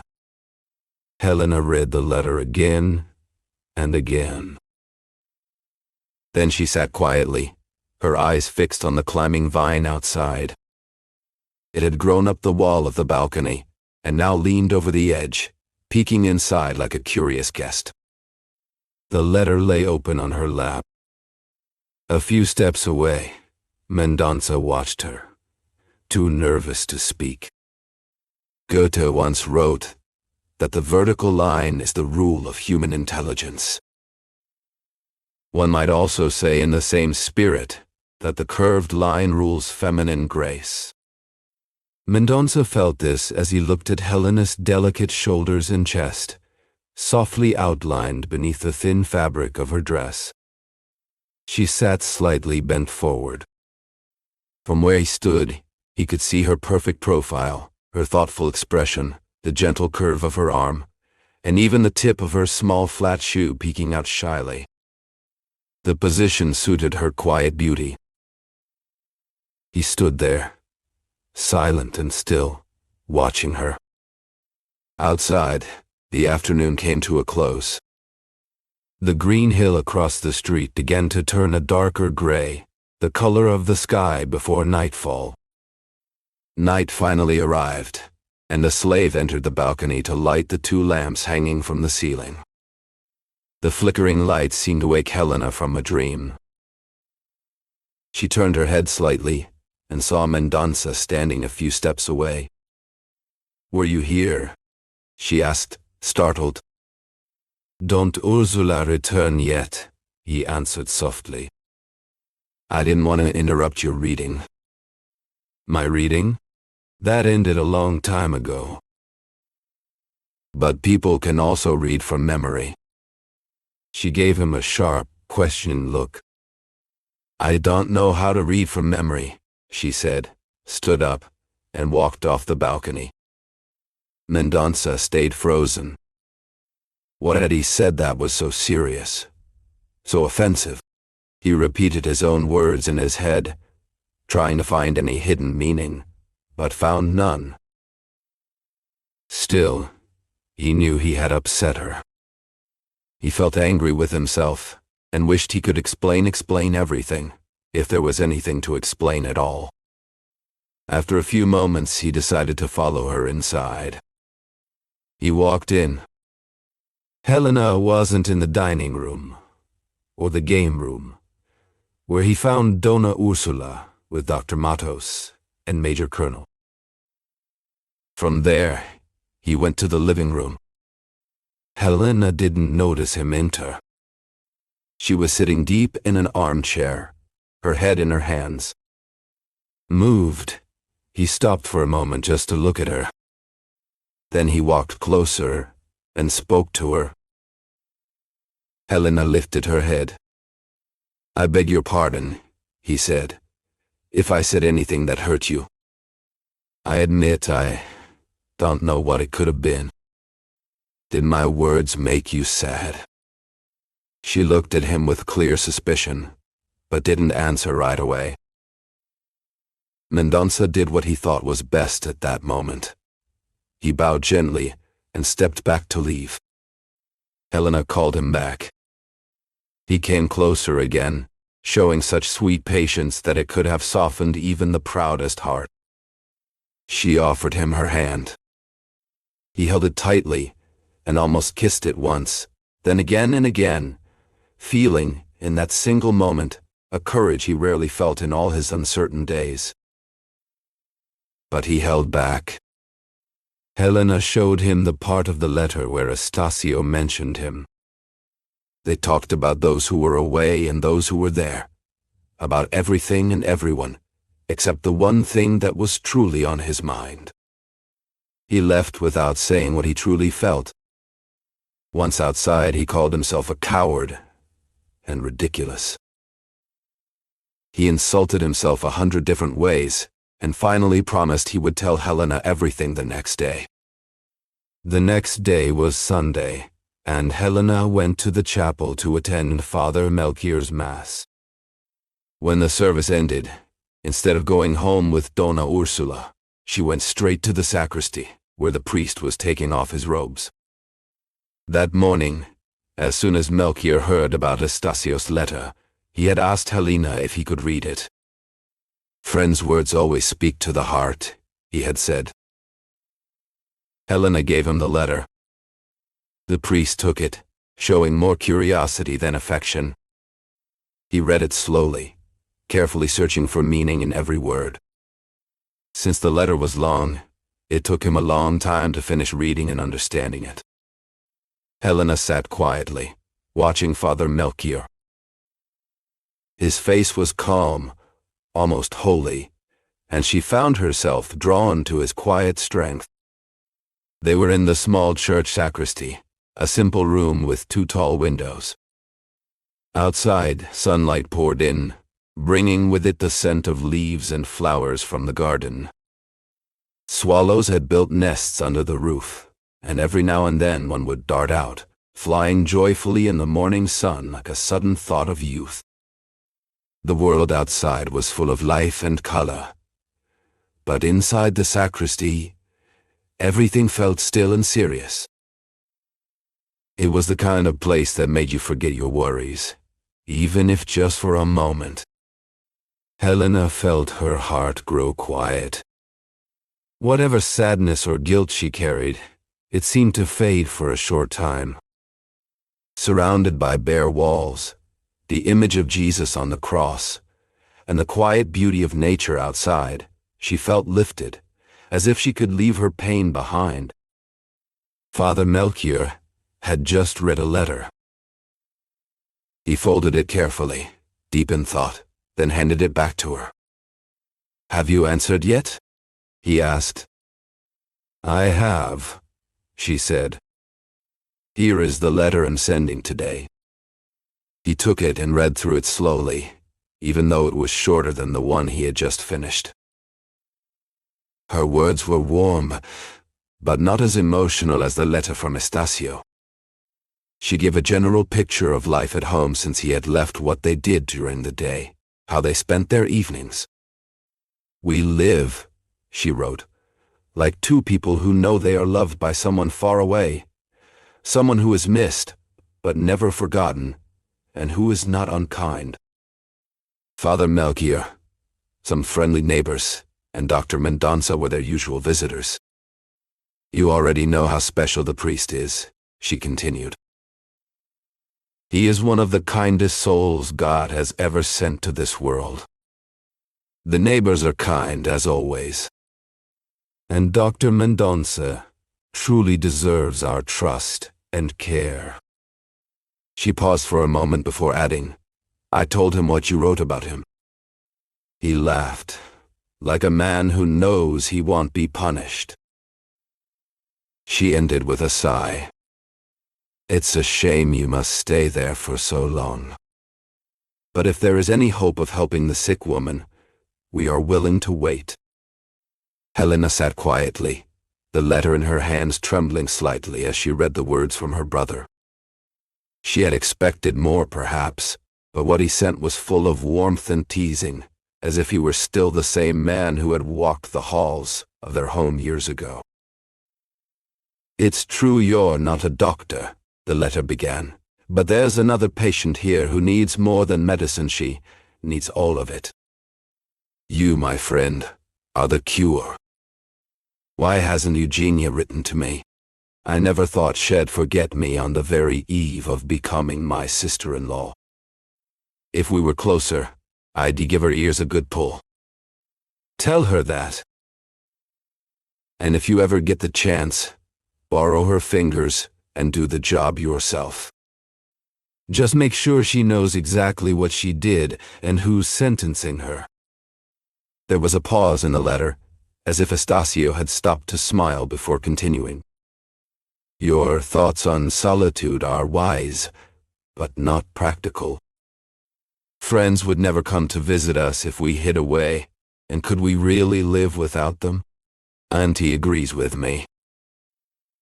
The best choice is the middle path, like our home in Andari. We're not completely cut off, but not right in the middle of the noise either. The world outside can be loud, yes, but sometimes that noise is what keeps the mind from sinking into sadness. Solitude has its own pain, deep and heavy. It shakes the heart. So let's avoid both extremes." Helena read on, her eyes softening. The letter went a bit further, not much, but enough to show how much Estacio missed her. He mentioned Eugenia again and again, almost too much, as if trying to cover up the silence about her. He spoke of Helena's beauty, the wedding soon to come, the love that would bring them joy, and the happiness they would spread to everyone around them. When Father Melchior finished reading the reply she had written, he opened his arms and pulled her into a gentle embrace. Then he cupped her face in his hands and looked at her for a few long seconds, as if memorizing every detail. "All your soul is in this letter," he said softly. I see thought and love in every line. That's good. Still, there's something missing, no word of my longing for your brother. And there's something extra, too much praise for virtues I don't have. But never mind. Send it anyway. I'll add 2 more lines, he said. Do that, he replied. Tell him to hurry. I'm old and I may not have much time left. Oh, she gasped, her voice full of protest. Melchior just looked at her, silent and steady. Do you believe Estacio will be happy? He asked at last. I do, she answered. So do I. Another silence followed. This time, it was the priest who broke it first. He looked at her, his voice gentle but firm. Why don't you get married too? She blinked, surprised. Me? Yes, of course. It could happen soon.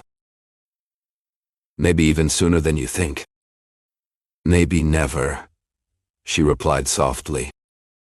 Melchior's face changed. His usual kind expression turned serious, almost stern, like the man he truly was inside. He had been holding one of Helena's hands in his own, but now he let it fall slowly, as if he hadn't meant to let go. A silence fell between them. It was heavy and uncomfortable, the kind of silence that makes your chest feel tight. Neither of them dared to speak. It was as if they both knew something they couldn't say, something hidden deep in their hearts. They were afraid that if they looked at each other, the truth would show on their faces. So they both looked away, avoiding each other's eyes. Father Melchior was the first to recover. He took a breath and tried to push his feelings aside. He smiled again, though it wasn't a real smile. He knew that sometimes being honest could do more harm than good. Pretending was easier. Come now, he said gently. We can't know what tomorrow will bring. God writes the pages of our lives. We just copy them down here on earth. That's true, she said, nodding slightly, still not looking at him. Tomorrow, he went on, something will happen, what some people call chance, but what is really the will of God. It will bring you someone worthy of you. And your heart will tell you, this is the one. And the sadness you feel today will turn into gratitude for the life ahead. He paused and smiled kindly. What I ask, what I truly wish, is that it happens soon enough for me to be the one who marries you. Oh, she said, surprised again. You won't die tomorrow. I'm old, my child, he replied. These white hairs are like snow, warning us of the cold sea we all must sail one day. I'm 60 years old. Death could come for me at any time. Then let's go have breakfast, she said, smiling now. They left the sacristy and walked through the chapel. Then they stepped into the garden behind the church. Just as they were about to leave the chapel, they saw Mendonça walking into his house. Father Melchior stopped and looked at Helena. She was quiet, her head down, lost in thought, still carrying the weight of what had just passed between them.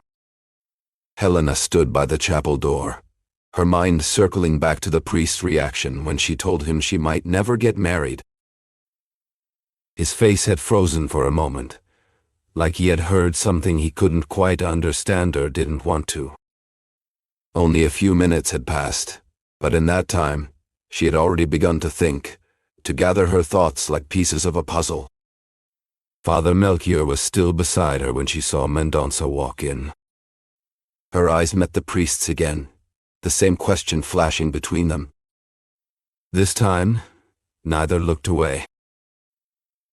"Do you see that man?" she asked, her voice calm. "Do you think he would make a good husband?" "Oh, absolutely," Melchior replied quickly. "He has a strong character, good manners, and fine values." "He also has one special quality," she added. "He loves me." "I know." "Did he tell you that?" "No, but it's obvious. Everyone who comes here can see it. People are already talking about your marriage. Most believe it will happen soon." "Has he said anything to you?" "Not a word." "And yet, the eyes of a woman who is loved see just as clearly as those of a priest who cares. Do you think I should give them what they expect?" "I think you should. But first, listen to your heart." "I already have." "All in this short time?" "Exactly. Not a second more, not a second less." "Really?" said Melchior, looking at her with fatherly warmth. His gaze softened as he studied her serious face. "I'm not saying I love him now. But the love he feels for me will find its way into my heart, and I will come to love him in return. What matters is that he is worthy of me. Of all the men who could ever want me, not one would be better than him." "That's good to hear," the priest said gently. "Still, think carefully. You are about to take on a lifelong promise. A decision like this can't be made in just a few moments." "Oh, on that point, my heart knows more than your theology ever could. What are minutes, really? What are months? Some couples love each other for years before they marry, and still end up separated, or worse, hating each other, or worse still, not caring at all." Helena stood on the porch steps with Father Melchior, the warm morning air wrapping around them like a soft blanket.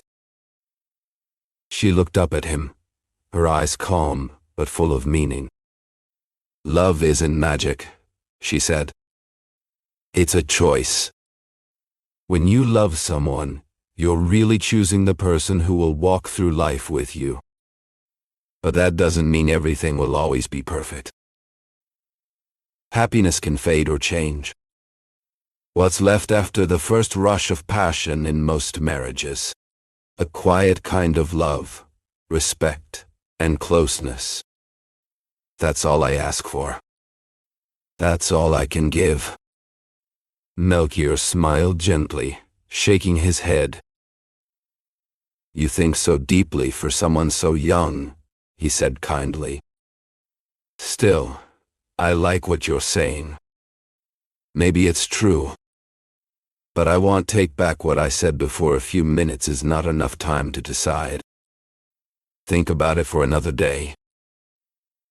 "Not even a minute more," Helena said firmly. "My thoughts come slowly, or all at once. Either 5 minutes or a whole year. Choose." "Then think for 5 minutes," the priest replied with a smile. "4 have already passed," she said. "I'll use the last one to tell you that I wouldn't speak like this if it weren't for the good qualities in that young man. And because I feel a kind of connection, a meeting of minds. Maybe that's the beginning of love." They reached the bottom step of the porch stairs and walked up into the dining room. Inside, Donna Ursula and Mendonça were waiting. He held a newspaper in his hands, but didn't seem to be reading it. Lunch was served right away. "Father Melchior," Donna Ursula said with a teasing tone, "you took so long I thought you might be planning to take Helena away with you." "I was hearing her confession," Melchior replied. And you forgave her? Donna Ursula asked, clearly amused. Of course. But with a heavy punishment, right? The easiest one of all, Helena said, looking straight at the priest. Say a few prayers. Oh, then her sins must be small indeed. Donna Ursula laughed. She turned to Mendonça as everyone moved toward the table. Don't you agree? Mendonça didn't answer. He had barely spoken at all, even less than the day before, or the days before that. Donna Ursula noticed the change, but she couldn't understand why. Something was different, and no one seemed willing to say what it was. Helena sat down without ceremony. I don't care to know what sins he confessed, she said. I'm certain even his worst mistake wouldn't send anyone to purgatory. Mendonça sat beside her, and she smiled at him. Look how kind an aunt can be, she whispered. Meanwhile, Father Melchior wasn't fully present. Still caught up in the conversation Head had earlier, first in the sacristy, then at the country house. He gave little attention to Mendonça at first. His mind was heavy with thoughts. He replayed the events of the day, weighing every word and every possible consequence. He knew this moment carried great importance. Whatever choice he made now could shape lives for years to come. After a long inner struggle, the old priest turned his gaze toward the young man seated across from him, beside Helena. The two were speaking softly, sharing quiet smiles. Helena seemed radiant, graceful, warm and attentive, like a woman deeply in love. Mendonça, for his part, hung on her every word, as if something inside him had awakened. For the first time he saw not just a friend, but a future. Until then, Helena had treated him kindly, like a close confidant. But today, her tone had changed. There was something more in her voice, a gentle seriousness. Her eyes met his with a kind of quiet longing. It wasn't something he could explain, but he felt it in his chest, this new possibility unfolding before him. After lunch, the three moved to the sitting room. Melchior walked beside Helena with Mendonça close behind. The priest had already made up his mind. He saw this match not just as a good idea, but as a gift from above. Once inside, he took both their hands in his and spoke, his voice full of emotion. Will you promise not to be angry with me? Why would we be? Mendonça asked with a confused look. Helena kept her eyes down. Will you promise? Father, Mendonça began, but his voice faltered. Melchior looked at them both, silent for a moment. Perhaps he hesitated. Or perhaps he was searching for the right words. The silence stretched, heavy but peaceful. Then he spoke, with quiet dignity. I will be a priest twice over, by birth and by faith. Mendonça never expected love to find him like this. He stood there, stunned, as Father Melchior's words echoed in the quiet room. The priest had spoken with such calm certainty, as if he had seen into the deepest parts of Mendonça's heart and pulled out the truth himself. You both deserve each other, the priest had said, his voice soft but full of meaning. If fear is what holds you back, then let me speak for your heart. And if it's something else, I will listen with care. Mendonça could barely breathe. He had dreamed of this moment, but always as something far away, something he might never reach. And now, here it was, real, close, and almost too much to believe. The presence of another person made it even more unreal, like a scene from a story. And the priest, dressed in his holy robes, gave it all a kind of sacred weight. He finally moved again. He looked at Helena, and without a word, he reached for her hand. She took it, simple and calm, as if this moment had always been waiting to happen. The priest smiled. "My eyes did not lie," he said. "You love her. You can give her the happiness I wish for her." "And Helena, will you make him happy too?" he asked, turning to her. "Is this a dream?" Mendonça finally whispered. "In a way, yes," Father Melchior replied. "Life is nothing but a dream. It's an old truth, but true all the same. Let's make sure it's a good one. Will you promise me you'll make each other happy?" "I want nothing else," Mendonça said. "I will do everything I can. It will be my purpose, my pride." Then the priest added something that surprised them both.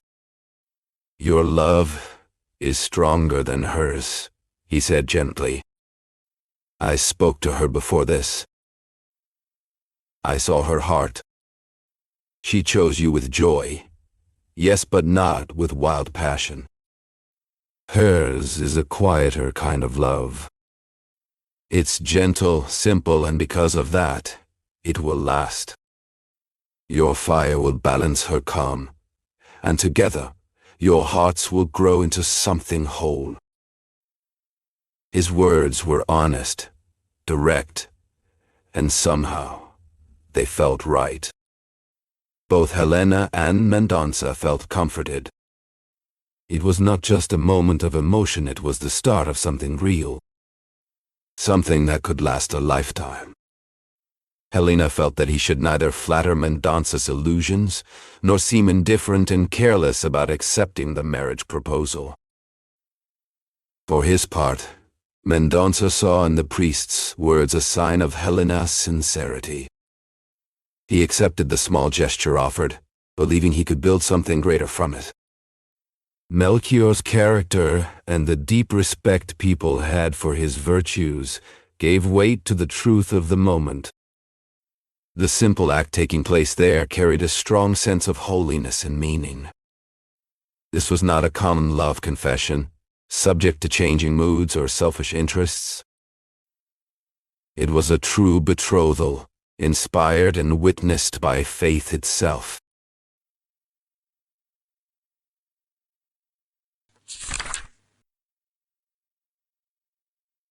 Chapter 17.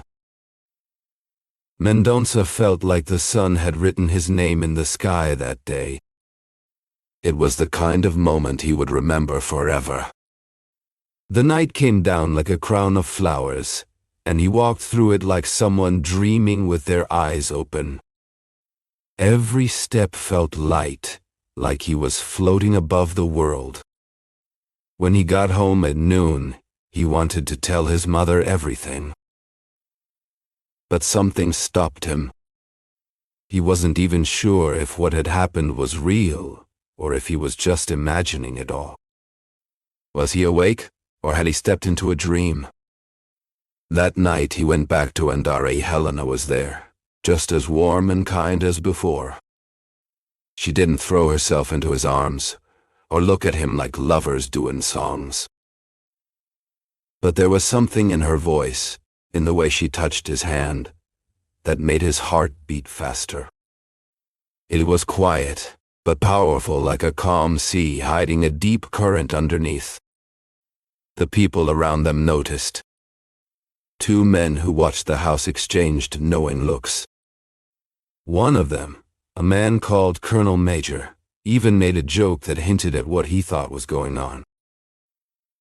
But Helena and Mendonça pretended not to hear. When Mendonça returned home that night, he was full of joy and wonder.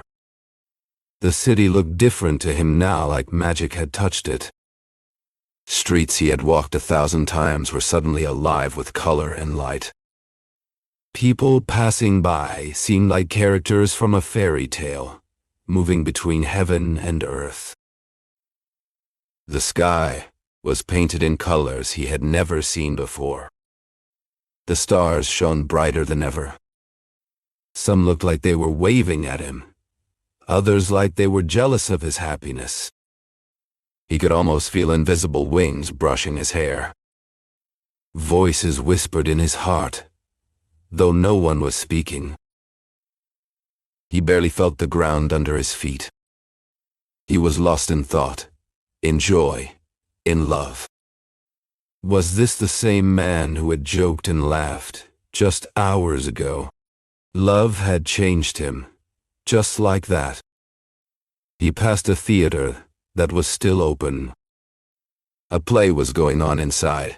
Though the show was clearly ending, the main actor looked tired, the story dragging. But Mendonça bought a ticket anyway. He didn't go to be entertained. He went to be around people. He needed to feel the world again, to remind himself that what had happened that day was real. From across the room, someone saw him. It was the son of the Colonel Major. He walked over and sat down beside Mendonça without a word. Mendonça left the theater right after the show ended. Outside, he walked slowly down the street and thought about what the young student had said. After a few minutes, he smiled. He realized that as soon as people suspect your happiness, envy tries to spoil it. But he shook it off. He decided to accept this cold companion of success with calm. Back home, he could not stop thinking about Helena. Alone in his room, he went over everything that had happened that day. He felt like the luckiest man alive. He needed to talk to someone, so he wrote a long letter to Estacio. He told him everything, how he felt, what he hoped for, and how quickly his dreams had come true. His heart poured onto the paper, full of energy and joy. His writing was not perfect. His sentences were not always clear. But his words were full of real feeling and love. When he finished the letter, he imagined how happy Estacio would be when he read it. The letter would tell him that the bond they made in school would now grow stronger through family. "Come here as soon as you can," he wrote at the end. "I cannot wait to hug you and hear you say yes. That word will make me the happiest man in the world." When the letter arrived in Cantagallo, Estacio had just returned from a short trip with Eugenia's father.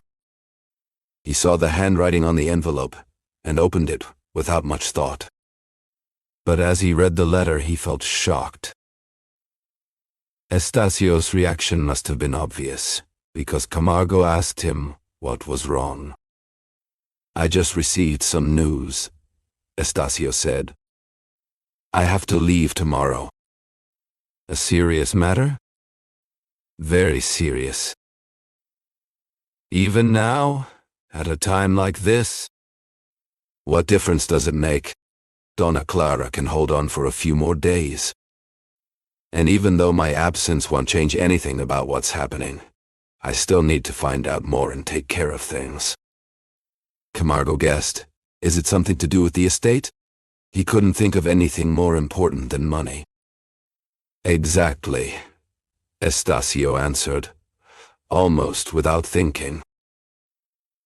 Camargo tried to comfort his daughter, who was clearly upset about her fiancé leaving.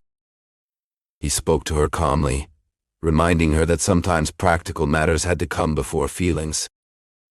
The next morning, Estacio left for the capital, promising he would return if Clara's illness or any other problem kept the family longer in Cantagallo.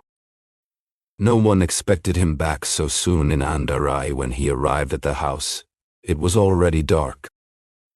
As he approached, he noticed lights on in the front left room downstairs, and he could hear voices. The windows were open. He stopped a short distance away and looked inside. He saw Major Correa and Dr. Matos playing backgammon. The lawyer's wife was chatting with Aunt Ursula and Melchior on one side of the room.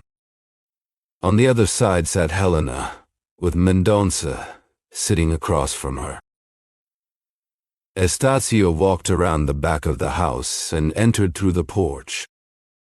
The slaves who saw him arrive shouted with joy, but their voices didn't reach the people inside. Those in the room only realized he had arrived when he appeared at the door. Everyone was clearly happy to see him. He hugged some, shook hands with others. Melchior, who had stayed to the side, was the last one he greeted. Aunt Ursula turned to her nephew as soon as he had said hello to everyone. "Did Dr. Camargo come with you?" she asked. "No," replied Estacio. "The sick woman won't survive, but I left her alive still." "I can imagine how eager the heirs must be," said the Major Colonel. This philosophical remark made no impact at all. Melchior, who privately disapproved of it, quickly changed the subject by asking about Camargo's family. Estacio gave all the updates that might be of interest, then moved on to talk about some events from his trip. Finally, he excused himself for a few minutes. Mendonça followed his friend, catching up with him still on the stairs. Together, they went up and entered the bedroom. "Now that we're alone," asked Mendonça, "did anything happen over there?" "Nothing." "All the better." A slave entered the room to help Estacio get ready. Eager to talk about Helena, Mendonça settled for just exchanging a few vague comments. "Did you get my letter?" he asked. "I did." "You weren't expecting it, I bet." "I wasn't." "Same here. I didn't expect to write it either." "Are you upset?" "I'm just tired." Naturally, Mendonça agreed, picking up a book from the table, flipping through it, and then closing it again. Silence stretched for a few minutes. During that time, Mendonça opened the book again, examined a hunting rifle, rolled a cigarette, and smoked it. The slave helped his master change clothes. Estacio stayed deeply quiet. Mendonça tried speaking a few times about random things, but time refused to move fast. It dragged slowly, as it always does with impatient men. As soon as Estacio was dressed and the slave had left, Mendonça returned straight to the matter on his mind. "I was really looking forward to seeing you," he said. "We don't have time to talk properly now. But I want to give you a hug, at least one, as a thank you for my happiness. It seems like you only realized what you felt once I was gone." "I don't think so. Even before you left, I started feeling something new, which I later realized was a strong passion." "Does she love you?" "I don't think she loves me the same way, but she accepts me. She feels something for me." "Then I'll talk to her about it." Mendonça couldn't say more, because Estacio was already walking down the stairs after giving that last reply. Mendonça followed him down. In the living room, the same people were still there. Near a window, Helena was talking with the priest. Tea was served quickly, and conversation filled the room, though not very lively. Melchior spoke less than anyone else. Still, he wasn't the first to leave, he was the last. On his way out of the house and toward the gate, he looked up at the sky, not just to see the moon and stars, but to reach beyond them. What he said no one could hear, but maybe the angel who carries human prayers caught his thoughts in her arms and carried them to the feet of eternal pure love.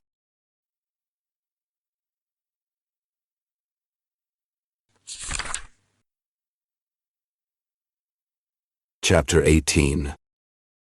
Helena sat beside her brother on a wooden bench near the large tank. The morning sun made the water sparkle, but Estasio's face was serious. "Helena," he said, "I came back earlier because of you. Mendonça wrote to me. He said you promised to marry him."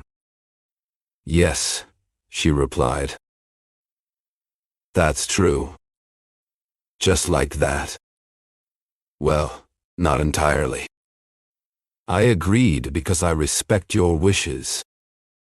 I could never decide anything without you. But I don't think you would really stand in my way. Don't you want me to be happy?" Estacio looked at the water for a while before speaking. "I don't understand," he said. "Why not? You told me before about a deep love, a love that seemed to fill your whole life. It's not common, but I can understand a woman marrying someone she doesn't love most. Still, I can't see how that would make her happy. So you won't agree to this?" "I don't say numero. I just want to understand." "That's easy," said Helena. "I did love someone once, yes. That feeling wasn't gone completely back then, but it had no future. What girl hasn't had such dreams at least once? The dream passed. Either I should never marry, or I should marry a good man who loves me. There was a time I thought I would never marry.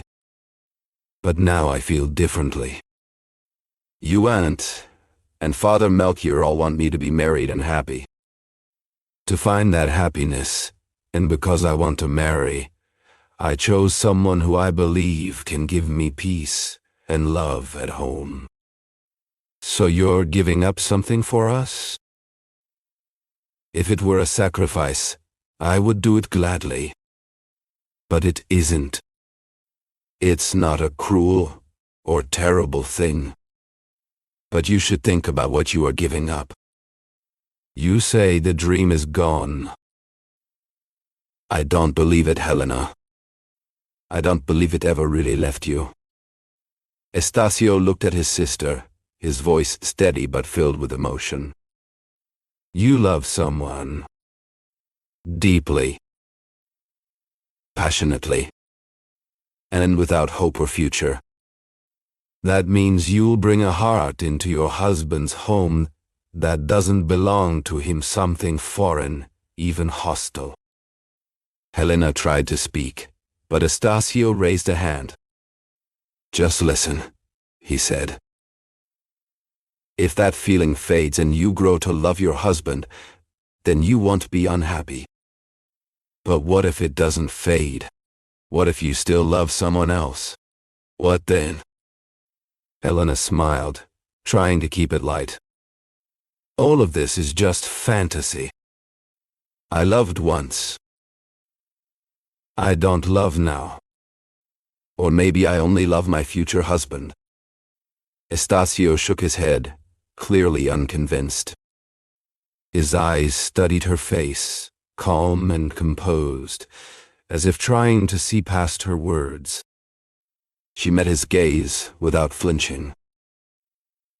He had seen her control herself before. This calm didn't fool him. He told her exactly what he thought, without holding back. "Why would I deny the truth?" she asked. He shrugged.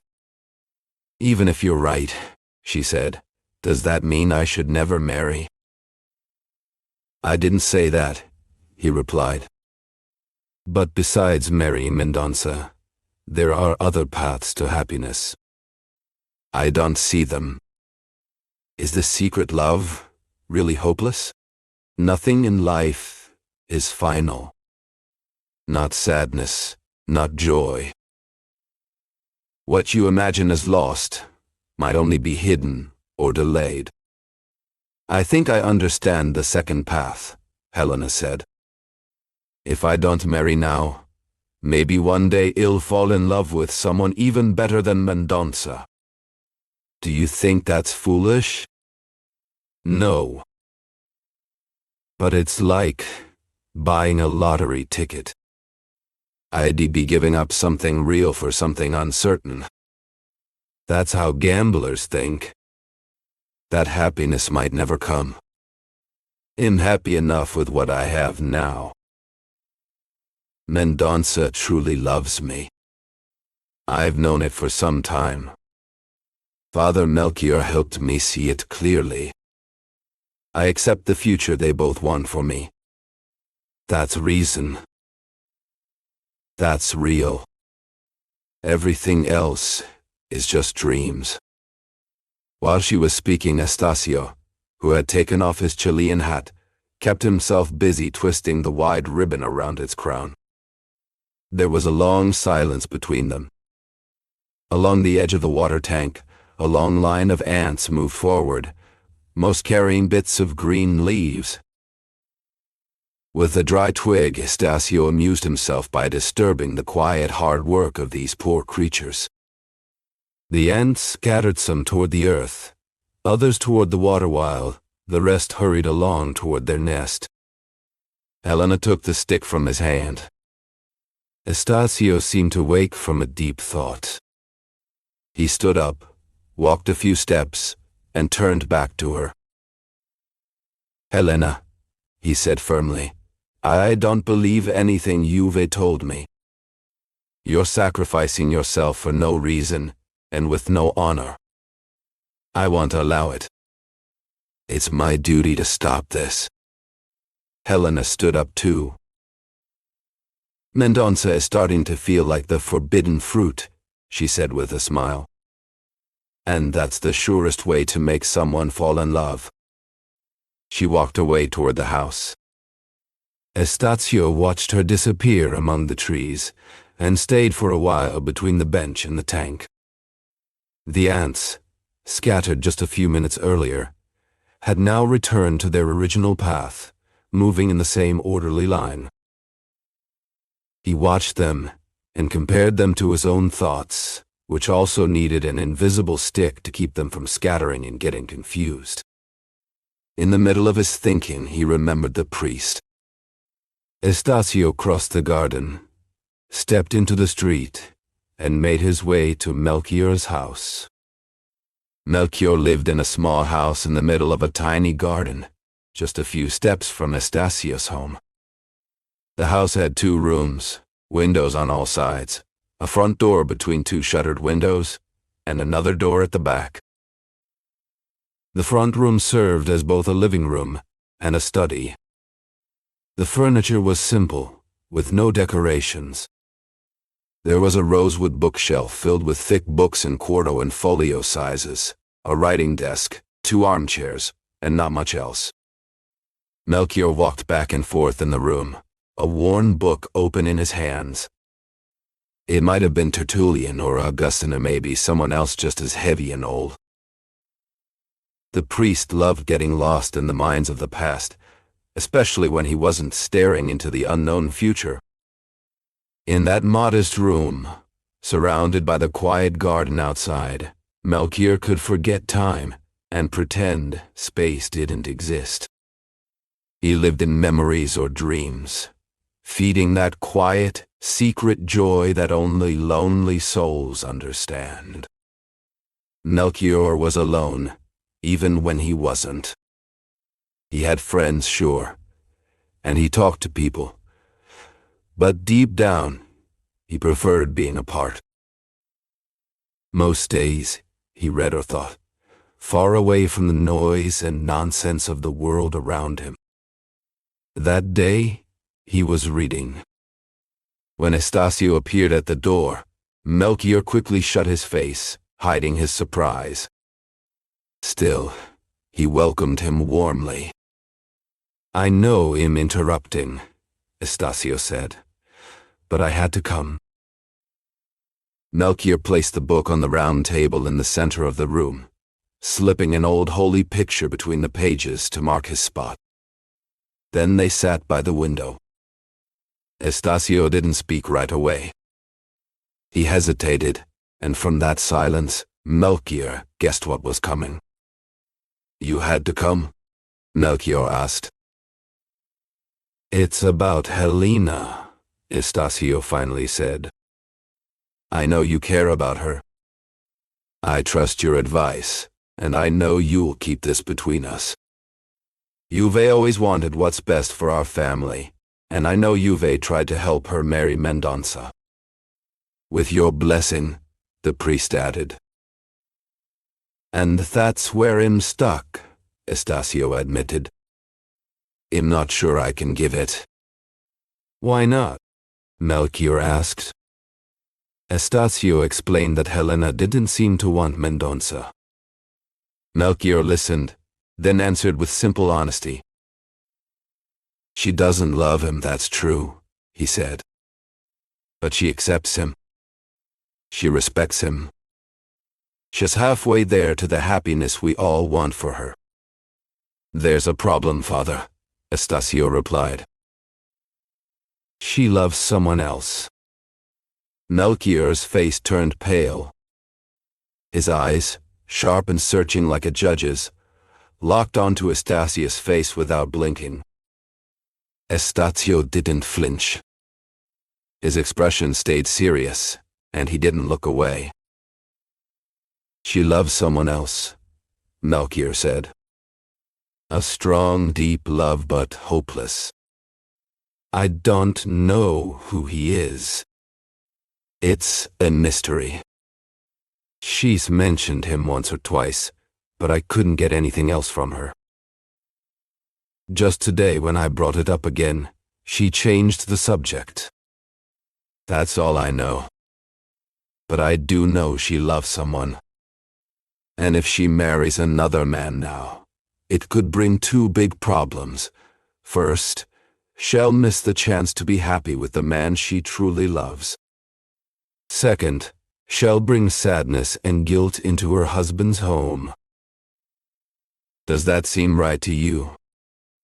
"There's no guilt and no sadness when there's no hope," replied the priest. "Helena chose Mendonça by her own will. I know her well. She won't refuse him now. Unless I say numero." "Well, why wouldn't you agree?" "Because I still believe I can find the man who has her heart.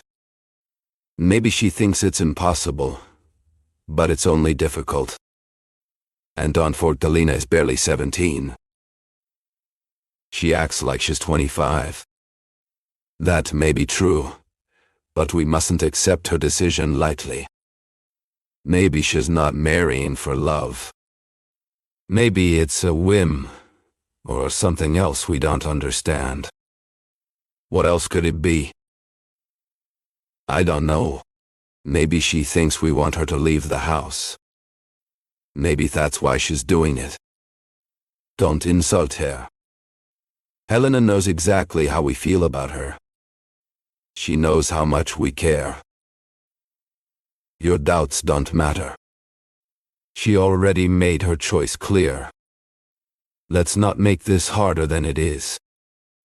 Melchior spoke gently, but firmly. Estacio didn't answer right away.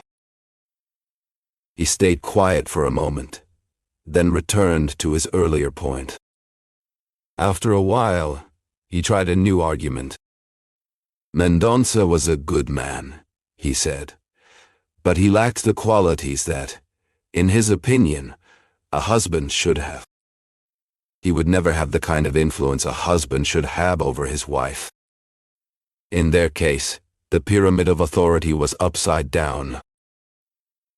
But even if that weakened one part of the marriage, it could still allow for a happy home.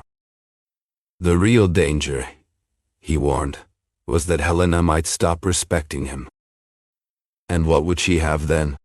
A marriage in name only, and a real divorce in heart." The priest wasn't looking at him. He was staring outside, with a pained expression and an impatient posture. When Estacio finished, the priest turned to him firmly. He said the point was not to find a perfect husband for Helena, but to honor the man she had freely chosen. The wedding needed to happen soon. It was true, the priest admitted, that as head of the family, Estacio had the right to block the marriage or set conditions. But doing so wouldn't serve Helena's best interests or the family's. Estacio stood up when the priest stopped talking. He walked around the room in silence, deep in thought. After a few moments, the priest walked over to him. "Go tell your aunt everything," the priest said. "Get your sister's blessing too. He'll marry you all on the same day." Estacio nodded, as if finishing a thought he had been having all along. "Very well," he said at last. "I agree to Helena's marriage, but not with Mendonça. We must find someone else. He'll get married too, and he'll host dinners every week. Sooner or later, some young man will appear who truly deserves her, and whom she'll come to love deeply. That's my final decision."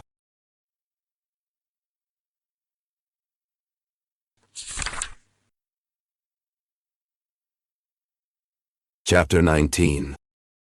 At the exact moment Estacio spoke those words, Mendonça was stepping through the garden gate of the chaplain's house. Still bothered by Estacio's coldness, he decided to talk to Melchior and ask for advice. Melchior was about to reply to his Aunt Dona Ursula's nephew when he heard footsteps on the garden sand. "There's the groom," he said. Estacio took 2 steps toward his hat. Then he thought better of it and sat down near the round table. There was a Bible on it. He opened it at random, and the page fell open to a chapter in Proverbs. He read this verse: "Whoever wants to break away from a friend looks for an excuse. They will be covered with shame." Ashamed, he turned the page. Mendonça had now entered the room. He hadn't expected to see Estacio there, but he was glad to find him. "Come here," said Melchior. "We were just talking about your wedding." Estacio gave the priest a look of quiet disapproval. The priest didn't notice. He was watching Mendonça, who replied at once, "I came here for nothing else. Since fate made you my confidant, I want you to be my advisor and guide." "Before anything else, I'm your supporter," said Melchior. "I was just explaining the good sides of it." Mendonça stared at his friend, and after a short pause asked, "Do you reject or accept the groom?" Caught between a rock and a hard place, Estacio didn't know what to say. He kept looking at the open page, afraid to meet the eyes of the 2 men. Silence was worse than any answer, and the situation and the people involved didn't allow for such a long pause. Estacio shut the book hard and stood up. "We were only talking about the benefits of marriage," he said. "And what's your opinion?" "My opinion is that Helena is still very young. But that's not the only reason, nor the main one. Still, my vote in any case is for the marriage. The main reason is your own reputation." Mendonça looked down, his fingers tightening around the edge of the chair. "My chances?" he said at last. "Helena might come to love you the way you deserve. But the truth is, she doesn't feel the same passion for you now. That's what Father Melchior told me. She respects you, yes. But respect is a flower of reason. I believe love, true feeling, is what belongs in the garden of marriage." "There are too many flowers in that bouquet of words," the priest interrupted gently. "Let's speak plainly, without fancy language." "Don't take everything he says as gospel," he told Mendonça, turning toward him. "He cares for both of you and wants you to be happy." That's why he speaks like this. To put it simply, he wants you to win her heart through a proper courtship. Mendonça gave the priest a faint smile, barely lifting the corners of his mustache, then fell silent again, withdrawn and cold. His face grew heavy with thought. Estacio's words had struck deep. Mendonça had been ready to accept Helena's respect and friendship, hoping to turn that small beginning into something much greater. But he hadn't considered how it might look to others that his only interest was her money. Estacio had pulled back the curtain on that possibility. Just a few words had shattered the hope he'd built in just a few days. "Come on," said the priest. "Hug each other like brothers." Neither man moved. Melchior felt the full weight of the moment. He saw all his efforts fall apart, the agreement between the two friends broken, a deep gap opening between them. Helena's future suddenly seemed uncertain. He tried once more, speaking softly, trying to mend what had been torn. Both listened, but neither spoke. When he finished, Mendonça finally said, "Estacio is right. My position will suffer if anyone says this marriage was arranged without regard for Helena's feelings. She will be free, in exchange for the promise I now return to her." The words came out with pain, but without hesitation or weakness. Estacio looked at him and felt something like guilt rise inside him. A voice inside him seemed to speak. "Sleepwalker, open your eyes. Be aware of what you're doing. Your embrace is suffocating. Your scruples make you hateful.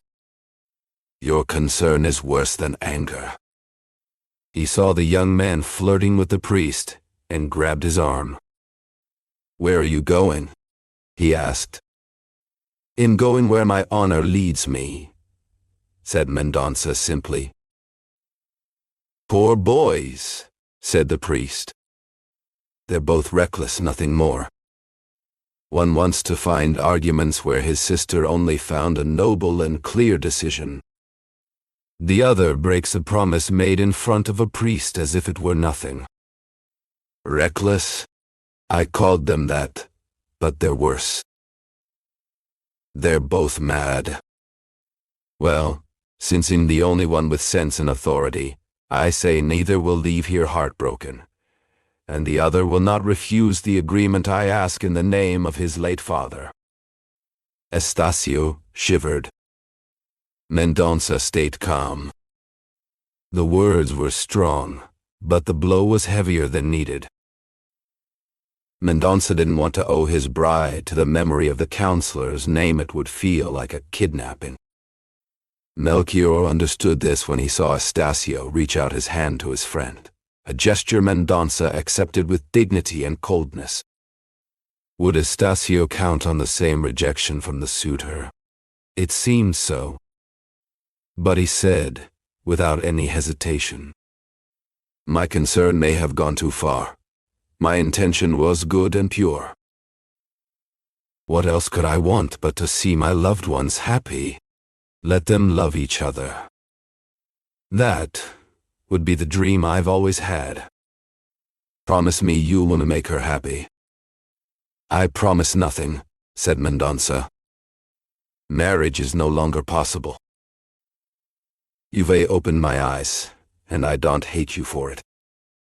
I lose a lot, yes, but I want to risk the gossip of those with nothing better to do." Mendonça went to get his hat and prepared to leave, despite Melchior's attempt to bring him back to reason. The priest didn't push further. He saw in the young man's face a firm and noble decision, one that could not be changed at that moment. Mendonça reached out his hand to say goodbye, and Estacio held it with warmth and hope. He tried to ask his uncle to stay a little longer, but it was no use. Mendonça left without anger, without sadness, but his heart was bleeding. His conscience, however, felt at peace. Melchior walked with him to the door. When Mendonça was gone, he turned back into the room, crossed his arms, and looked hard at Estacio, de Ursula's nephew. The young man looked away.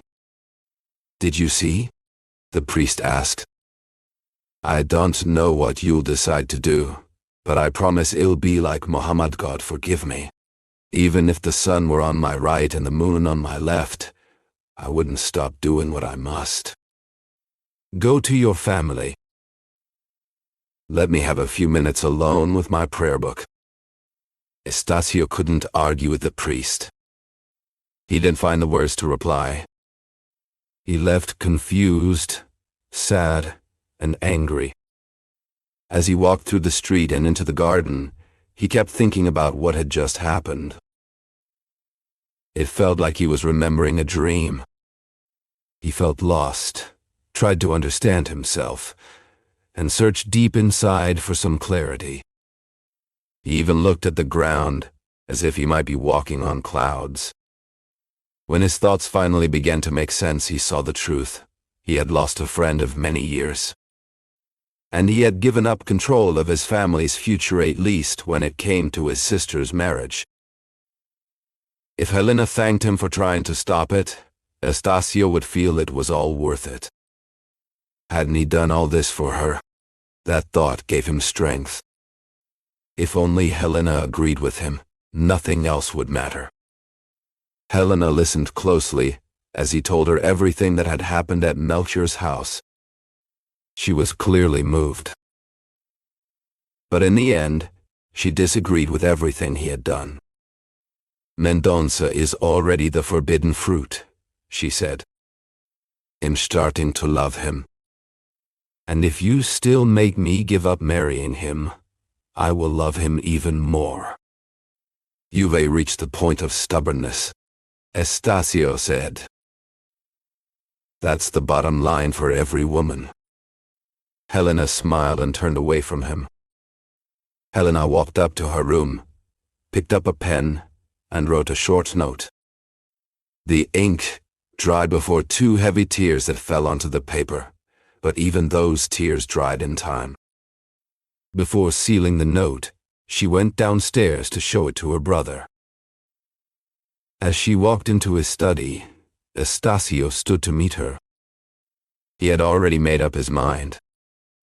Since she accepted the marriage so willingly, he saw no reason to oppose it. They met at the door, and he stepped back inside. "Helena," he said, "your will shall be done." "You agree?" she asked. He gave a simple nod. "That is not enough," she replied.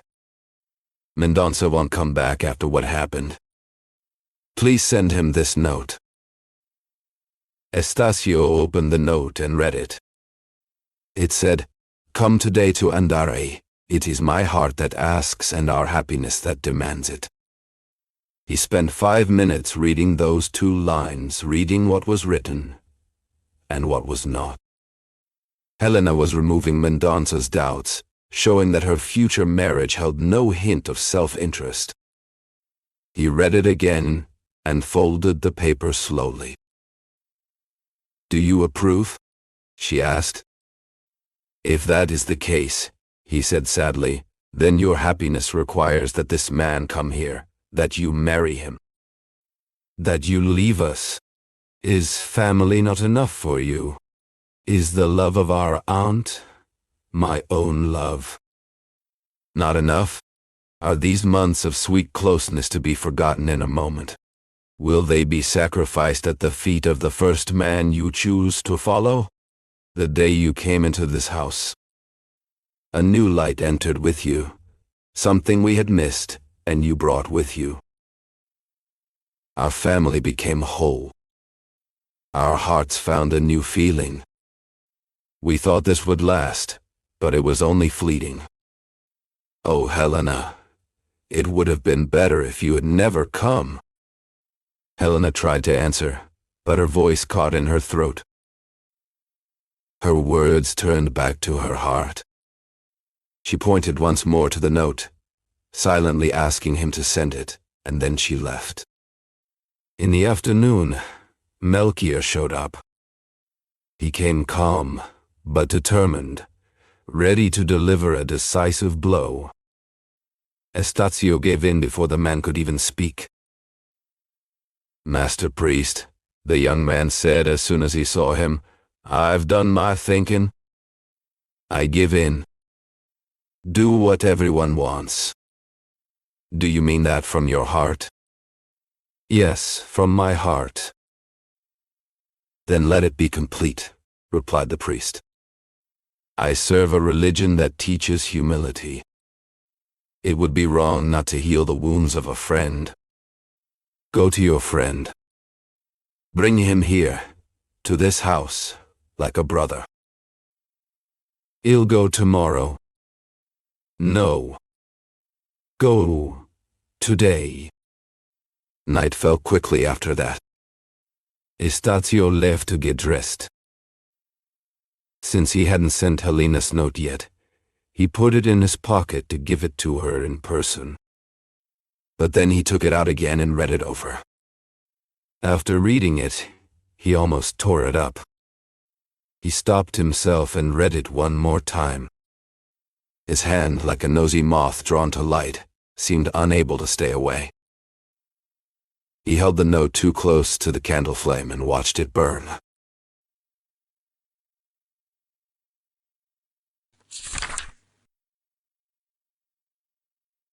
Chapter 20. The following morning, Estacio paid Mendonça a visit, and the arrival caused no surprise. Mendonça had expected it with the quiet confidence of someone who believes in friendship and cannot easily imagine betrayal. He did not think it possible that a friend of many years would forget, even for a moment, the pain of an unjust accusation. But somehow, Estacio had. Estacio entered Mendonça's home as if nothing unusual had happened. His manner was calm, neither cold nor overly warm. The meeting was short and polite. Both men behaved with a quiet respect, the kind that comes from deep feeling held in check by pride. Estacio spoke of his doubts, then said he was satisfied with the engagement. Perhaps he truly felt that way, but his words came out dry and without warmth. There was more emotion, however, when he asked Mendonça to make his sister happy. "If Helena ends up unhappy," Estacio said, "I will carry that guilt for the rest of my life. We didn't share the same cradle. We didn't grow up under the same roof or hear our mother's voice together. But none of that matters. I love her just the same." Mendonça said nothing in reply. He had spent the entire night thinking about what Estacio had said the day before. He realized that those words could easily be repeated by others, perhaps even everyone, once the wedding was announced on a Helena might grow to love him, yes. But she was also bringing wealth and freedom into his life. That thought made him hesitate. When Father Melchior heard what had happened, he could not hide his surprise. He understood Mendonça's concern, but he did not agree with his decision. Everything now seemed to be falling apart. "You can't silence evil tongues," the priest said, shaking his head. "They will always find a way to poison your kindness." "I know," the young man replied, "but I must live with that risk. If I marry her, people will say I'm making a smart financial move. Her family might believe it. She herself might even think it." Helena learned of Mendonça's fears and the choice he seemed ready to make. She asked him directly if it was true. He told her it was. Helena looked at him for a long time without saying a word. She took his hands in hers and squeezed them warmly. But he did not change his mind. Maybe there was a bit of play-acting in Mendonca's attitude. Helena noticed it, but still believed he was sincere. She tried to convince him otherwise. At first, she didn't get anywhere, but she was sure she would break through in the end. Her eyes, she said, were better and luckier than the priest's words. That's what she told the chaplain. "I'll make sure this marriage happens," Helena went on. "Ready to do anything?" "Anything." "But what if he keeps refusing?" "If he does, he'll find a way to win him over, one way or another. A girl who wants to get engaged is stronger than an army. And I am that army." "Very well. But what about your dignity?" "Oh, if it comes to that, I'm ready to give up the inheritance." "Would you really do that?" asked Melchior. "Would I? I almost wish it," she said strongly. Then she added, in a softer tone, "I want there to be no doubt at all about the man I've chosen." That was the situation 2 days after Estacio came back. The wedding was practically settled. Mendonça could not resist Helena's indifference. Dona Ursula approved everything with love and joy, not knowing about the doubts and back and forths of the past few days. That night, Estacio wrote to Cantagalo to send news about himself. He mentioned Helena's wedding only briefly, almost not at all. Everything upset him, what he had done and said without success, and how things had turned out. He hadn't known how to say no strongly, or how to say yes at the right time. Even though it was late, sleep kept staying away. He stayed awake long past midnight. Sleep, busy helping less sensitive people in simpler lives, visited him only for a short while. Estacio woke up again around 5 in the morning and got out of bed. The morning was cool, and almost everyone in the house was still asleep. Estacio went downstairs. The only slave who was awake made him a cup of coffee. Since the newspapers had not arrived yet, he drank his coffee without reading anything, as he usually did. Who can say why human events often connect through such thin threads? Estacio heard the distant sound of a gunshot. It might have been a hunter, he thought. That idea made him want to go hunting too. He got his shotgun, filled his pockets with powder and lead, and left the house. Though he had some skill with the gun, it seemed worse that morning. Maybe his hands were less steady, or his eyes less sharp. He walked for a long time without really thinking of his purpose. He was lost in thought, unaware of the place and everything around him. He tried to hunt a few times, but without luck. After wandering for a while, he checked his watch and realized it was already late. His arm ached from carrying the shotgun. Only then did he notice he had forgotten to bring a servant with him. He decided to head back home.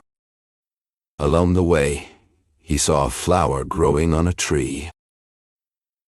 He picked it, thinking he would give it to Helena as a small wedding gift. Then he continued walking toward his house. He walked slowly, eyes on the ground, shotgun under his arm, even though time was passing. Suddenly, he looked up and saw something strange. That made him stop in his tracks. A little farther down from behind an old house came Helena's servant, leading 2 animals, a mule and a mare. Estacio could not understand what was happening. Without thinking, he jumped over a thorny fence, crouched down, and waited. He did not wait long. From the front door of the house appeared Helena herself. She looked carefully to the left and right, then stepped outside and mounted the mare. The servant climbed onto the mule, and together they rode off at a quick pace. A dark cloud seemed to cover Estasio's eyes. At the same moment, he squeezed the first thing his hands could reach. It was the thorny fence. The pain brought him back to his senses. His hand was bleeding. In the distance, Helena and the servant rode away. As soon as they disappeared from view, Estasio jumped back onto the road. Without a clear plan or purpose, he started walking toward the house where he had seen his sister come out. It was the same house with the little blue flag that Helena had waved to from a distance months earlier. She had not forgotten to include it in the landscape painting she gave her brother on his birthday. Those details, once unimportant, now felt like pieces of an accusation. The building looked even older than the first time he saw it. The whitewash on the walls and columns was peeling off, revealing the brick skeleton underneath in several spots. Some weak weeds struggled to grow near the walls, their pale leaves covering the uneven, damp ground. Below one of the windows stood a wooden bench cracked by time, its edges smoothed by years of use. Everything about the place breathed poverty and decay. No, Estasio thought to himself. This is not the hideout of some secret Romeo. This must be the home of a poor family, one that Helena secretly helps from time to time out of kindness. This explanation felt so natural that the young man almost decided to stop halfway through his mission. He even took a few steps back. But suspicion is like a tapeworm in the mind, it won't die, as long as its head remains. Estasio felt a strong urge to find out the truth, and turned back. To enter the house, he needed a reason or an excuse. He thought hard and realized the situation had already given him the best one possible. He looked at his injured, bleeding hand and went to knock on the door.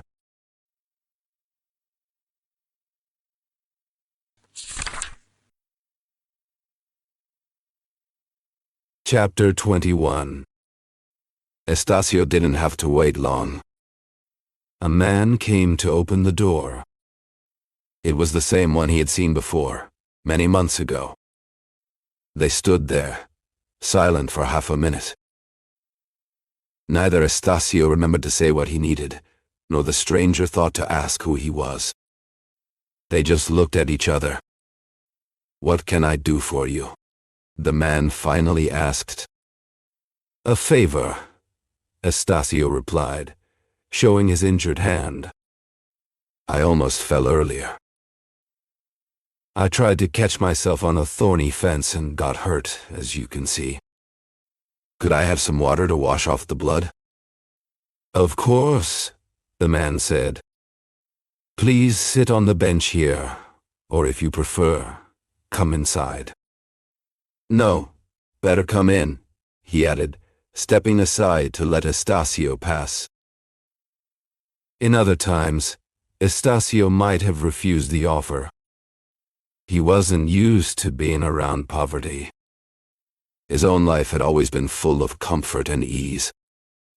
But now, he wanted answers. He stepped in. The stranger opened a window to bring in more light. He offered Estasio the best chair in the room, then walked away for a moment. Alone for the first time, Estasio looked around. The room was small and dim. The walls had been painted long ago, but time had ruined them. Once a single color, the paint now showed every mark of age.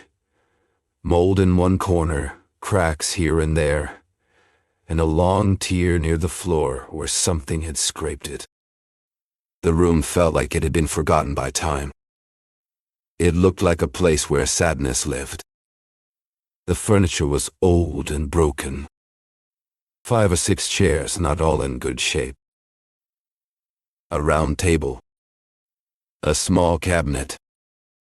A sideboard with 2 dusty glass covers over brass candlesticks.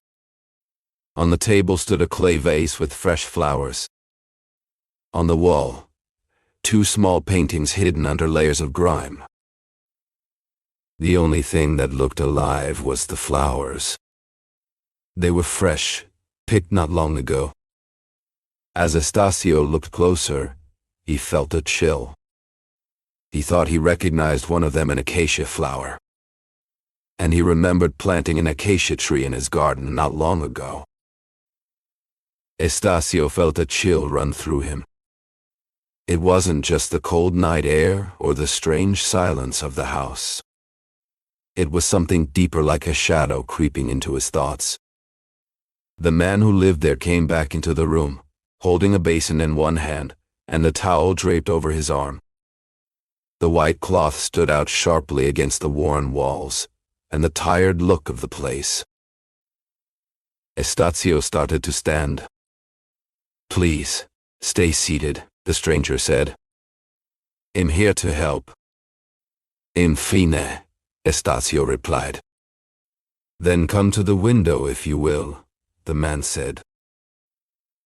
He placed the basin on the windowsill. Then gently, he reached for Estacio's injured hand, as if he wanted to wash it himself. But Estacio stopped him. "At least let me dry it," the man said. "I've done this before. I wish I had some medicine, but I don't. Still, let me help." Estacio nodded and let him. The man unfolded the towel and began to dry the wound with care. Now Estacio could study the man's face. He looked to be in his mid-30s, maybe 36 or 38. He was tall and strong, built with clear strength in every part of him. His hair was thick and long, dark brown, falling almost to his shoulders. His eyes were large and calm, but when he smiled they lit up, full of life, even if only for a moment. There was something elegant about him, like an opera singer. His neck was strong and full, rising from broad shoulders. His shirt was open at the collar, tied loosely with a cloth, and Estacio could see how pale his skin was, and how firm his chest muscles were beneath. He wore simple clothes, a white coat, cotton pants, and a plain vest. Though his clothes looked mismatched and worn, they didn't hide his presence. If anything, they showed how little he had. When he finished cleaning Estacio's scratches, really, they weren't much more than that. They said, "Head, go get a piece of cloth to cover the wound." But Estacio used his other hand and his teeth to tear a strip from the handkerchief he carried. The man nodded and tied it in place. "There," he said. "All done. If you have any suitable medicine at home, it would be wise to use it now. It's always better to be careful and prevent any swelling or inflammation." "Thank you," said Estacio. "Truly, I came here to trouble you without much need, perhaps." "Why do you say that?" "I could have done this once I got home." "Do you live nearby?" "A little way down the street." It was a good idea to take care of it right away. No caution is ever wasted in life. "A rule for the cautious," Estacio remarked, trying to smile.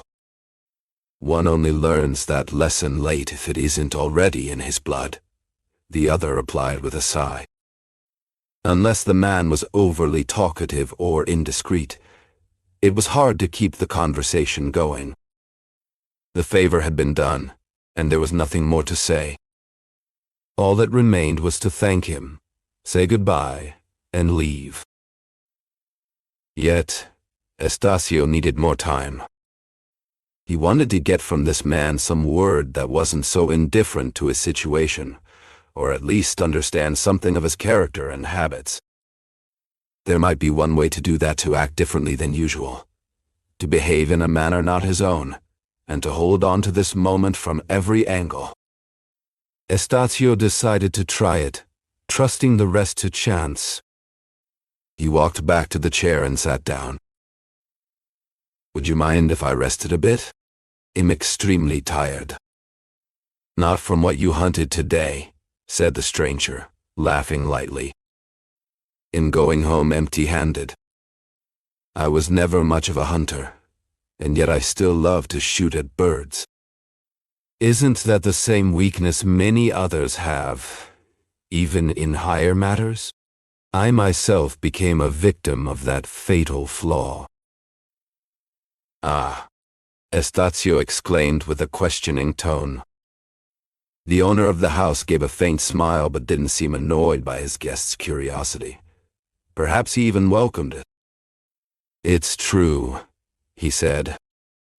"My present hardship comes from the mistake of insisting on things that were foreign to my nature and abilities, things completely unlike who I really am." "Please forgive me," Estacio interrupted, speaking with a kind of bold familiarity that wasn't like him. "But I believe a strong, young, and intelligent man has no right to fall into poverty." "Your comment," the master of the house replied with a smile, "tastes like the chocolate you probably drank this morning before going hunting. I assume you're rich. When you live in comfort, it's hard to understand the struggles of the poor. The idea that every man, through effort, can reach the same brilliant success always sounds like a great truth to someone who's about to carve a turkey. But that's not true. There are exceptions. In this world, men aren't as free as they think. There's something some call bad luck, others call a series of circumstances, and which we Brazilians call caiporismo. It prevents some people from seeing the fruit of their hardest work, Caesar and his fortune. Those 4 words contain all of human wisdom. The stranger spoke these words in the simplest and most natural tone, with a fluency Estacio would never have expected from him. Was this a performance, or was he speaking the truth? Estacio stared at him, trying to see through his words. At that moment, a noise came from the back of the house, beyond the living room. Estacio turned his head, clearly suspicious. The door opened, and an old black woman entered, carrying a tray in her hands. She stopped halfway. "Put it on the table," said the master of the house. Then he turned back to Estacio and said, "That's my lunch. Simple and healthy. May I offer you some?" Estacio shook his head and got ready to leave. "Already? Please, don't go. That's not my intention at all. I'll eat while we talk. I live so alone that having someone here is a real pleasure for me." Estacio didn't hesitate to accept the invitation. He sat across from the man at the small table and watched him eat lunch, which was extremely simple. A piece of bread, 2 slices of hard cheese, and a cup of coffee. What made it meaningful wasn't the food itself, but the man's satisfaction and the honesty with which he showed Estacio his modest way of living. "This isn't a prince's meal," the man said, "but it's enough for a stomach with no big dreams." He looked around. "This is my living room and my dining room. The kitchen is right next door. Behind it, there's a small backyard. And beyond that," he paused, "the endless emptiness of human indifference." After a moment of silence, he corrected himself. "I shouldn't say that. It's not always indifference. My work gives me just enough to survive. But sometimes, I do receive small joys in the middle of my endless struggle. And those joys come from kind and honest people." As he finished speaking, The stranger drank the last of his coffee and leaned back in his chair, looking directly at Estacio. His words stayed with Estacio, and for a moment, they both seemed to study each other in silence. Then, Estacio reached into his pocket, pulled out a cigar, and offered it to his host. "Thank you," the man said politely. "You don't smoke?" "I used to. Now I save that bad habit for another day. Not smoking hasn't slowed my digestion, I promise." "Do you live alone?" "I do." "No family?" "None." "I guess you think I'm being too nosy." "No. I think your curiosity comes from a good and honest place. You're right. I like you. And if I knew one of those generous people who help fill the gaps in your life, you'd give me something through them? If it wouldn't hurt your pride." "It wouldn't, but I'd say no if I knew about it. Please, don't do anything like that behind my back." Estacio nodded in agreement. He looked at the stranger with quiet intensity. "If you ever decide to let go of your scruples," he said, "send someone to find me. My house is known all over Andari as the House of Counselor Vale." The stranger listened, and Estacio waited for some reaction, perhaps a flicker of surprise, a sign of recognition. But the man's face stayed calm and cheerful, as if the name meant nothing to him. "I won't keep you any longer," said Estacio, as the young man spoke his farewell words. "It's getting late, and your mother might be worried." Estacio simply looked at him straight in the eyes, and said nothing more.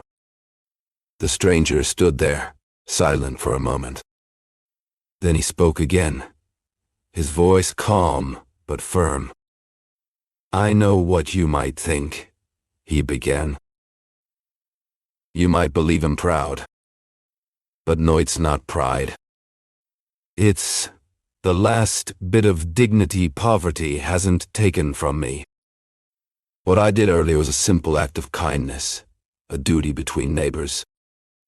If you tried to repay me with some favor, it would feel like charity. And that would make the gesture less sincere on your part and far less pleasant for me.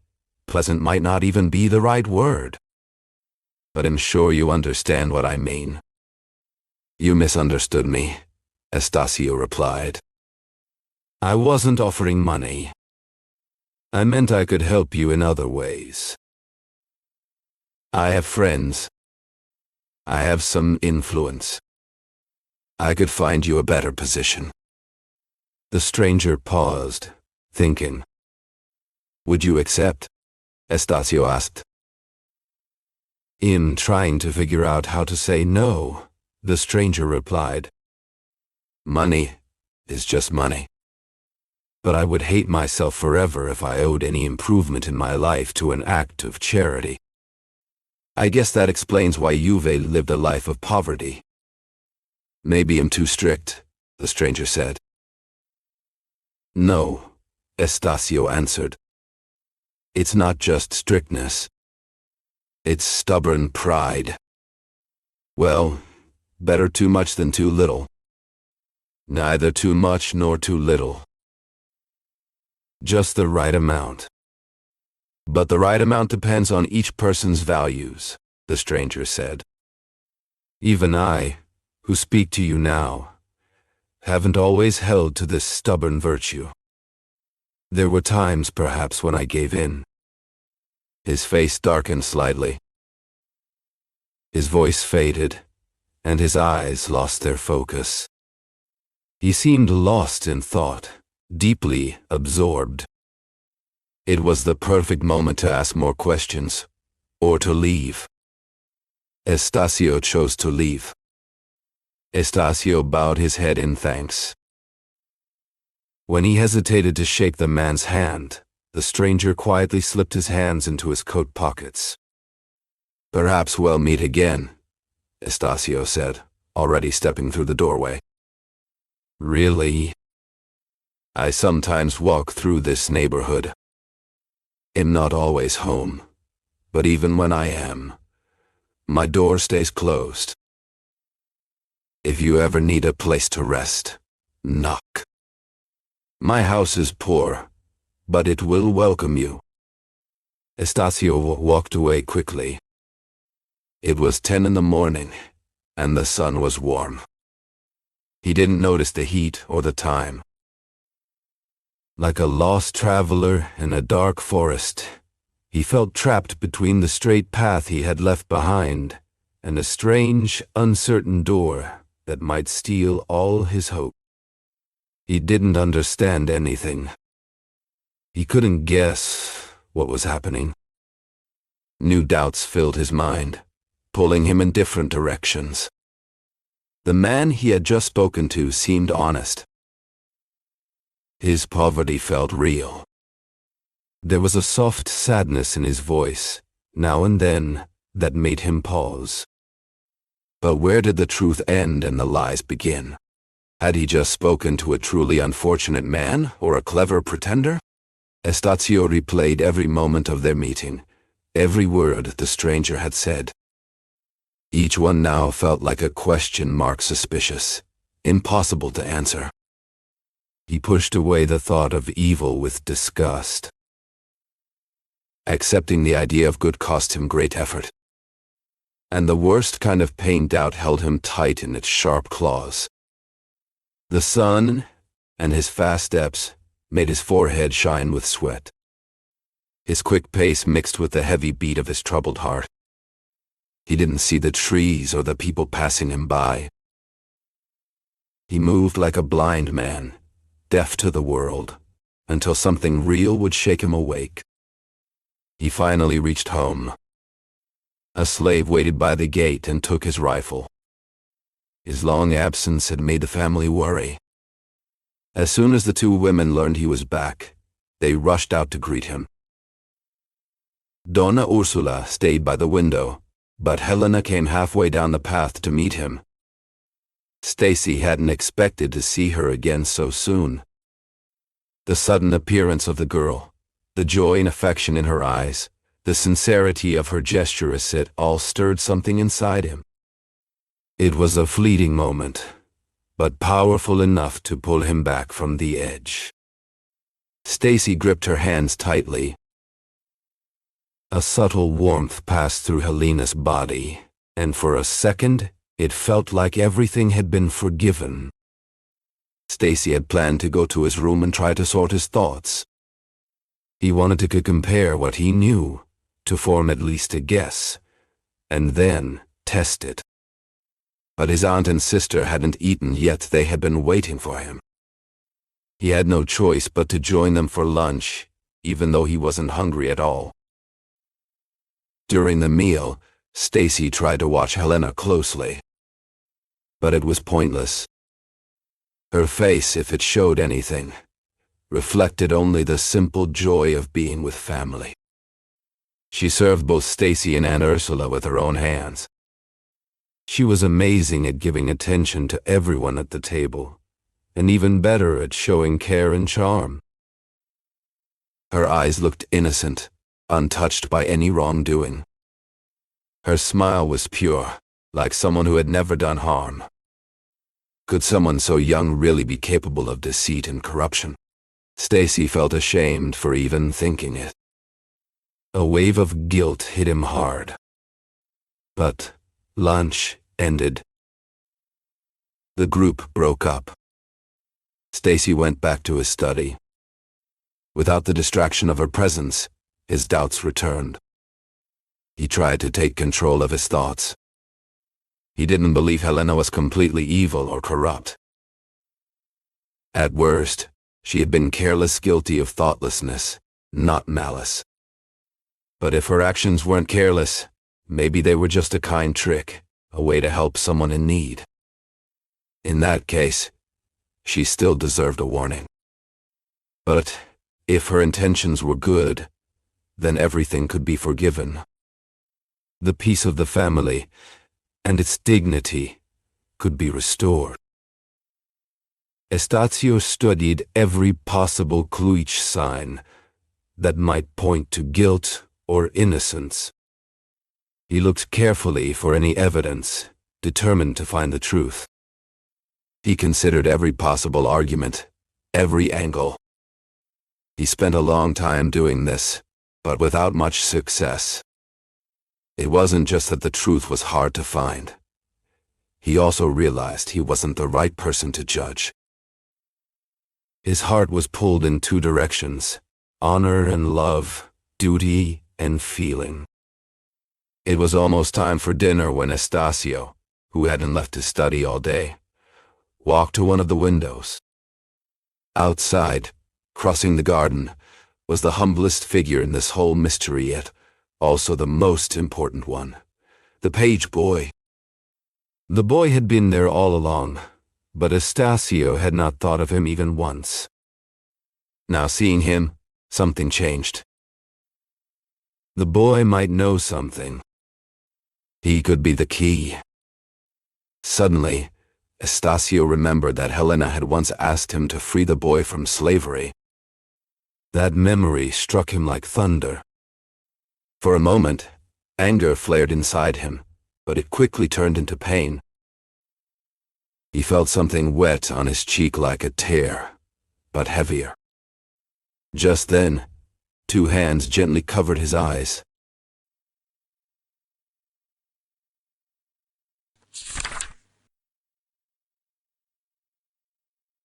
Chapter 22. Estacio didn't need to think hard to figure out whose hands those were. He reached out and caught Helena's wrists, pulling them away from him with enough force to make her wince and let out a soft cry. When he turned around, he saw his sister standing there. She looked at him with a playful frown and said, "You're so mean. I gave you a sweet touch, and you answered with a painful squeeze. Just wait, he'll never fall for that again." Then she added, "I came to see you because you haven't shown your face around us today." "That hurt," she said, looking at her wrists. "But my fingers are wet." "Could it be, were you crying? What's wrong? Tell me." Estacio listened to her words with a pale face and worried eyes. He didn't answer her last questions. Instead, he kept staring at her, as if trying to read the answer in her expression. Helena kept asking what was happening, frightened and upset. When she tried to take his hands, he moved away. Without a word, he walked to the wall, took down the drawing she had given him on his birthday, and came back to stand in front of her. "What is it?" she asked again, confused. Estacio didn't speak.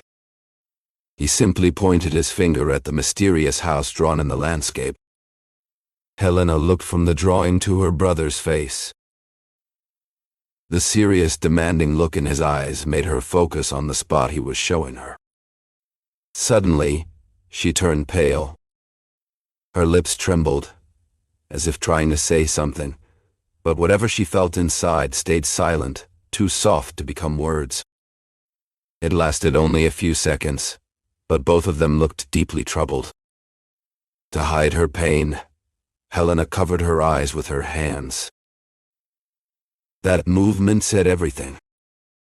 Estacio threw the drawing far away in anger. Helena ran out into the hallway. Donna Ursula was waiting for her two nephews to come down for dinner. When they didn't show up, she decided to go look for them herself. She went to Estacio's room, where the door was open.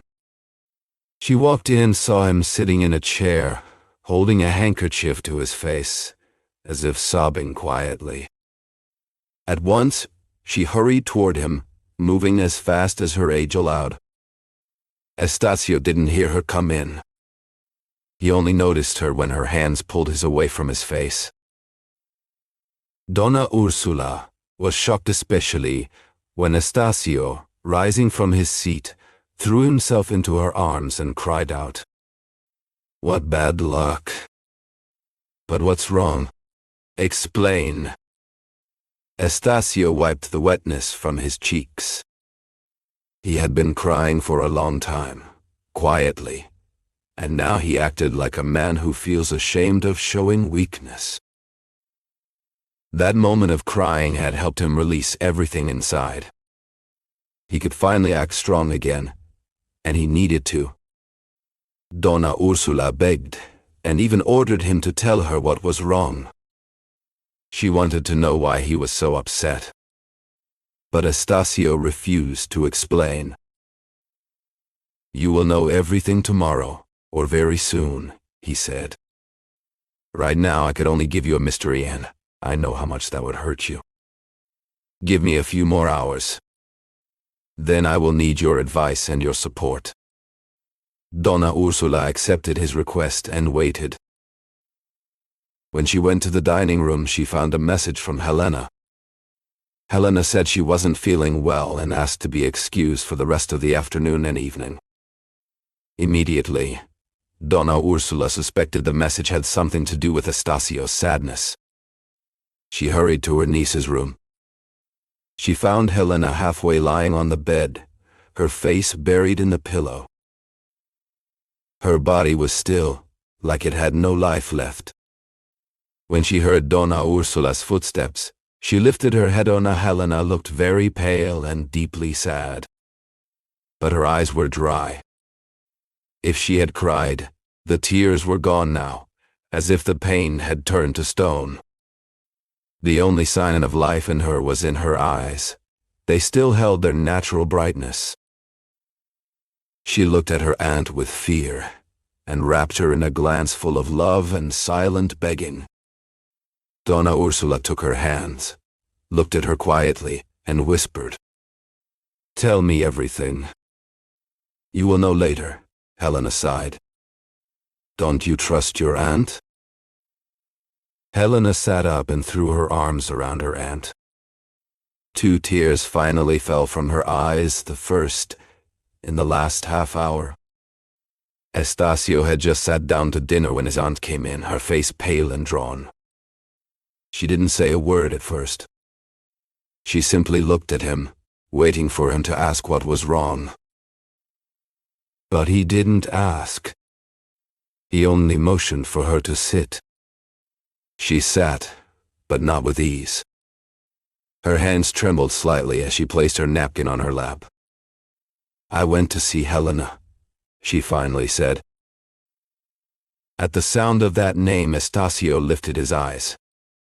His face remained still, but something in his posture changed. A quiet tension filled the space between them.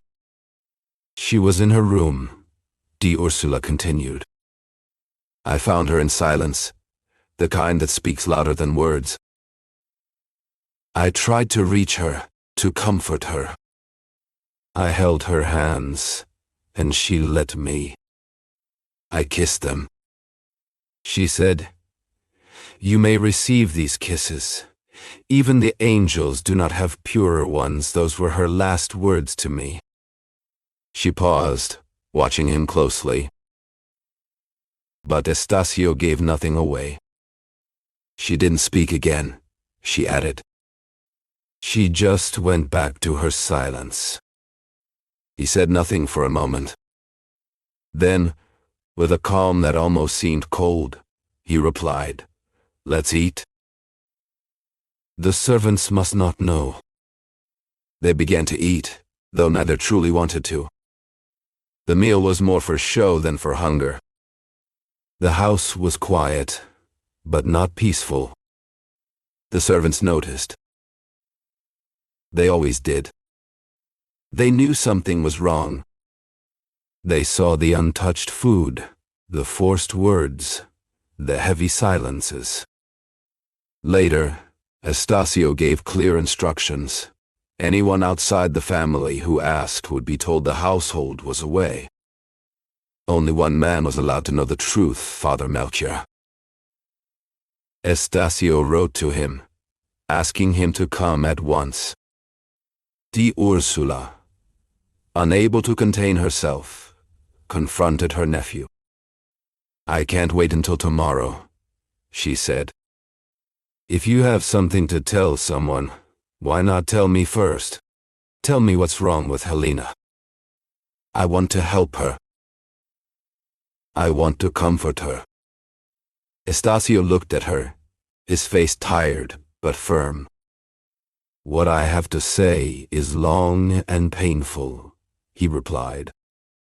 "If you truly want to hear it, I ask only that you wait until Father Melchior arrives. I cannot say it twice. It would be like twisting a knife in a wound." His words only deepened her worry, but she agreed to wait. Then, before leaving, she went back to Helena's room. The door was closed. She hesitated, then looked through the keyhole. Helena was writing. That sight, simple as it seemed, sent a chill through de Ursula. What could she be writing at a time like this?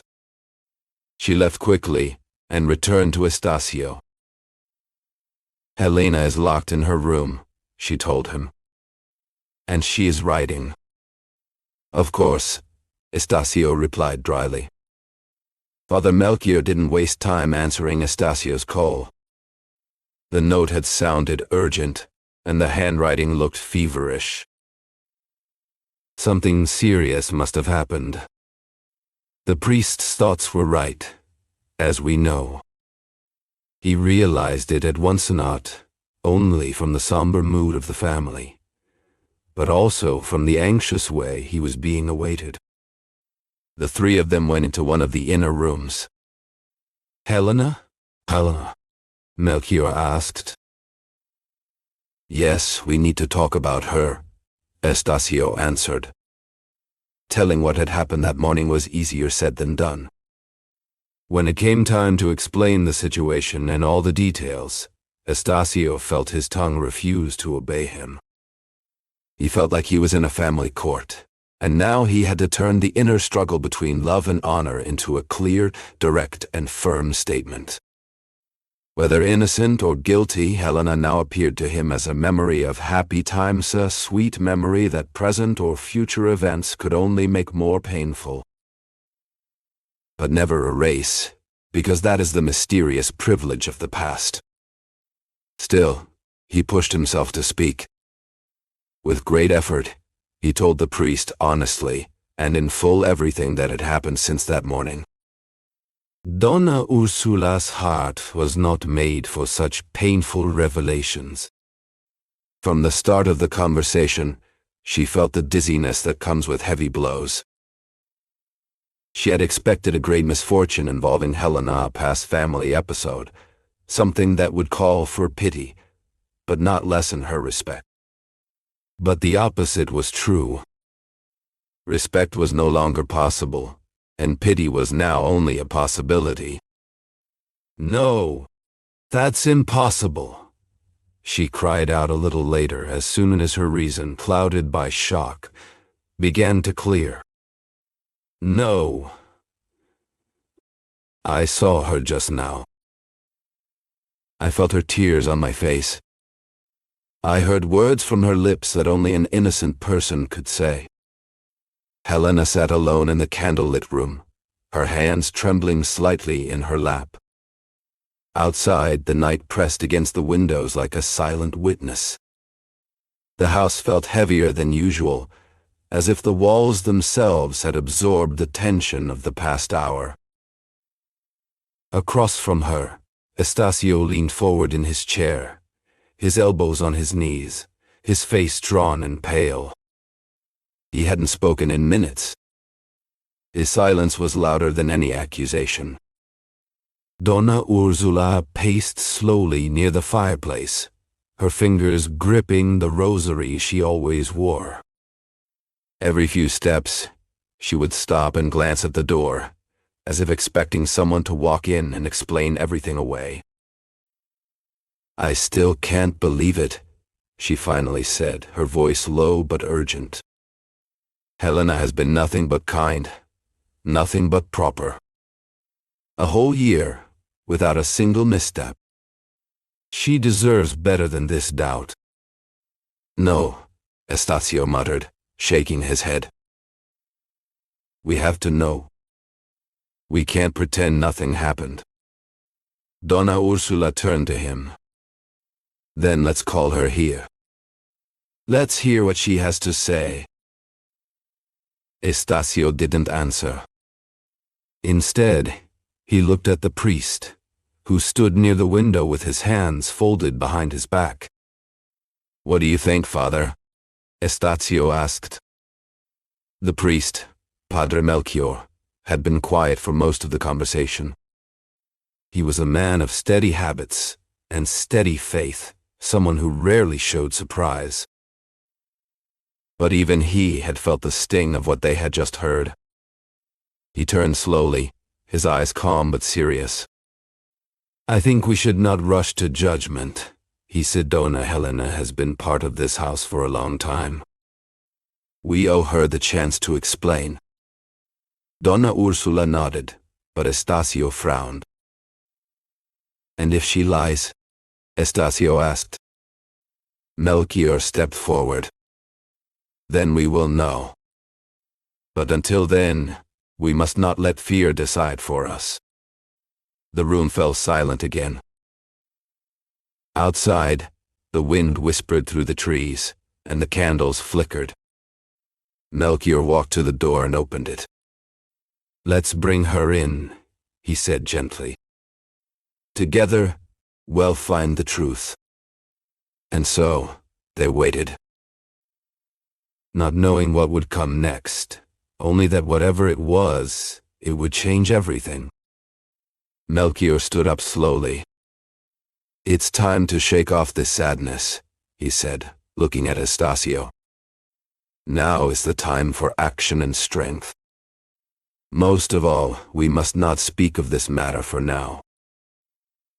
People will talk, and they'll make their own guesses. I will do what I must in this situation, as long as no one tries to stop me. Oh, Estacio said, surprised. But, Melchior continued, I want you both to understand clearly that if dignity asks for one thing, charity asks for another. Our duty is to find a way to honor both. No hatred. Only forgiveness or forgetting. But, Father, what do you think? Donna Ursula asked anxiously. Donna Ursula, the priest said gently, now is the time for reason to speak and act. Feeling must step back and wait. I will look into this matter and suggest the best solution. Maybe we are worrying over nothing. Who knows? It could be a misunderstanding, just an appearance. Oh, she admitted everything. Estacio interrupted. I saw guilt in her eyes. But still, I'm ready for anything, he went on, standing up straight. Didn't you love my father like a brother? And aren't you still a true friend to us? Help us. Guide us. Well, do whatever you think is best. In the state we're in now, none of us can think clearly enough to find the truth, understand it, and decide what to do. That's your role. Someone came in and handed Estacio a letter. It was from Dr. Camargo, telling him that Eugenia's godmother had died, and that he would arrive in court within a few days. This was the worst time for such a visit. Estacio couldn't hide his displeasure. The priest, after hearing from the young man what the letter said there was no problem with Camargo's return, as long as the current issue was quickly resolved. Donna Ursula, he said, turning to her, please leave us alone for a moment. Go in peace, trust in God, and don't let anyone suspect what is happening here. Donna Ursula obeyed at once. As soon as she left, Melchior closed the door. Estacio sat down again, ready to listen to the chaplain. The priest walked back and forth between the door and one of the windows. It was getting dark, and Estacio lit a candlestick. Melchior sat down beside him, but he didn't speak or even look at him. He seemed to be thinking deeply, or fighting an inner battle. His heavy, sorrowful face showed the storm inside him. He was no longer the calm, peaceful man who reflected a pure and religious conscience. If his conscience had not changed, his heart certainly had, caught in a new and painful crisis. After 10 minutes of deep silence, the priest finally spoke. He looked at Estacio with a tired expression, as if the words he needed to say weighed more than his body. "Listen to me well," he began, his voice low and slow. "There are things I kept inside for too long. I believed silence was the right path, but now I see it only made things worse." Estacio stayed quiet, watching the older man carefully. He saw the pain in Melchior's eyes, the hesitation in his voice. It was not the voice of a priest giving advice. It was the voice of someone asking for help, even if he didn't know how to say it. "I never wanted to hurt you," Melchior continued. "But I see now that I did. Not with anger or cruelty, but with silence. And silence, my boy, can be the cruelest thing of all." He paused, looking at his hands, worn with time and regret. "I know your heart is full of questions," he said. "And I will answer them, all of them. But you must promise me one thing." Estacio leaned in slightly. "What is it?" "That you will hear me until the end," Melchior said, finally meeting his eyes. "Even if what I say changes everything."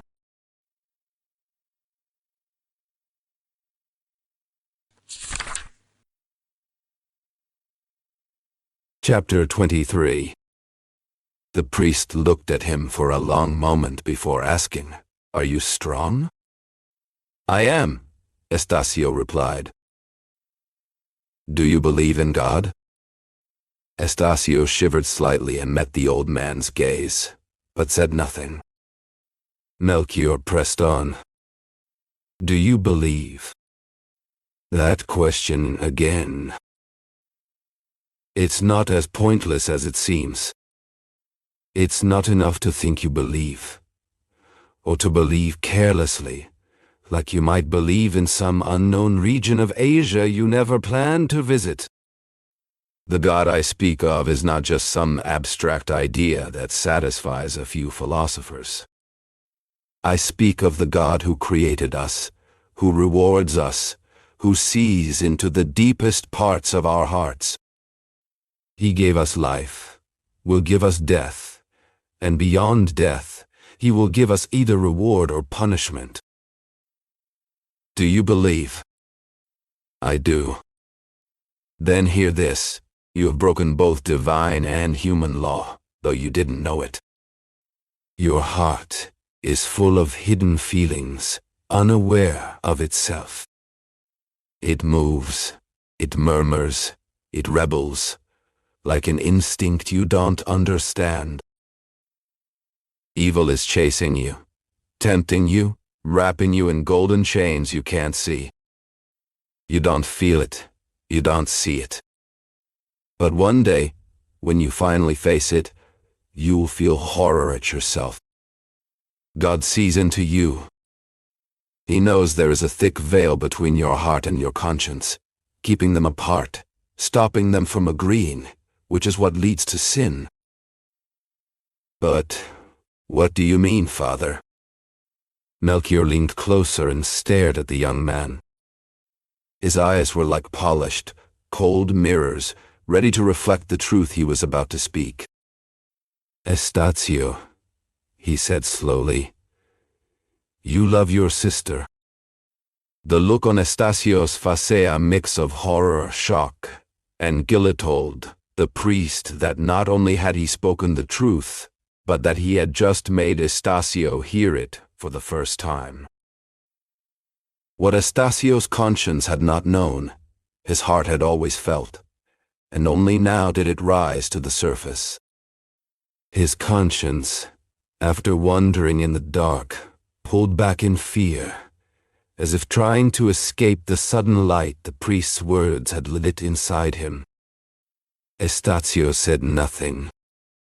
He could say nothing. Stacy stood frozen, unable to find a single word. No word in any human language could express the terrible storm inside him. What thread could hold together his scattered thoughts? He didn't speak. He didn't dare lift his eyes. He just stood there, stunned, like someone lifeless. Melchior watched him for a few moments in silence, full of pity.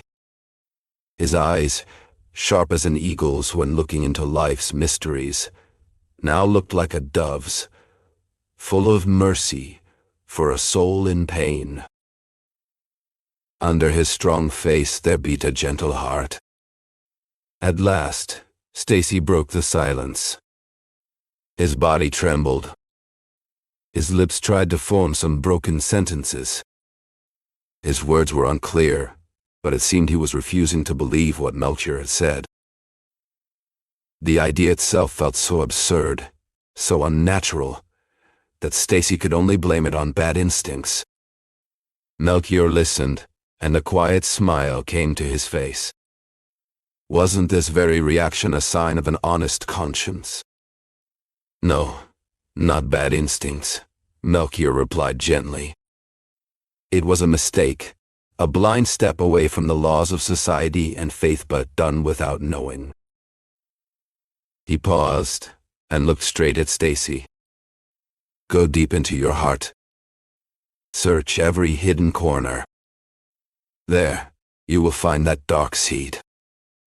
Throw it away, as the Eternal Master commands. You never truly felt it.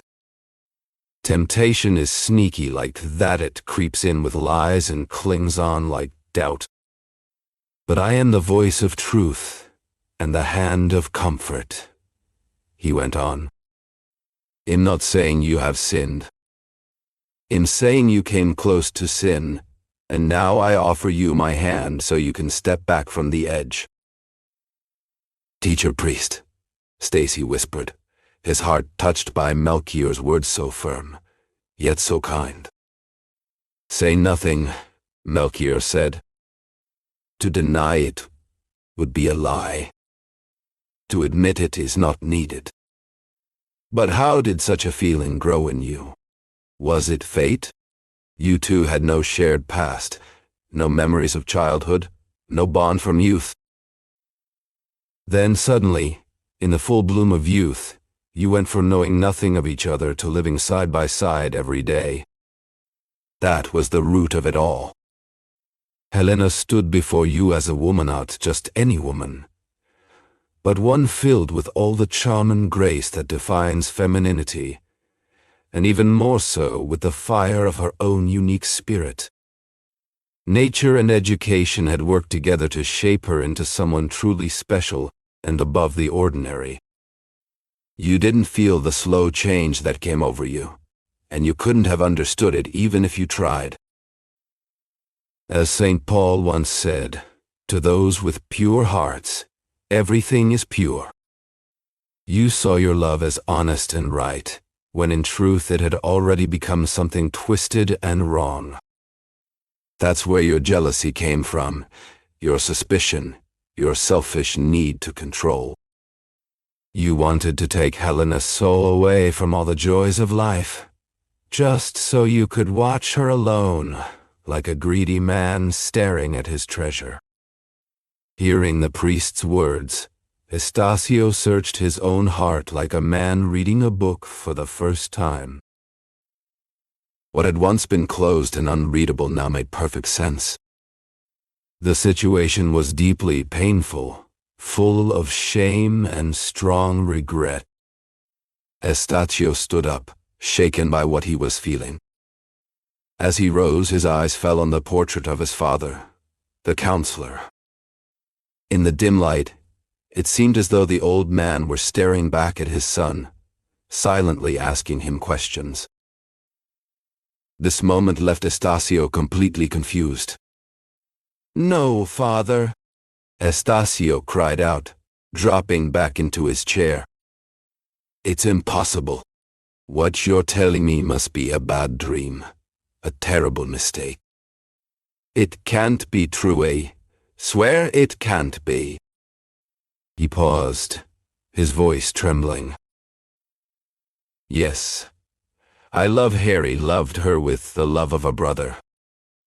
But to forget myself, to let such a terrible feeling grow inside me, no, that's impossible." Melchior had stood up too. After pacing a few steps, he walked over to Estacio. He placed his right hand gently on the young man's head, and with his left, lifted his chin so that Estacio had to look into his eyes. "I tell you this," the priest said firmly, "you have a root of evil in your heart. That's the painful truth. Inside every man there's a mix of feelings sometimes impossible to explain. Things born from opposite worlds can live side by side, or become tangled. But, do you want to hear the rest?" "The rest?" Estacio whispered. "Listen," said the priest, sitting back down. Helena sat on the edge of the garden bench, her hands folded in her lap, eyes fixed on the dirt path that wound through the yard. The late afternoon sun cast long shadows across the grass, and the air was thick with the scent of jasmine blooming nearby. Estacio approached slowly, his boots crunching softly on the gravel. He paused a few steps behind her, unsure how to begin. "I saw you," he said finally, his voice low and careful. Helena turned quickly, surprise flashing in her eyes. "You saw me where?" "Near the house on Rua das Laranjeiras," he said, stepping closer. "You went inside. I waited, but you didn't come out for a long time." She looked away, her fingers tightening in her lap. "It was nothing," she said after a pause. "Just a visit to a neighbor in need." Estacio hesitated. He wanted to believe her, but something in her tone made his chest tighten. "I'm not sure it was nothing," he said gently. "That house, it's not the kind of place a young woman visits without reason." Helena stood suddenly, her face pale. "You followed me." "I didn't mean to," he replied, raising his hands. "I was walking and saw you from a distance. When I realized where you were going, I stopped. I didn't want to intrude. But I couldn't help but wonder why you would go there." She looked at him, her lips pressed into a thin line. "I told you. It was a visit. A woman I know is very sick. Her family has nothing. I brought her medicine and some food." Estacio studied her face, searching for any sign of dishonesty. "I believe you," he said at last. "But I also know you've been going there often." Helena turned away again, her shoulders stiff. "Sometimes," she admitted quietly. "She has no one else." He stepped closer, his voice softening. "Helena, if there's something you need to tell me, I want you to feel free. I care about you deeply. I only want to help." She turned back to him, her eyes wide with something between fear and anger. "There's nothing to tell," she said firmly. "You must trust me." Estacio nodded slowly, though his heart still felt heavy. "Of course," he said. "I do trust you, But promise me one thing. What? If there's ever something you need to say, someone you need to talk to, promise it'll be me. She looked at him for a long moment, then gave a small nod. I promise. Later that evening, Father Melchior sat across from Estacio in the dimly lit study. The room smelled of old books and burning wood, and the silence between them felt heavy. She's hiding something, Estacio said at last, his voice barely above a whisper. Melchior leaned forward, his face serious. What makes you say that? She goes to that house too often, Estacio replied, rubbing his temples. She says it's to help a sick woman. But I can't shake the feeling that there's more to it. The priest was quiet for a moment, then spoke carefully. Sometimes the truth is not hidden on purpose. Sometimes it hides itself. Estacio frowned. What do you mean? Melchior sighed and folded his hands. Helena may not even know the truth herself. But that doesn't make it any less real. Estacio looked down at his hands. I don't understand how this could be happening. She has always been so pure. So good. Melchior nodded slowly. That's what makes it so dangerous. When the heart is innocent, it's easy to be led without knowing it. Estacio swallowed hard. Then what do? We wait, Melchior said simply. And we watch. But we do not accuse. Not yet. Estacio stood and walked to the window, staring out at the darkened garden. And if it's true? He asked quietly. The priest's voice was firm. Then we must be ready to protect her. Not from the world, but from herself.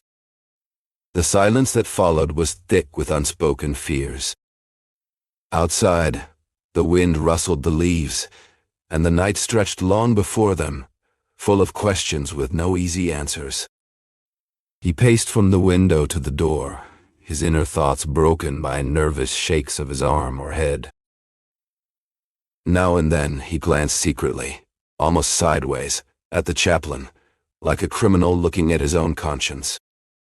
He couldn't escape the feeling of fear mixed with respect that this man caused in him, a man who seemed to see right through his deepest and most hidden feelings. He kept thinking about what the priest had said.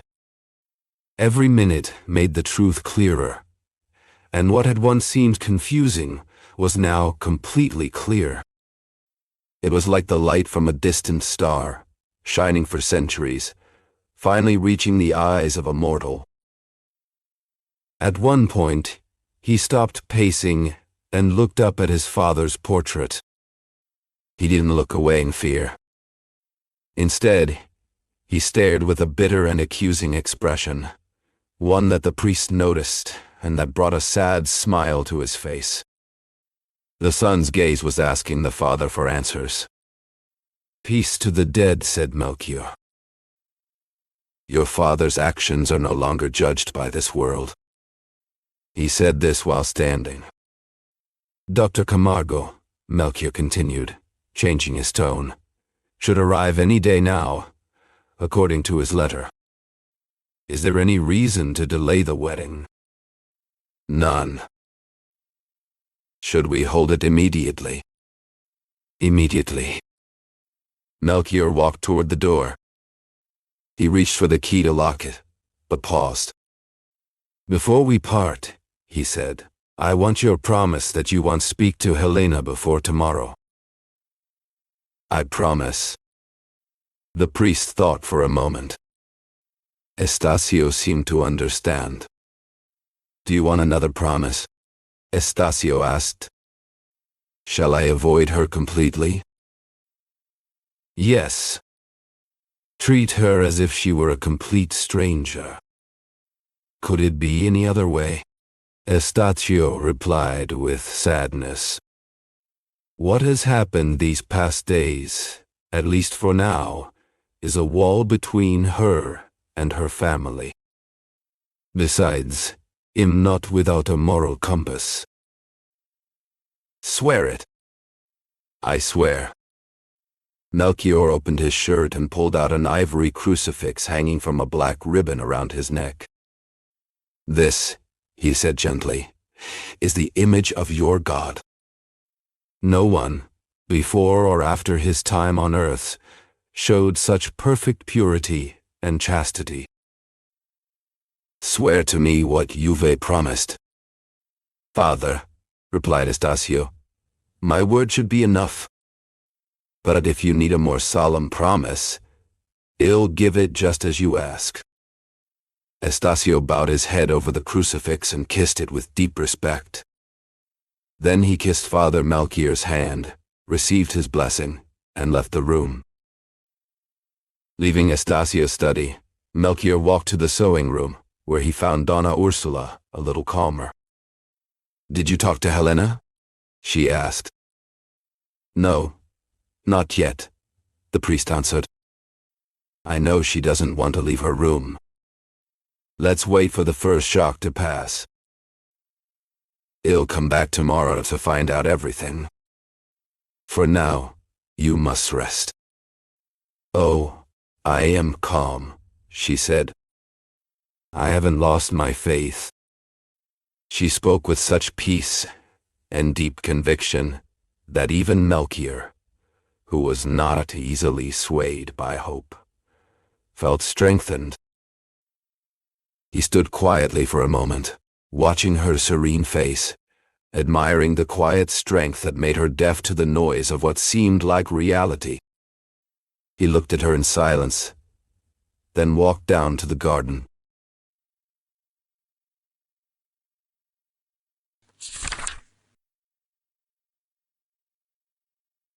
Chapter 24. The night was dark. As Melchior walked along the wide paths of the farm, his feet crunching on dirt and sand, his mind wandered back to the past, not always joyful, but mostly peaceful. More than once, he had tried to ease the heavy sadness that some of the counselor's mistakes had brought upon his wife's face. Would this house become home to a generation of pain, meant to humble the pride of wealth with the unavoidable sight of human weakness? No, he thought. The truth is everything connects and grows in its own way. Jesus said it, you don't pick figs from thorns. The husband's life of pleasure had brought quiet, deep sorrow to that lady, who passed away in the prime of her life. The fruit will be as bitter as the tree. It tastes of regret. At that moment, he reached the gate and stopped for a second. A soft, careful step made him turn his head. A shadow stood there, its face hidden in the darkness. The figure gently touched the edge of Melchior's coat. It was Helena's page. Father, said the boy, please tell me what happened at home. Everyone looks sad. Miss Helena hasn't come out. She locked herself in her room. Forgive my boldness. What went wrong? Nothing, Melchior replied. Oh, that can't be right. Something must have happened. Father doesn't trust his servant. Is Miss Helena sick? Calm down. There's nothing wrong. The page groaned doubtfully. There's something the servant isn't allowed to know. But maybe the servant also knows something the white folks might want to hear. Melchior held back a gasp. The night made it hard to see the boy's face, but his voice sounded truly sad and honest. For a moment, the priest thought about questioning him. But the idea barely touched his mind before he pushed it away, just like he had done earlier that day. Melchior believed in honesty. He refused to take the crooked path. He would go straight to Helena and ask her to clear up the mystery herself. Melchior walked slowly through the quiet streets, his mind still caught in the strange conversation with the page. The priest had said nothing, but the boy took his silence as agreement. "Helena is a saint," the boy had said. "If someone accuses her, they accuse her good behavior itself." And he promised to tell everything. Melchior almost stopped him. He didn't want to hear more. But before he could speak, footsteps echoed in the dark. A slave came to close the gate. The moment was broken. "Someone's coming," whispered the page. "Tomorrow." The boy searched in the dark for the priest's hand. He found it, kissed it, and left. Melchior turned and walked home, shaken. He had heard only part of what the boy wanted to say, but it was enough to stir something deep inside him. Another man might have doubted. Maybe the boy wasn't being honest. Maybe Helena had sent him to confuse people's thoughts, to make them feel kindly toward her. That could be true. But Melchior didn't even think of that. In his case, the words of the apostle fit perfectly. To the pure in heart, all things are pure. The next morning came with a clear sky, without a single cloud. Estacio woke with the light, after a restless night. The morning seemed louder and more cheerful than usual. The air was clearer, the leaves shinier than ever. From his window, he saw flowers of every color breaking the green of the garden, sending invisible waves of perfume into his room. It was as if nature was celebrating. But for Estacio, it felt like mockery. He sat alone for breakfast. Donna Ursula was with Helena. Soon after, a letter arrived from Mendonça. He had gone to Andari the day before and got the same answer everyone else received. He wanted to know if someone in the house was sick. Estacio wrote back, saying yes. He added that it wasn't serious, but that he would wait 2 more days before seeing Mendonça. The reply could have been more careful, but in the state Estacio was in, it seemed perfect. Past noon, Melchior arrived. In the parlor he found Donna Ursula, who had been watching from one of the windows. "Helena?" he asked anxiously. "She came down today," Donna Ursula replied. "She's calmer now." "I didn't ask her anything, but when I told her you were coming to speak with her, she seemed eager to see you. She even asked me to send for you." Together, they walked to the small room just off the dining area. Helena sat there, her head resting against the back of the chair, her eyes half closed. As soon as the priest entered, she opened her eyes and sat up straight. A faint, fleeting blush rose to her pale cheeks, pale from sleepless nights and sorrow. She stood and took a couple of steps toward the priest, who took both her hands in his. "Reckless girl," Melchior whispered. Helena smiled, a pale, fragile smile, gone as quickly as the color in her face. Donna Ursula turned to go upstairs and fetch Estacio, who was in his room. As soon as she left, Helena held one of the priest's hands tightly. "I needed to see you," she said. "I don't have the strength to talk to anyone else, to explain everything." "That's not necessary," Melchior interrupted gently. "I already know everything. Vicente came to my house this morning, on his own. He told me all he knew. He told me that man is your brother, that you were going to see him secretly, unable or unwilling to introduce him to your family. That worry was too much, and the action was careless. Why give the wrong impression about something natural and good? You could have saved yourself and your family a lot of pain and tears. If only you had taken the honest path, the one that's always best. Helena listened to the priest's words with her soul reflected in her eyes. She seemed barely to breathe. When he finished, she asked quickly, what was he hoping to accomplish by speaking to you? To do the right thing, Melchior answered. He suspected you were suffering, and he came to tell me everything because of that. Helena folded her hands and looked up. Helena knelt there, her hands clasped, her eyes lifted to the heavens. Melchior did not dare interrupt her thoughts, her prayers, or whatever was going through her mind. He simply watched her, standing still, quietly. Never before had he seen her so beautiful, so full of grace and sadness. But the moment didn't last long. Her prayer was short. I prayed to God, she said, lowering her hands. I asked him to bless the body of that poor slave with such a noble spirit. A spirit of loyalty, of truth. He denounced mice, but only to return my family's respect to me. What no one could take from his heart, he gave up willingly the moment he saw my name and peace in danger.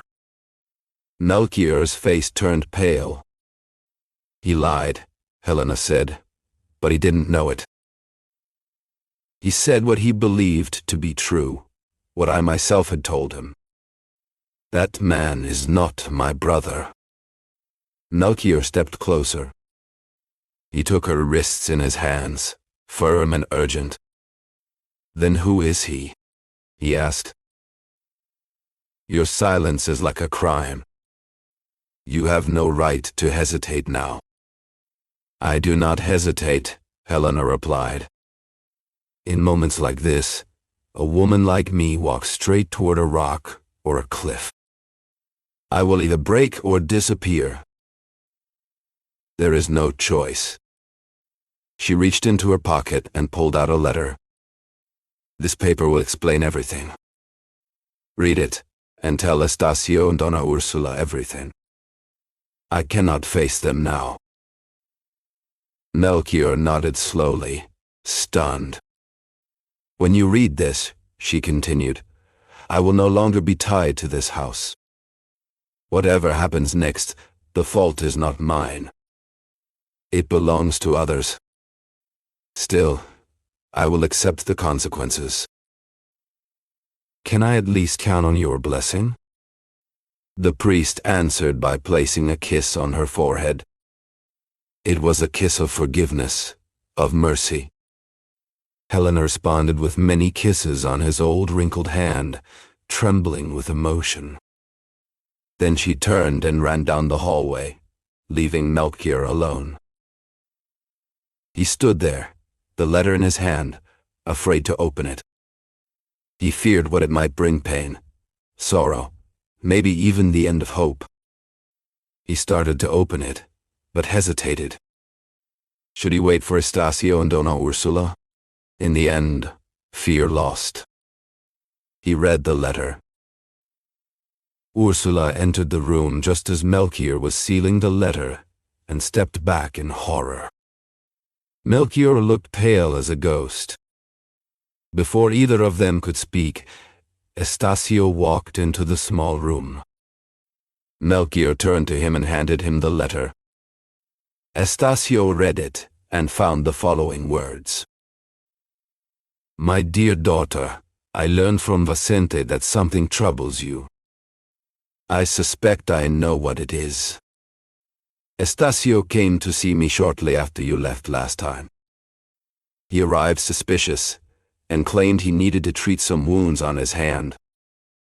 Perhaps he even caused them himself to gain entry to this house. He questioned me, and I answered as the situation demanded. Assuming he knew about your visits, I did not hide my poverty from him. It was the only way to explain your presence here as an act of kindness. Virtue, in this case, served as a cover for natural feelings. Isn't this, in many ways, the essence of human life? Still, I felt uneasy. I may not have removed the thorn from his heart. Based on what Vicente told me, I fear that is true. Tell me everything, poor daughter of my heart. Hide nothing from me. Whatever happens, act with caution. Do not provoke any kind of confrontation. If necessary, stop coming here for a few weeks or months. It would be enough for me to know that you are at peace and happy. I bless you, Helena, with all the love a father can give. A father who, despite losing everything, still finds joy in being loved by you. Farewell. Write to me. Salvador. P.S. I received your note. For God's sake, do nothing rash. Do not leave your home. That would be a scandal. Estacio didn't understand the letter right away. The truth seemed unbelievable. His first impulse was to leave immediately and go to Helena. But Melchior stopped him in time. Let's not rush into anything, Melchior said. Calm yourself first. Estacio sank into a chair. Melchior then explained the letter's contents to Donna Ursula. Ursula was even more shocked than her nephew. But she didn't say a word, didn't move at all. She just stared blankly at the letter. Then, between those three people, there was a long, heavy silence that lasted 10 full minutes. Donna Ursula wasn't even thinking. She kept looking at the letter, then at her nephew and the priest, as if waiting for someone to explain what she couldn't understand by herself. Estacio felt completely lost. He tried hard to find some logic in what had just happened, but the new revelation only made everything more confusing. If the letter was true, how could he explain his father's will? But if it wasn't true, how could someone be so bold as to make something like this up? He couldn't tell what helped Helena's case, nor could he bring himself to say what might hurt her. In the middle of this family, now on the verge of falling apart, Melchior thought about how death can sometimes be better than the worst moments of life. If Helena had died instead of sending this letter, the pain would have been great, yes, but the finality of death and the comfort of faith could have helped heal their hearts. The sorrow of a few days would have turned into a gentle, lifelong memory. Now, though, he might be standing before a broken future. He saw a possible gap forming between hearts that the will of a dead man had once tied together. Whether the letter was true or not, the damage might already be done. Father Melchior left them and went straight to Helena, hoping to get a fuller explanation of what he had just read. When she saw him, she stood up, and the moment she saw his kind expression, she seemed to come back to life. A long, deep sigh of relief came from her heart. Her arms fell around the priest's shoulders, and she buried her face in his chest, finally resting if only for a minute from the pain that had been tormenting her. "Did they forgive me?" she asked. "They will. Tell me everything." "Oh, I can't. I don't know how. I only know he is my father." The chaplain didn't press further. He turned to the other two, finding them exactly as had left them. Their eyes asked the question their lips didn't. "Nothing," he said. "Her heart isn't strong enough right now to answer everything we need to know. Besides, she might not even know it all. But we already have the first piece of the truth." "The truth?" Estacio interrupted, his voice low and sad. How can we be sure what's written on that paper is even true? It is. It must be. Of course, we still lack proof. But he'll take care of that. Then, well, both go. Donna Ursula tried to convince her nephew not to go to the man's house, the one responsible for the family's misfortunes. Not that she thought it inappropriate for Estacio and the man to meet, but because she needed someone to stay with her during this serious moment. Melchior agreed with Donna Ursula's suggestion. "I'll go alone," he said. "And if needed, I'll bring him back here." "I can't wait," Estacio insisted. "I need to talk to him, hear him speak, see the truth or the lie in his face. Maybe family honor would demand otherwise, but Father, my heart is bleeding." It was impossible to change his mind. Melchior tried at least to calm him down. Besides, the situation was urgent. It had to be handled fast, without delay or hesitation. The priest comforted Donna Ursula, and then left with Estacio. Estacion's heart, slowly recovering from the first shock, was now moving past doubt and entering the space of truth, or at least of hope. Whatever would come next, this new clue arrived like a balm after so much pain. It was like a blue tear in the stormy sky of those days. He kept thinking this way, or rather, he kept feeling it because thoughts no longer dared to guide him. His whole life had now focused on his heart. When they arrived in front of the house, Estacio looked away. Facing it hurt, but he forced himself to look again. It took a while for the door to open. When it finally did, the figure of the house's owner appeared before them. Seeing the two visitors, he paled slightly, though he quickly tried to hide his reaction with a smile. Estacio went straight to the point. "I suppose you remember me?" he asked. "Perfectly," the man replied. "Do you know why we've come to your house?" "No, sir." "Do you admit that you wrote this letter?" Salvador flinched, then answered with a clear nod. "You claim that Helena is your daughter," the young man continued after a short pause. "Do you confirm in words what you wrote in the letter?" "Helena is my daughter." Melchior stepped in. "A year ago, when he passed away, my old friend, Counselor Vale, officially recognized Helena in his will. He asked his family to treat her with love and care, and he even named the school where she was studying. The fact that he acknowledged her, along with all the details he provided, gives full credibility to his word. What proof do you have to contradict that?" "None," said Salvador. "I have no proof of any kind." "In the absence of proof," the priest went on, "how can you suggest that the counselor would commit such a serious act, bringing a stranger into his family, by mistake or deception?" Salvador gave a bitter smile. "Suppose," he said, "that I had somehow misled the counselor, and he truly believed he was Helena's father. Was that it?" "No. In our current situation, there's no room for half-truths. I must tell everything. Just give me 10 minutes." The three men sat down.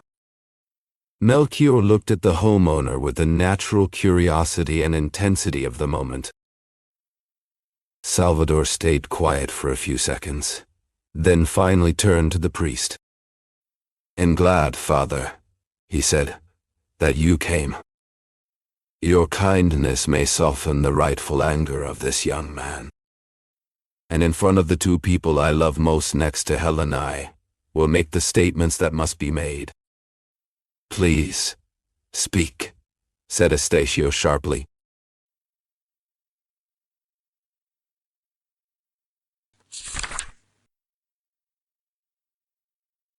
Chapter 25. Salvador looked at the man sitting across from him, his voice steady but filled with memory. Helena's mother, he began, was the reason for both my greatest sorrow and my greatest joy. She was the daughter of a noble farmer from Rio Grande do Sul, the same place where I was born. We fell in love, deeply and quickly. But my father refused to accept our marriage. He had some money, had sent me to study, and wanted a bright future for me. He said Angela would only hold me back. He paused, letting the bitterness of the past settle. He opposed us, and I resisted. In the end, I took her, and we left. We went to live in the countryside of the East, then moved on to Montevideo, and later to Rio de Janeiro. I was 20 when I left my father's house. I had a little education, just enough to get by, some small savings, and a heart full of love and hope.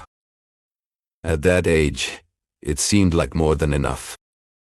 But it wasn't nearly enough for what life had in store. His tone softened as he continued. Our honeymoon was anything but sweet. It was a time of struggle and hardship. My life became a patchwork of jobs, whatever I could find. You see me now, but I've been many things. A traveling salesman, a court agent, a bookkeeper, a farmer, a worker, a tavern keeper, a clerk. For a few weeks, I even made a living copying theater scripts and documents. I worked hard, with all I had, but luck never seemed to match my effort. I spent the best years of my youth fighting a hard and unfair battle. He looked away for a moment, then back, his eyes brighter. But there was one reward, the sweetest kind, Angela's love and peace of mind. She faced every change in our lives with the same quiet strength. Not long after we ran away, another blessing came, Helena. She was born during one of the darkest times of my life. The first food for Angela came only because of the kindness of a neighbor. But Helena was born at the right time, and she became another bond between us. He smiled faintly. The presence of this new life, my own flesh and blood, gave me new strength. I worked with all my heart, fought with courage against every hardship, knowing that every night I would return to Angela's care and Helena's innocent affection.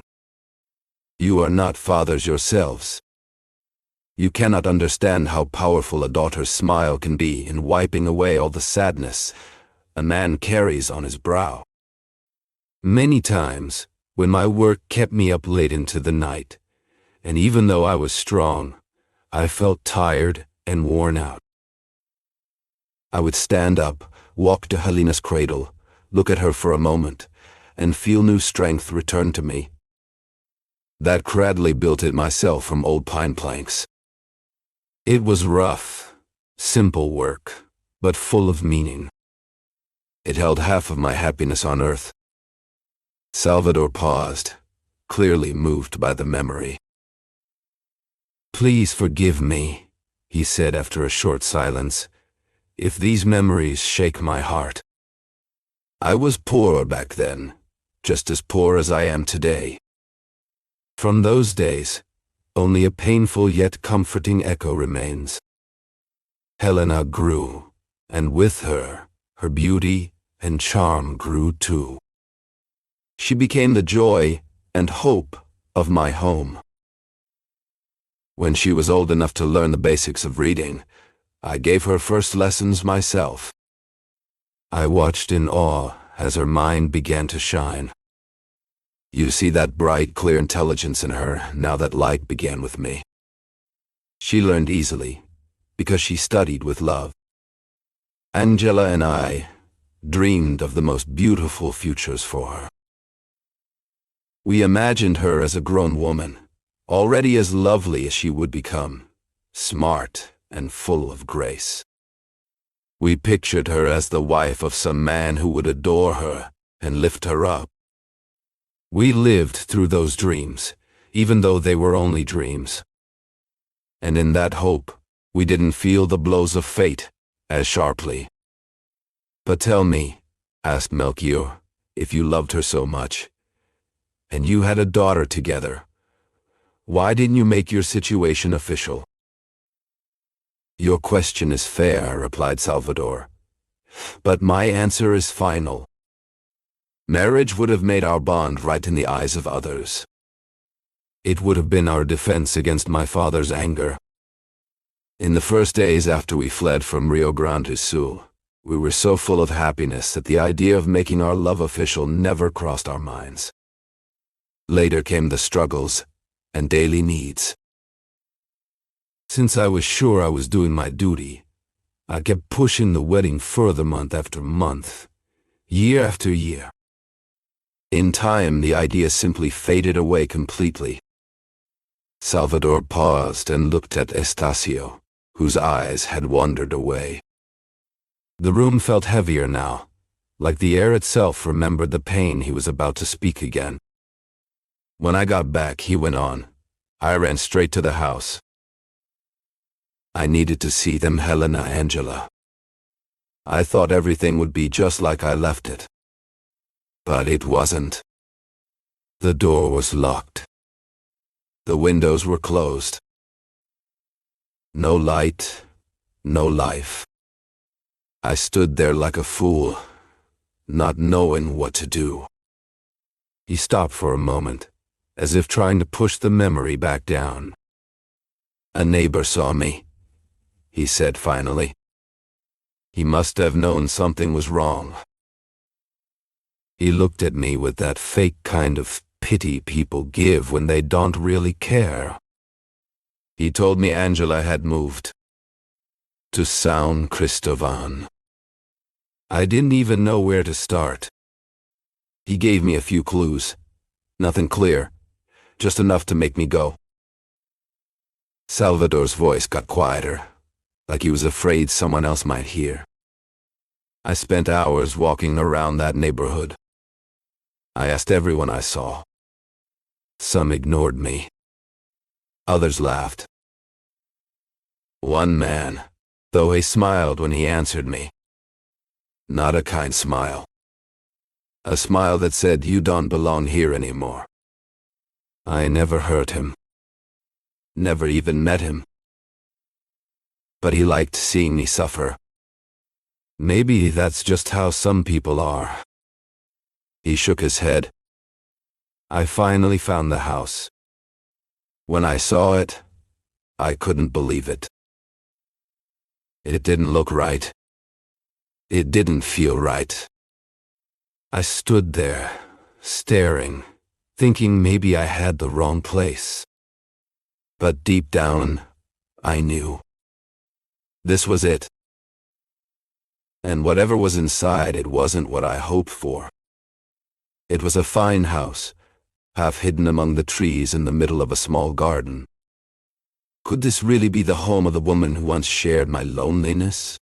I hesitated before going to knock, when a man appeared at the gate. He looked like the gardener. I asked him about the lady of the house, using her own name, and told him I wanted to speak with her. The lady has gone out, he replied, almost absent-mindedly.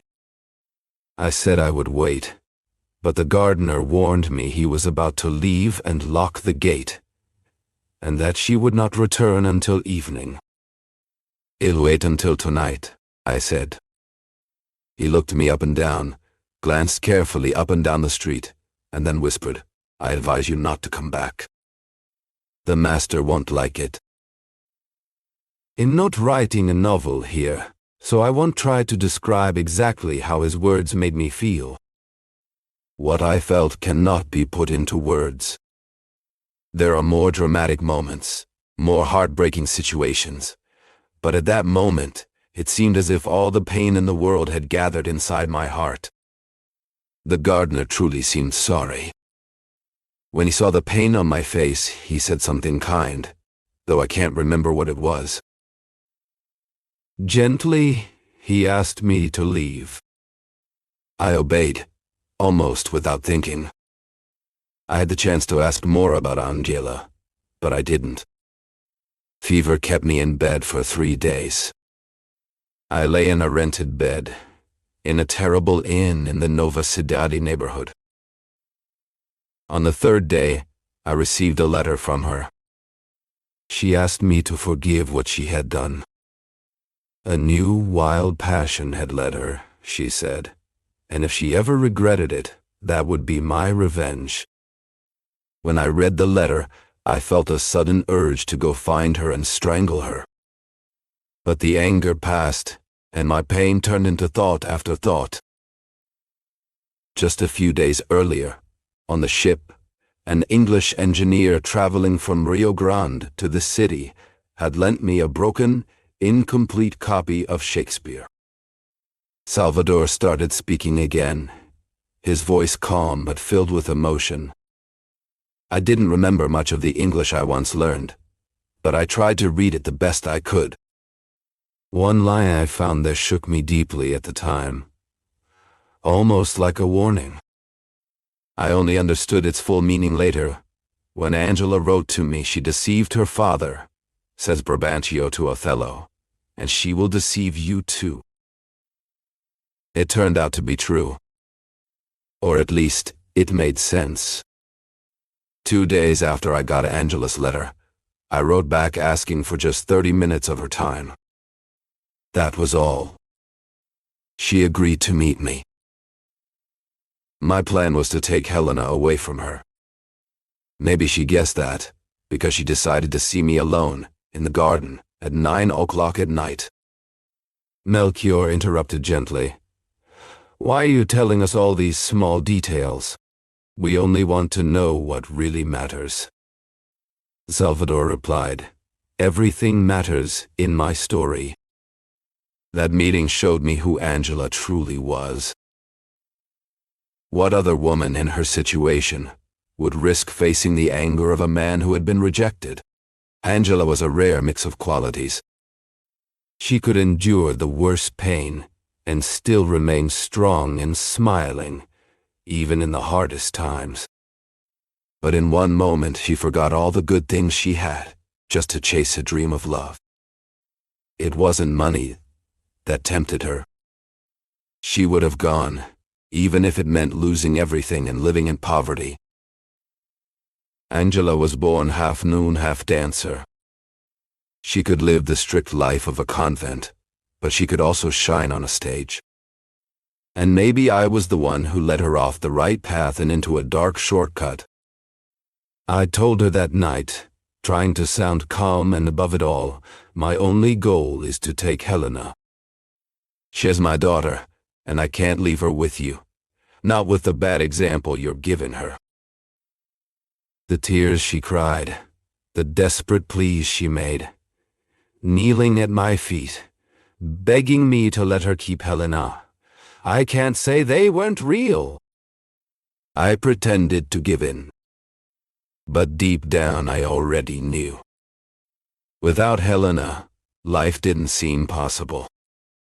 Salvador walked through the empty streets, his mind heavy with grief. What did he have left in this world? Death and sorrow had taken everything. Around him, silence. The only happiness still alive was her Helena. Second kidnapping attempt, said the priest quietly. You were ready to chase happiness only through force.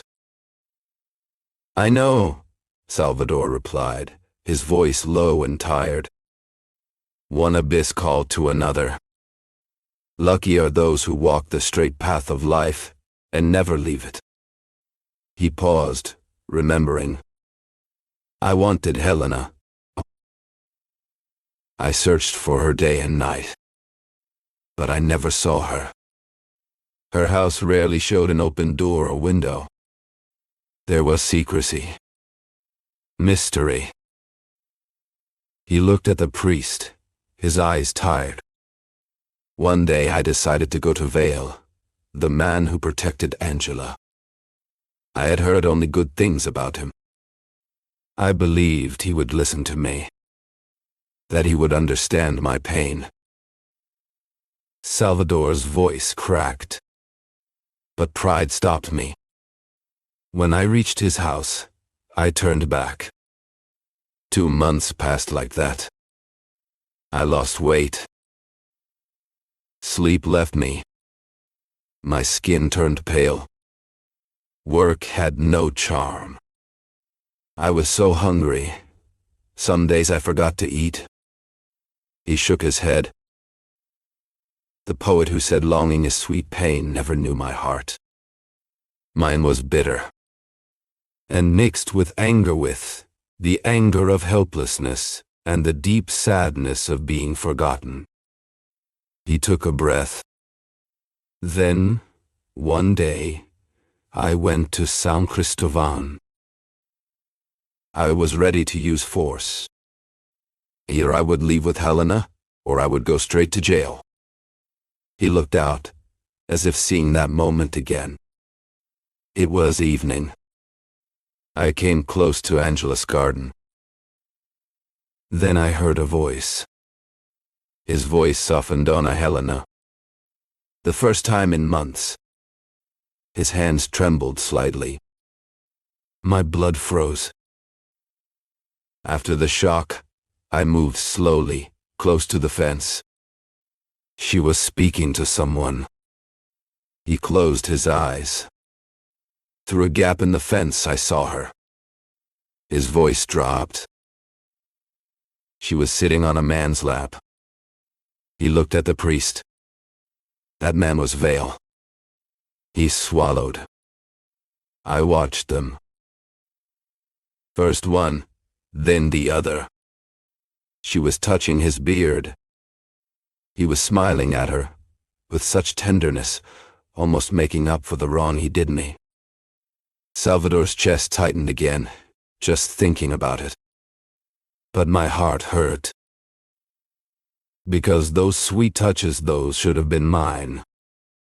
He stood there, holding her like a promise, and I felt the earth tilt beneath me. It was a theft from nature itself, this life I had created, only to lose it. If my own blood had turned away, what right did I have to ask for love from strangers? I watched them, frozen in time, caught between rage and longing, until their voices broke through my silence. But, look, Helena said, her voice bright with innocence, when is Daddy coming back? The counselor kissed her gently on the forehead, trying to steer her attention elsewhere. He pointed to a butterfly fluttering above them, its wings catching the light like secrets in the air. But children are relentless in their truth. Daddy isn't coming back, he finally said. Helena's face fell. Not ever.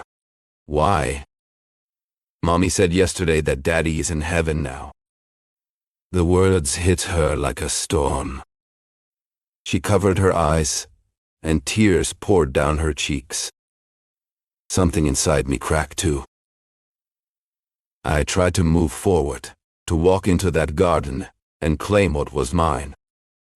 I wanted to shout, to explain who I was, to take her in my arms and run. But my body betrayed me. My legs gave way, and I collapsed to the ground, helpless. When I came to, I looked again toward the garden. They were still there, but everything had changed. The counselor had stood up, cradling Helena in his arms. Her tears had stopped. He kissed her tiny hands and whispered, "If Daddy went to heaven, I'm here now, to give you all the kisses, all the candy, and all the dolls you could ever want. Will you be my little girl?" She didn't answer with words. Instead, She wrapped her arms around his neck, holding on like a child clinging to a raft in the dark. It was the embrace of someone who had no one else in the world. That gesture, so full of need, brought a tear to the counselor's eye. I saw it shimmer there, unshed but real. And I, the ghost of a father, watched from the shadows, knowing I'd lost her forever. Salvador paused, his voice trembling as he wiped away a tear. That single tear changed everything. I realized then that he loved her. And so, I made the hardest choice a man can make. I gave up the one thing that mattered most, let go of my fatherhood. I abandoned the only legacy I had in this world.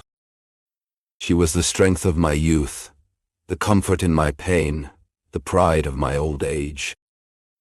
And just like that, I returned to my loneliness, more broken than ever before. Salvador stopped speaking for a moment. He brought his right hand to his eyes, and through his fingers, more tears slipped out. He wiped them away quickly, almost ashamed. "These memories are too painful," said the priest gently. "Maybe we shouldn't go through all of this at once. It's like reopening wounds that time has finally healed. We already know the most important parts."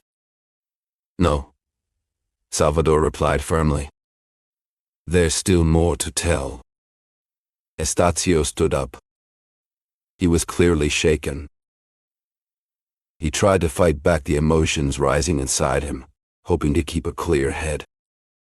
He needed to stay calm, to understand everything he had just heard and what it truly meant. Without thinking, he had squeezed Salvador's hand when he heard those last words. Now he regretted it. That gesture might look like he was forgiving him too easily. The truth was, he wasn't thinking clearly at all. His mind and heart were full of confusion, pulled in opposite directions. "I'll finish soon," Salvador said after a short silence. "But first I must explain what Helena did next."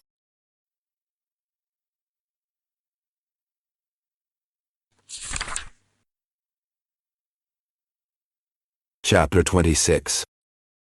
Salvador looked at Estacio and began to speak. Estacio had just walked to the window and come back to sit down. He was trying to calm his face, to hide what he was feeling. "Your father," Salvador said, "was a man of honor and a true gentleman. When he took Angela from me, he didn't betray me." "Why?" "Because he had never even met me. He didn't know I existed. And he didn't help her betrayal either, because he thought we had already broken up. He believed we were no longer together. Later, he found out the truth. Angela never told him why I had left. She lied. She said we had separated. And even worse, she told him later that I was dead. The consejero, he never even knew my name. In the first lie, there was no evil plan.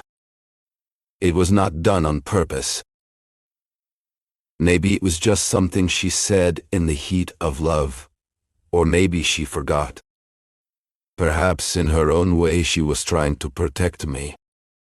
But in the second lie, the one about my death, she had a reason. She wanted to make the consejero love Helena even more.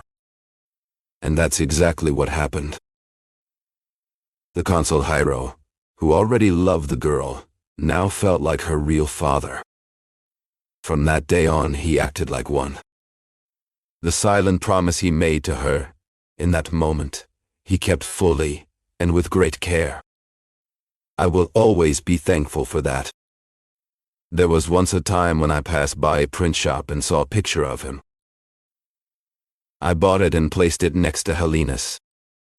You can see them there on the wall. Estacio and Melchior turned to look. Two small frames hung on the wall, still covered with cloth, just as Estacio had seen them the first time he came to the house. Salvador paused for a moment. Then he went on. Months passed. Years went by. Helena entered a school in Botafogo. It was a fine place, one of the best. The consejero took her there himself. He introduced her as the orphan of a friend from Minas Gerais. Angela, pretending to be her aunt, would visit her every Saturday. I will skip many small details.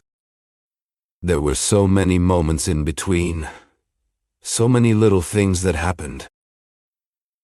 And there were few times, very few, when I could see my daughter. I saw her only briefly, and always in secret. Saturday had come, and with it, a moment that would change everything. Helena was 12 years old now. She and her mother had just left the school, and as luck or fate would have it, their carriage stopped right in front of the public promenade. I saw them step out and walk in. I didn't think. I just followed. I didn't plan to talk to them. I only wanted to watch, to stay hidden, to see her from a distance. But once inside, I realized how weak my resolve really was. What father could resist stepping closer? Not me. We met in the quietest part of the park. When she saw me, Helena hesitated. At first, she didn't recognize me. Her eyes searched mine, unsure. Then came the shock. She stepped back, frightened, and clung to her mother, wrapping her arms around her waist. In that moment, I saw myself not as a father, but as a ghost, someone who had returned from a place no one expected to come back from. I turned to leave, heart sinking, when I heard her voice. Papai. I turned around. Angela had covered the girl's face with her dress, as if to hide the truth. But then, in a move that broke my heart, she changed her mind. She pulled back the fabric, kissed Helena's forehead, looked into her eyes and nodded just once. That was all Helena needed. She ran to me and threw her arms around me. I held her like I'd never let go. I kissed her over and over, wild with joy and sorrow. Angela didn't stop her. How could she? The past, the pain, the sacrifice, it all spoke for me. Then she stepped forward. Enough, she said. She took Helena's hand and offered me her own. I shook it, almost without thinking. My eyes never left my daughter. She was mine. She had always been mine. And for the first time in years, I felt like a father again. She looked so lovely in her rich dress, her hair tied with blue ribbons, a little straw hat on her head, and her tiny feet in silk boots. You did the right thing, I said to Angela after a while. You gave her a better father than I could ever be. That's when I noticed how much she had changed too. She was dressed elegantly, more beautiful than ever. Wealth had only added to her natural charm. I looked at her without jealousy, or angeringly with longing. A sweet kind of longing, because I remembered the happy days of our youth, our wild and reckless days. The past is a treasure for those who no longer expect anything from the present or the future. There, deep feelings still live and fill the empty spaces of time. You did the wrong thing, she whispered back. Then she sighed. I know him dead, I said, and I don't want to come back to life. Then I turned to Helena. My daughter, I said. Pretend you never saw me. I'm dead to you and to the world. Your father is someone else now. Promise me you won't say a word. Helena gave a small nod and quickly kissed my hand, as if she didn't want Angela to see. In that simple gesture, I knew she would obey me. But the sadness left in her eyes was her mother's punishment. We had asked more from life than it could ever give. Salvador paused, stood up, walked over to the dresser, and opened one of its drawers. He took out a small box and placed it on the table. Melchior and Anastacio exchanged curious glances. Salvador sat back down. Angela died a year later, he continued. Her father and a few friends went to bury her. I was there too. The difference was, he was burying a memory, and I was watching my past being buried with her. I saw him there, sad and silent, truly mourning the daughter he had lost.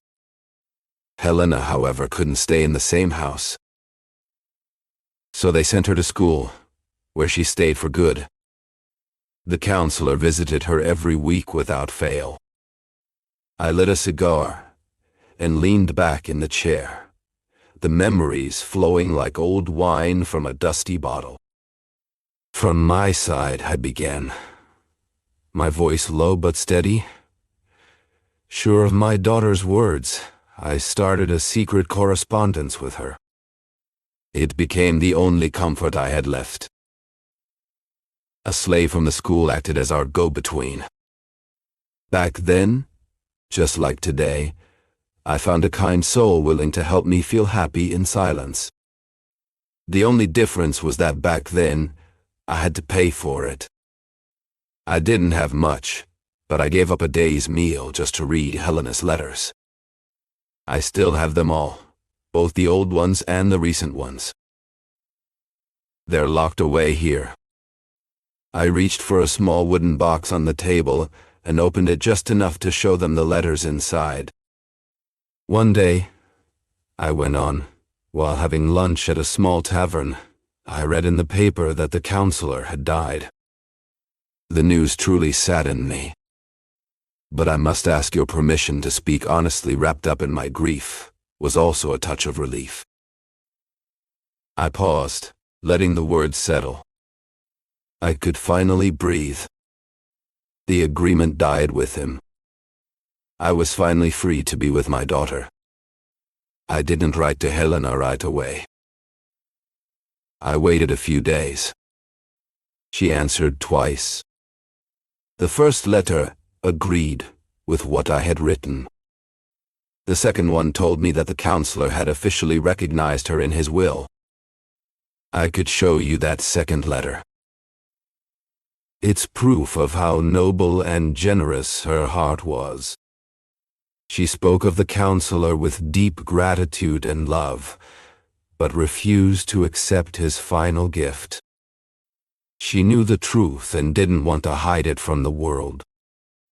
Accepting the recognition, she believed, would hurt the rights of others. It would also mean rejecting me publicly, which she no longer wanted to do now that she was free. Between inheritance and duty, she wrote, she chose what was honest, fair, and right.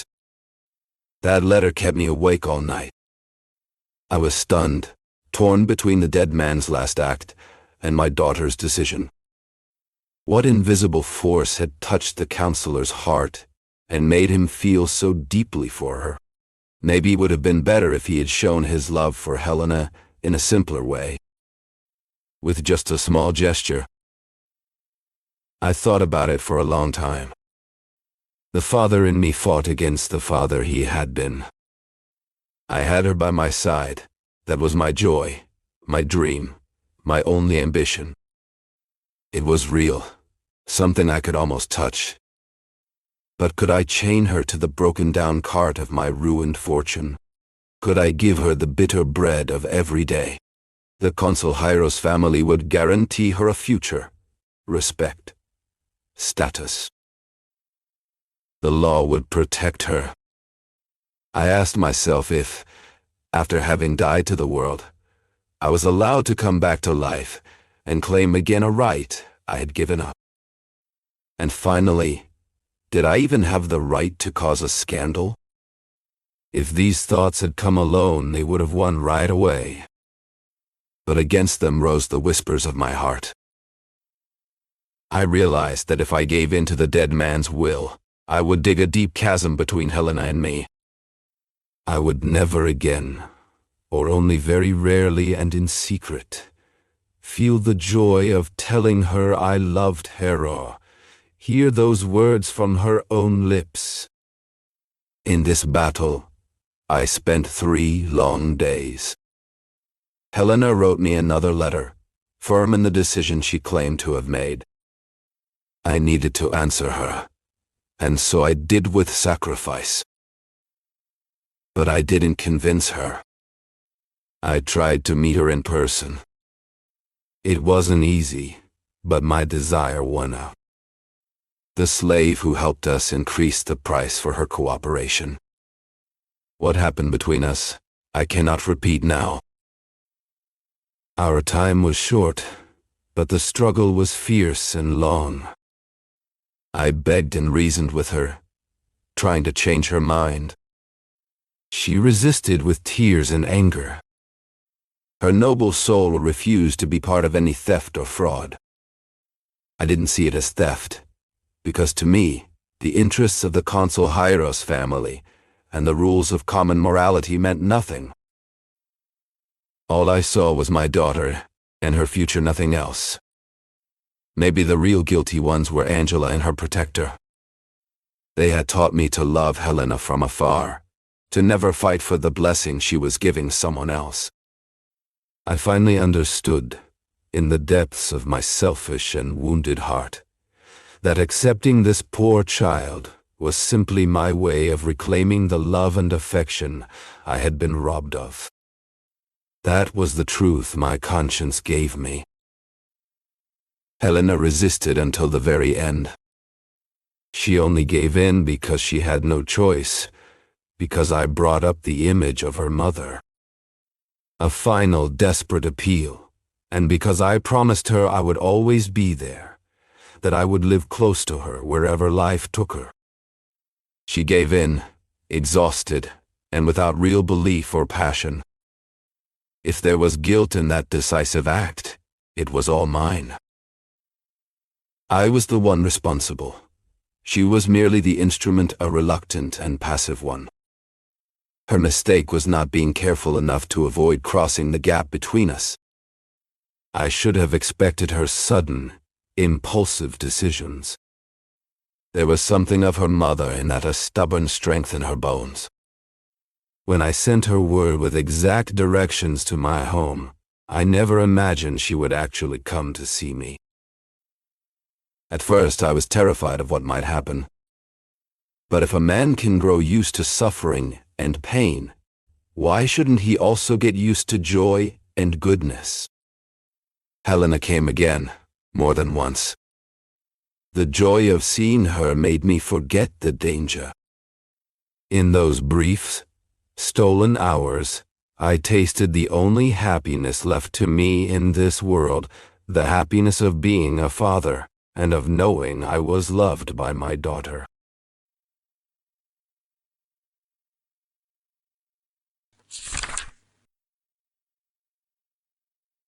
Chapter 27.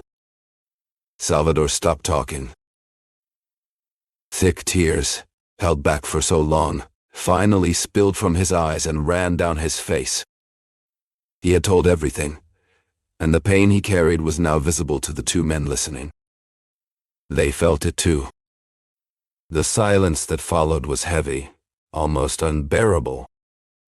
There was nothing to argue. What he had feared the most had come true. After a short pause, Salvador spoke again, his voice steady despite the emotion.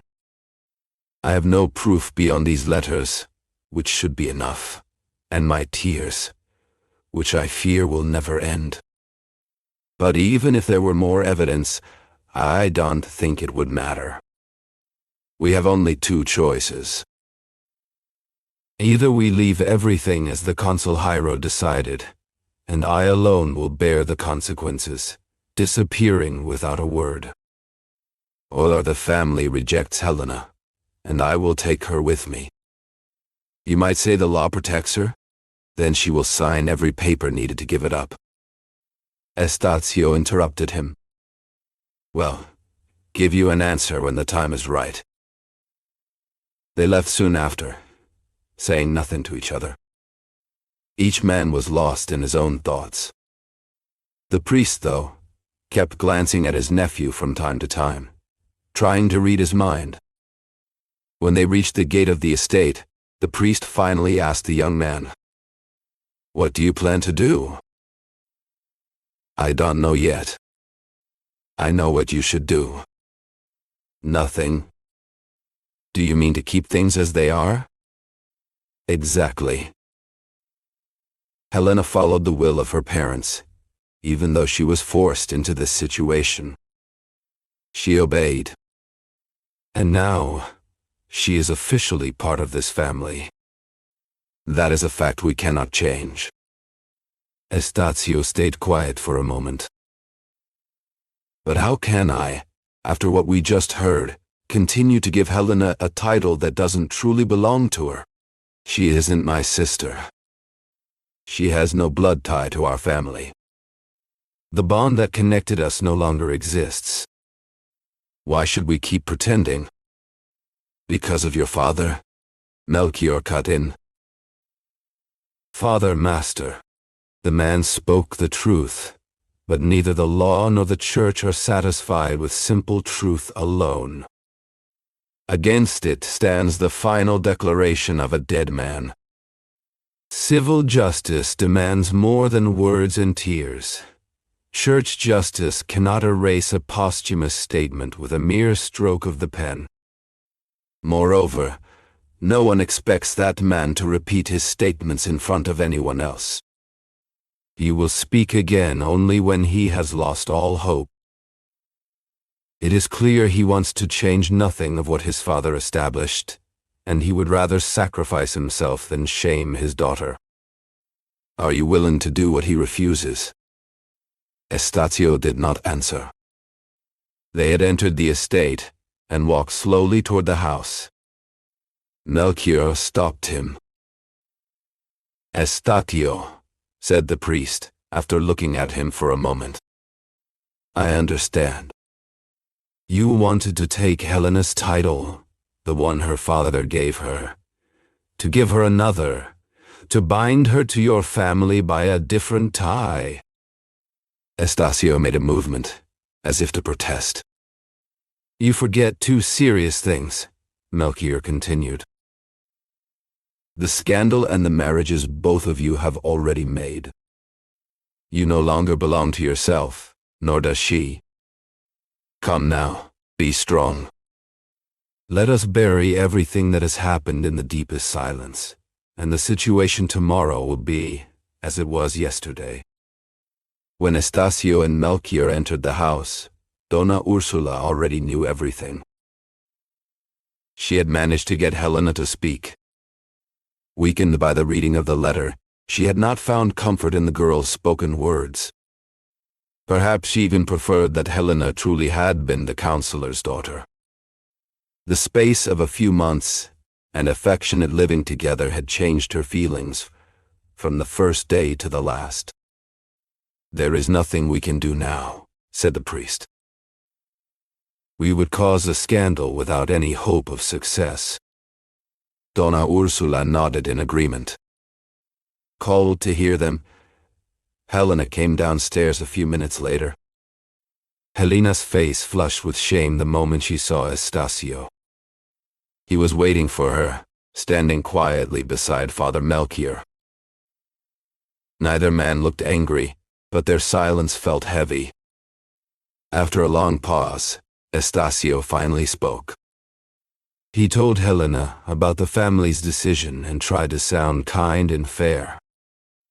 He added that, above all else, his father's final wish would not be ignored. Helena turned pale. She closed her eyes, and Donna Ursula rushed to support her.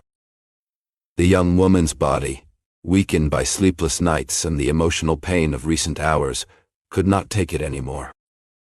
But the fainting spell was brief.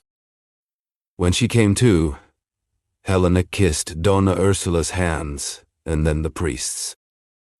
She reached her hand out to Estacio, who gently held it. Her voice trembled as she said, "My heart will always be thankful for the little love I still have left. Things are different now, and I must change with them. I don't want protection, nor can I accept the pity of kind hearts. I made a mistake, and I must pay for it. While my shame was only mine, I could stay here. I could pretend not to feel it. But now that everyone knows, I will see it in every glance and every smile. Please forgive me, and let me go. I should never have come here in the first place. I am paying for the weakness of a heart that I had grown used to loving from afar with the charm of mystery and the sweetness of something forbidden. From now on, I will love you from a distance or up close, but always as a stranger. And I ask only to be forgiven." As she said this, Helena hugged Donna Ursula, silently begging her to help. Donna Ursula hugged her back, but shook her head no more. Father Melchior thought that her refusal seemed strange. After all, the family had not stopped loving or supporting her, even after everything that had happened. She inherited her father's pride, Estacio whispered. He said it softly, but Helena heard him. For a brief moment, her eyes lit up with quiet satisfaction. She mistook shame and guilt for pride, which gave her a kind of quiet strength.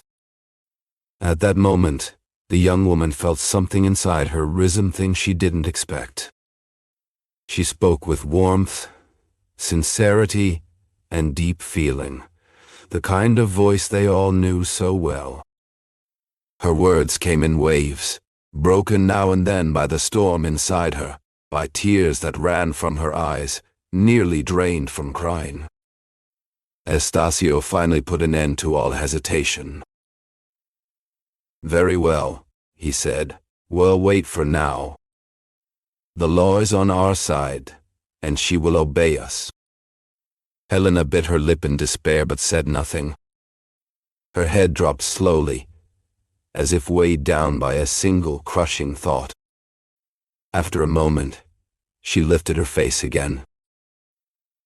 Her sad eyes, now lit by the last flicker of hope, met Estacio's. At that moment, his eyes seemed to speak of all the pain of a love that burned quietly, painfully, and refused to die. Both looked down, afraid of what they saw in each other. "I don't think she'll accept your decision easily," Melchior told Estacio as soon as they were alone. "Be careful. She might run away." "Do you really think so? Don't you know her yet? The position these events have placed her in, it disgusts her more than anything. She'd rather live in poverty than face shame. And the idea that, deep down, we don't forgive her, that's the worm that eats at her heart." That night, Estacio received a letter from Salvador, along with a small package. "I've thought long and hard these past 2 hours," the letter read, "and I've come to the only conclusion I can. I'm stepping aside. It's the only way to protect Helena's reputation and future things I can't give her. By the time you read this, it'll be gone forever. Don't look for me, it's pointless. I'll bless you both from afar. Let all the anger fall on me. I deserve it, because I'm the one who caused it. Here are Helena's letters. I'm keeping only 3, as a memory of the happiness I lost. Estacio felt the urge to read Helena's letters, but he stopped himself in time. He decided to give them back to her instead. Dona Helena, who was with Dona Ursula at that moment, handed the letters to her. "These are my story," she said. "Please read them and judge me." There was something unusual in her eyes, something deeper than sadness. She went straight to her room and stayed there for a long time. She didn't speak or move. Her body lay on the couch like a forgotten object, and her soul, only God knew where it wandered, lost in some distant land of endless despair.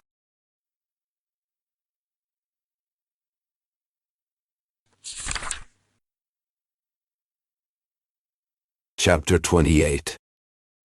That night, the second of such extraordinary events, was when Estacio fully felt the force of the love he had for Helena. While a sacred bond still held them apart, he had loved without realizing it.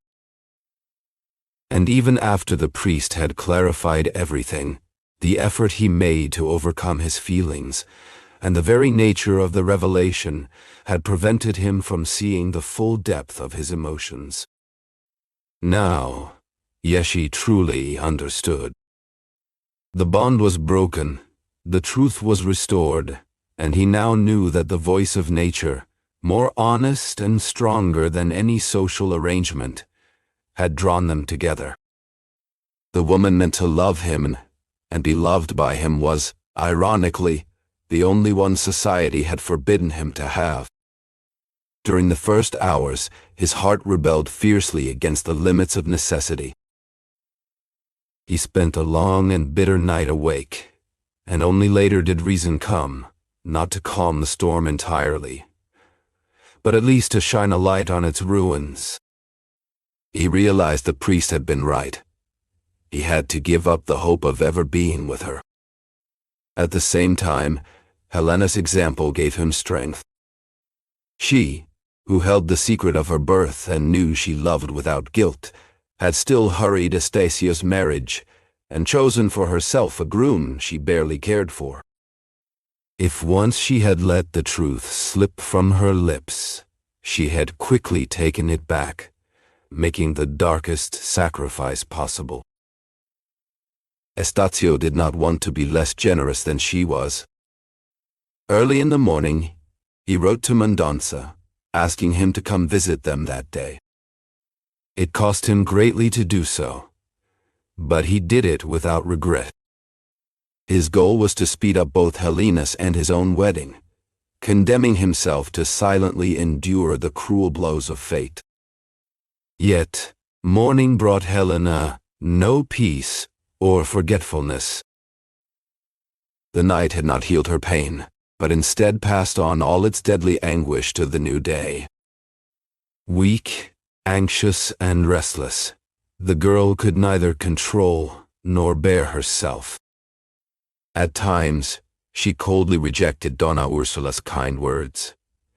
At others, she begged her to plead with Estacio for the decision she now saw as the only way to save herself from shame. The moral excitement was intense, and it needed to be calmed through gentle persuasion. Helena avoided everyone. She couldn't face Estacio and Dona Ursula without blushing, a clear sign of her inner turmoil. Her pale face, drained by sleepless nights and sorrow, made the change even more obvious. They told her that the consejiero's decision had become law within the family, and that she would continue to be regarded as familias loved as ever. Helena thanked them for their kindness, but she couldn't shake the idea that she had played a part in an act of usurpation. She wished only to leave and find her father, where nature and conscience told her she could live without guilt. Estacio and Dona Ursula responded with affection and reassurances. But when they realized their words were not enough, they decided to show her Salvador's letter. Father Melchior took on the delicate task of delivering it. "Your father," he told her, "did something truly heroic. He left to protect your future and your reputation. Read this letter and see if it gives you the strength to carry on." Helena took the letter eagerly and read it in one breath. The cry that escaped from her heart revealed the depth of the wound she had just received. The priest held her in his arms as she cried, trembling and weak.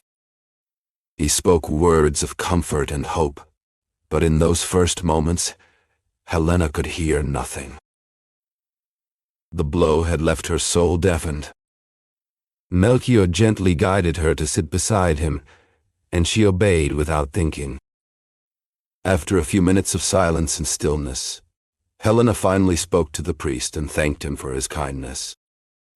Then she began to recount the events of her childhood, the same ones the chaplain had heard before. Helena sat alone in her room, the heavy silence pressing down on her like a thick fog.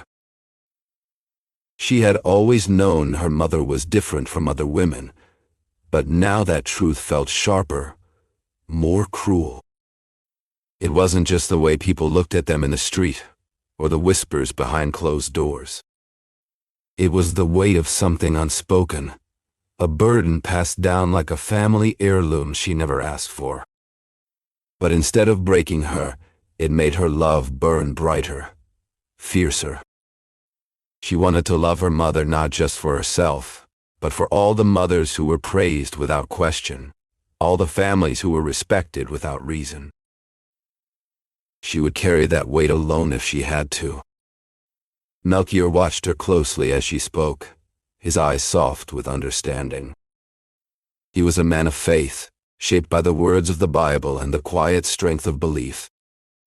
To him, Helena's devotion was proof of something holy, a light that could shine even in the darkest corners of society.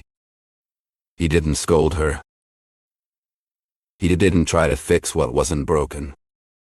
Instead, he told her that her love was enough. That it was more than enough.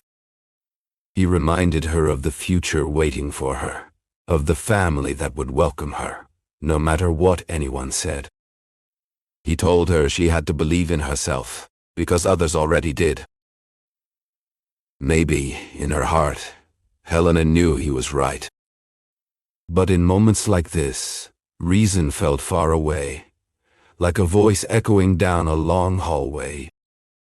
Emotion ruled her now, not logic. She left Melchior quietly and returned to her room, her steps slow but sure. Half an hour later, Donna Ursula came to check on her. What she found was a girl drained of strength, the storm inside her finally calming, but leaving behind a deep exhaustion.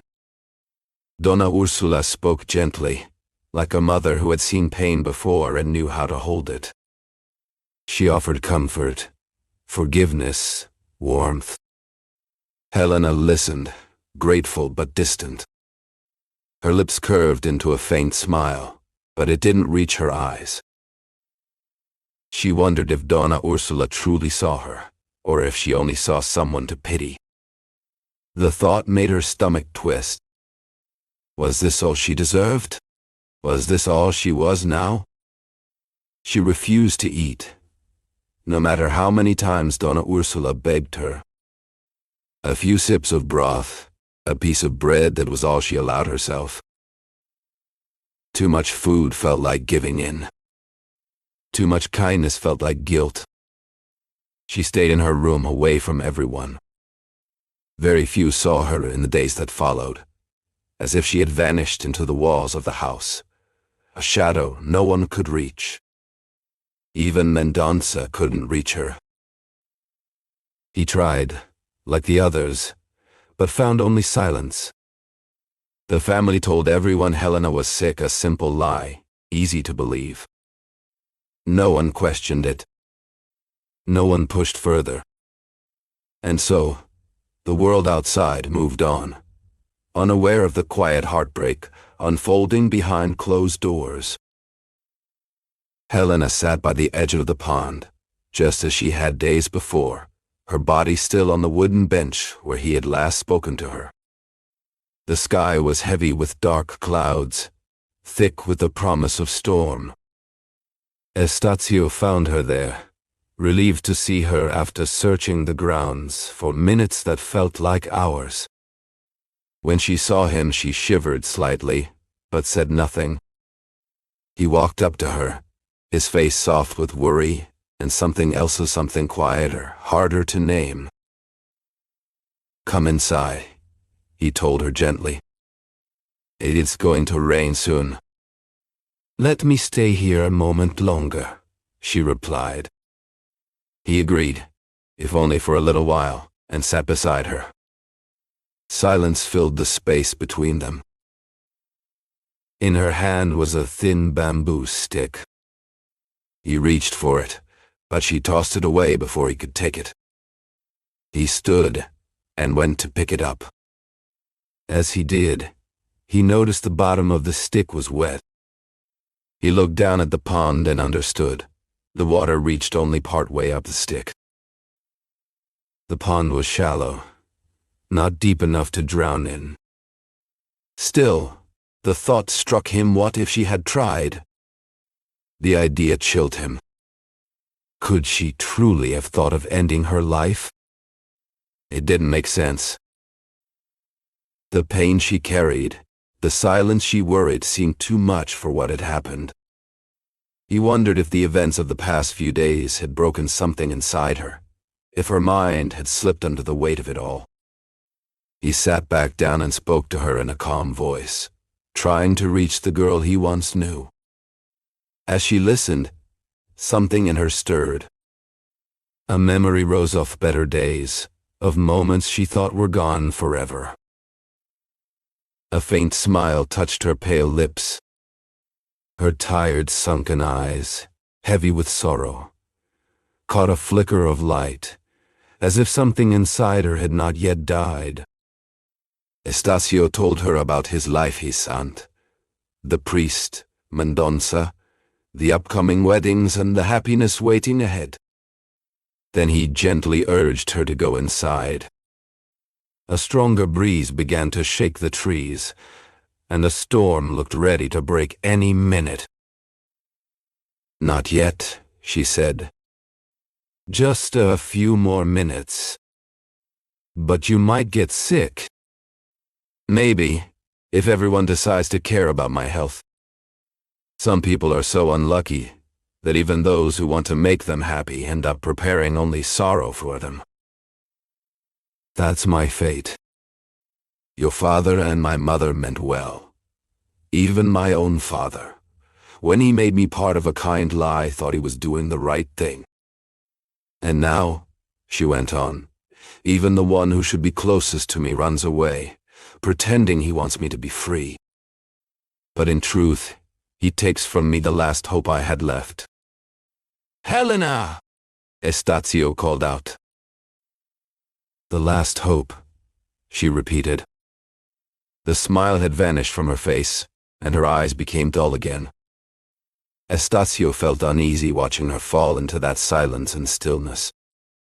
He took her arm gently. She shivered all over and looked up at him.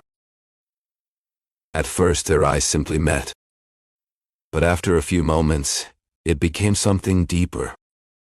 It was the first quiet, clear moment of understanding between them, the unspoken truth that they both felt the same. Neither had looked for it, but neither turned away. What passed between them in that moment couldn't be written down or whispered into any ear. It was a secret confession, a quiet message from one heart to another, something only heaven should hear, because it came not from this world, nor was it meant for this world.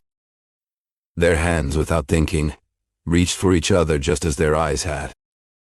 No shame, no fear, no worry stopped them. They were two people meant to become one life. The wind grew stronger. A sudden gust broke their quiet moment, and not a moment too soon. Because some dreams belong only to the past or to the future of another time. Estacio stood up. He shook off the drowsy happiness clinging to him and took back the role his father had given him beside Helena. She looked away, fixing her eyes on the water, lost and spellbound. Was the idea of suicide really brushing its invisible wings against her forehead? Estacio walked over, took her hands gently, and asked her to leave that place with him. "Let's go inside," he said, for the third time.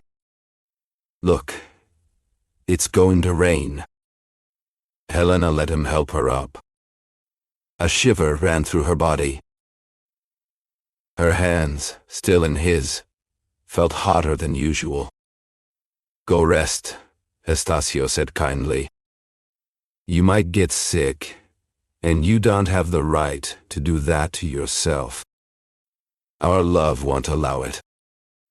Come on, let's go." "Aren't you always going to love me?" she asked. "Oh yes, always." "That's impossible," she said softly. "There's a voice in your heart that will sometimes whisper a sad word to you. Adventurer." "Helena!" "I can't be anything else in your eyes," she went on sadly. "Who will convince you that your father's declaration wasn't won through my mother's tricks? Who will prove to you that when I gave in to my father's pleas, I was only following a plan already made? These doubts will poison your feelings and make me seem suspicious to you. Try if you can. I can't face such a future without fear." Helena sat back down on the bench, out of breath. Estacio spoke to her with love and care. He promised her that his family would never doubt her. He begged her, for his father's sake, not to think badly of them. She smiled, but it was the smile of someone who didn't believe. Heavy drops of rain began to fall, hitting the leaves above them. Estacio reached for Helena's hand again to guide her home.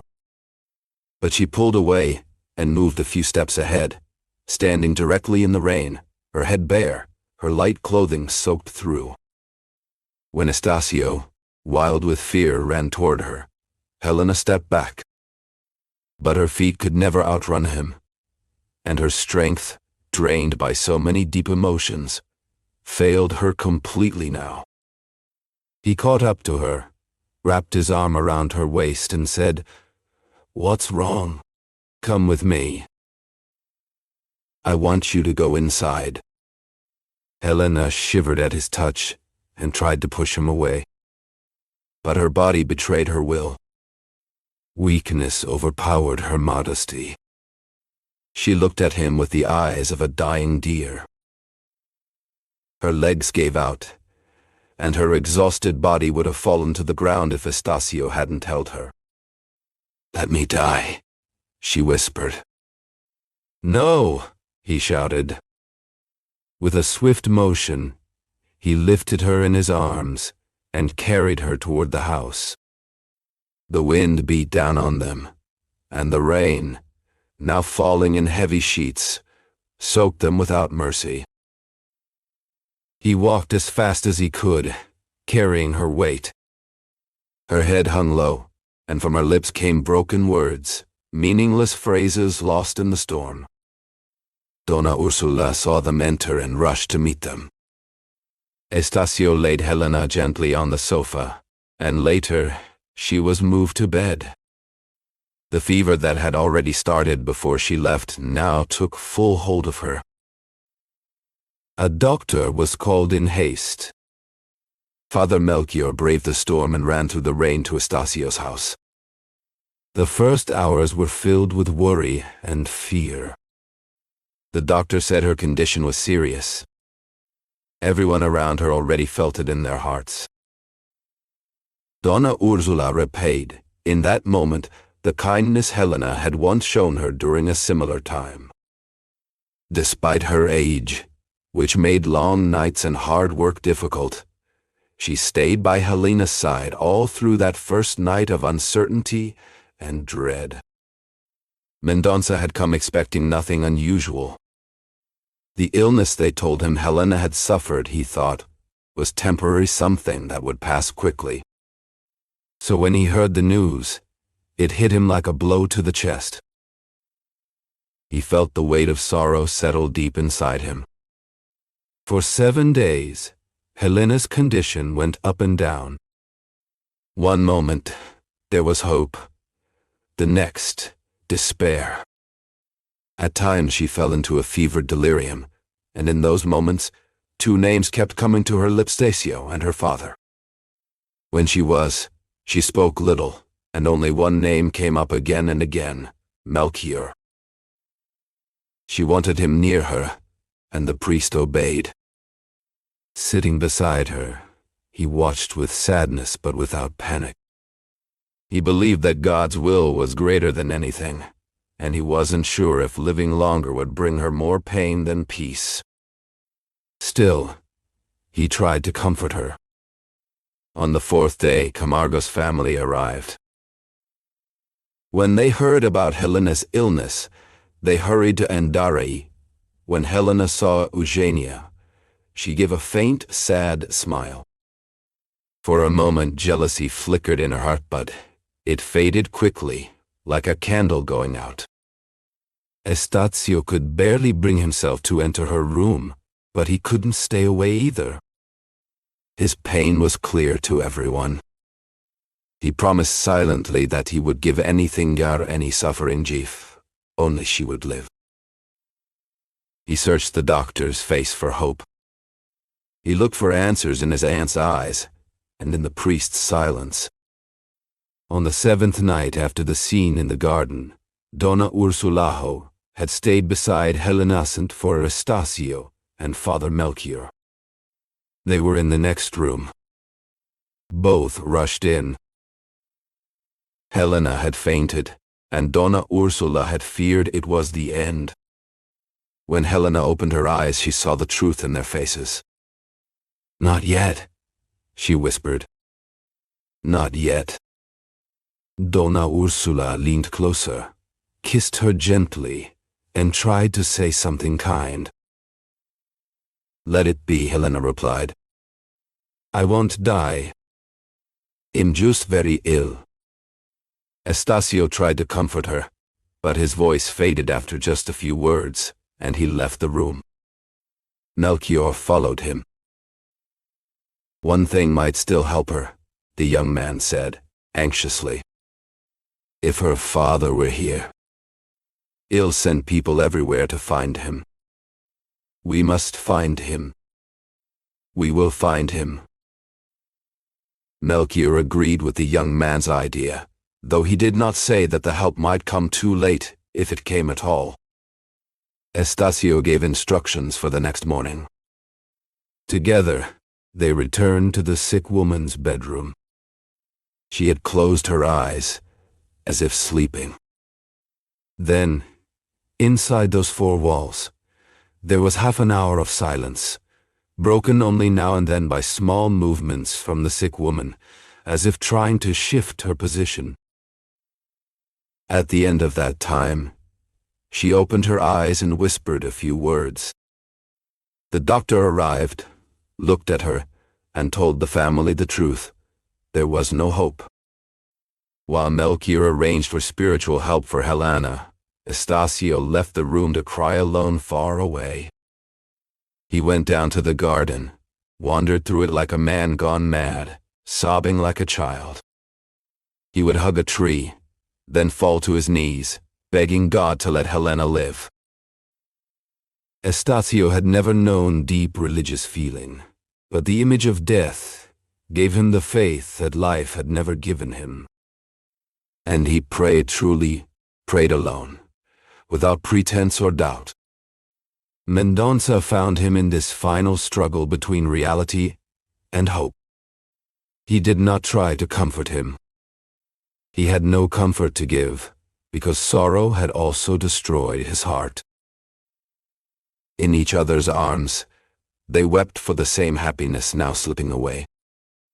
A slave came running to call Estacio urgently. He climbed the stairs unsteadily, crossed the rooms in a daze, entered the bedroom wildly, and fell to his knees, almost falling forward, beside Helena's bed. Her eyes, already turned toward eternity, cast one last look at the world, and it was Estacio who caught it. A look of love, longing, and promise. Helena's pale and delicate hand reached for the young man's head. He bent down near the edge of the bed, hiding his tears, too afraid to face the final moment. "Goodbye," whispered Helena's soul, as it broke free from her gentle body. She was gone. The night was harsh for everyone. Donna Ursula, deeply shaken by grief and exhaustion, refused to let anyone else prepare Helena's body.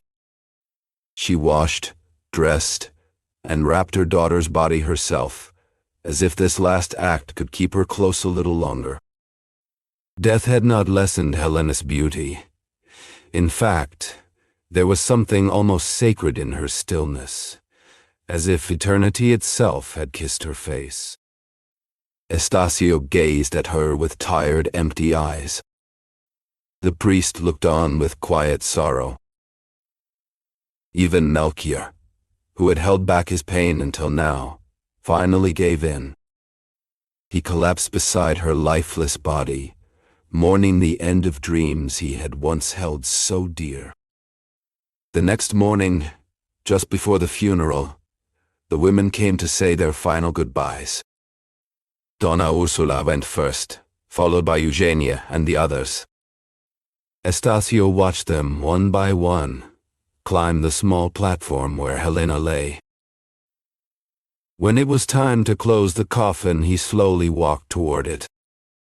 He stepped onto the platform and looked at her face one last time, the face that once held so much life in it, the crown of flowers that now rested on her head, instead of the one he had hoped to place there. Then he leaned down and kissed her forehead. It was the first and last kiss of love he would ever give her. They closed the coffin. To Estacio, it felt like they were burying him too. As the funeral procession left the house, he sat down on a chair, numb and silent. He could not think, could not feel. Slowly the house emptied. Friends left, one by one. Only one stayed behind for a while, mourning the bride who had been promised so soon and taken away just as fast. Even he left in the end. Only the family remained, with Melchior as their quiet, grieving guide. Alone with Estacio, the chaplain looked at him for a long time. Then he raised his eyes to the portrait of the counselor, smiled sadly, turned back to the young man, lifted him up, and hugged him with deep affection. "Be strong, my son," he said. "I've lost everything, Father," Estacio whispered, his voice full of pain. At the same time, in the house at Rio Comprido, Estacio's fiancée was heartbroken over Helena's death. Shocked by the sad ceremony, she slowly went to her bedroom. At the door, she received the third kiss from her father. The end.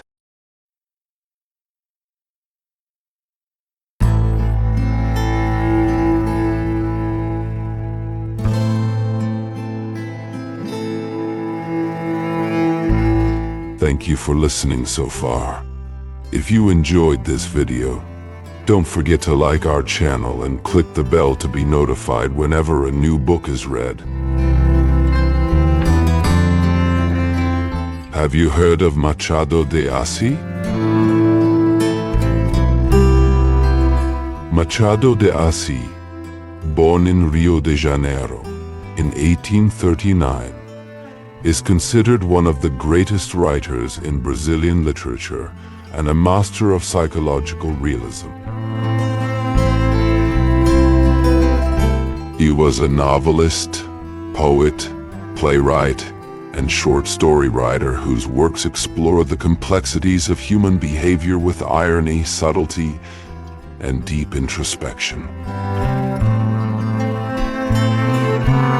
Among his most famous novels are Dom Casmurro, which questions truth and memory, and the posthumous memoirs of Bras Cubas, a satirical narrative told by a deceased man.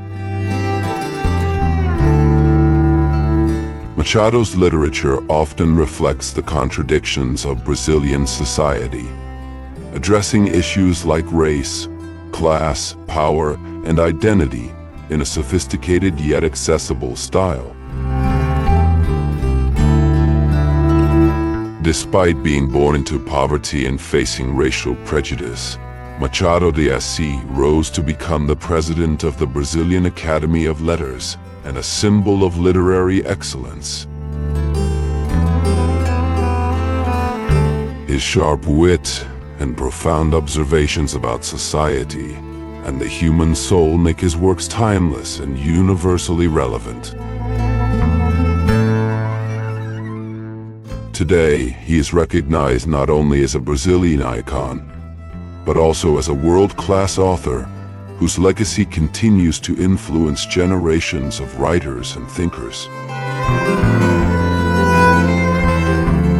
Machado de Assis shows us that literature can be both elegant and critical, intimate and universal, humorous and profound.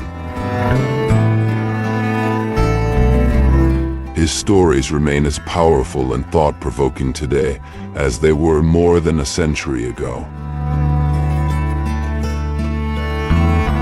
Machado is a treasure of world literature, and through his voice, we discover the infinite layers of the human experience.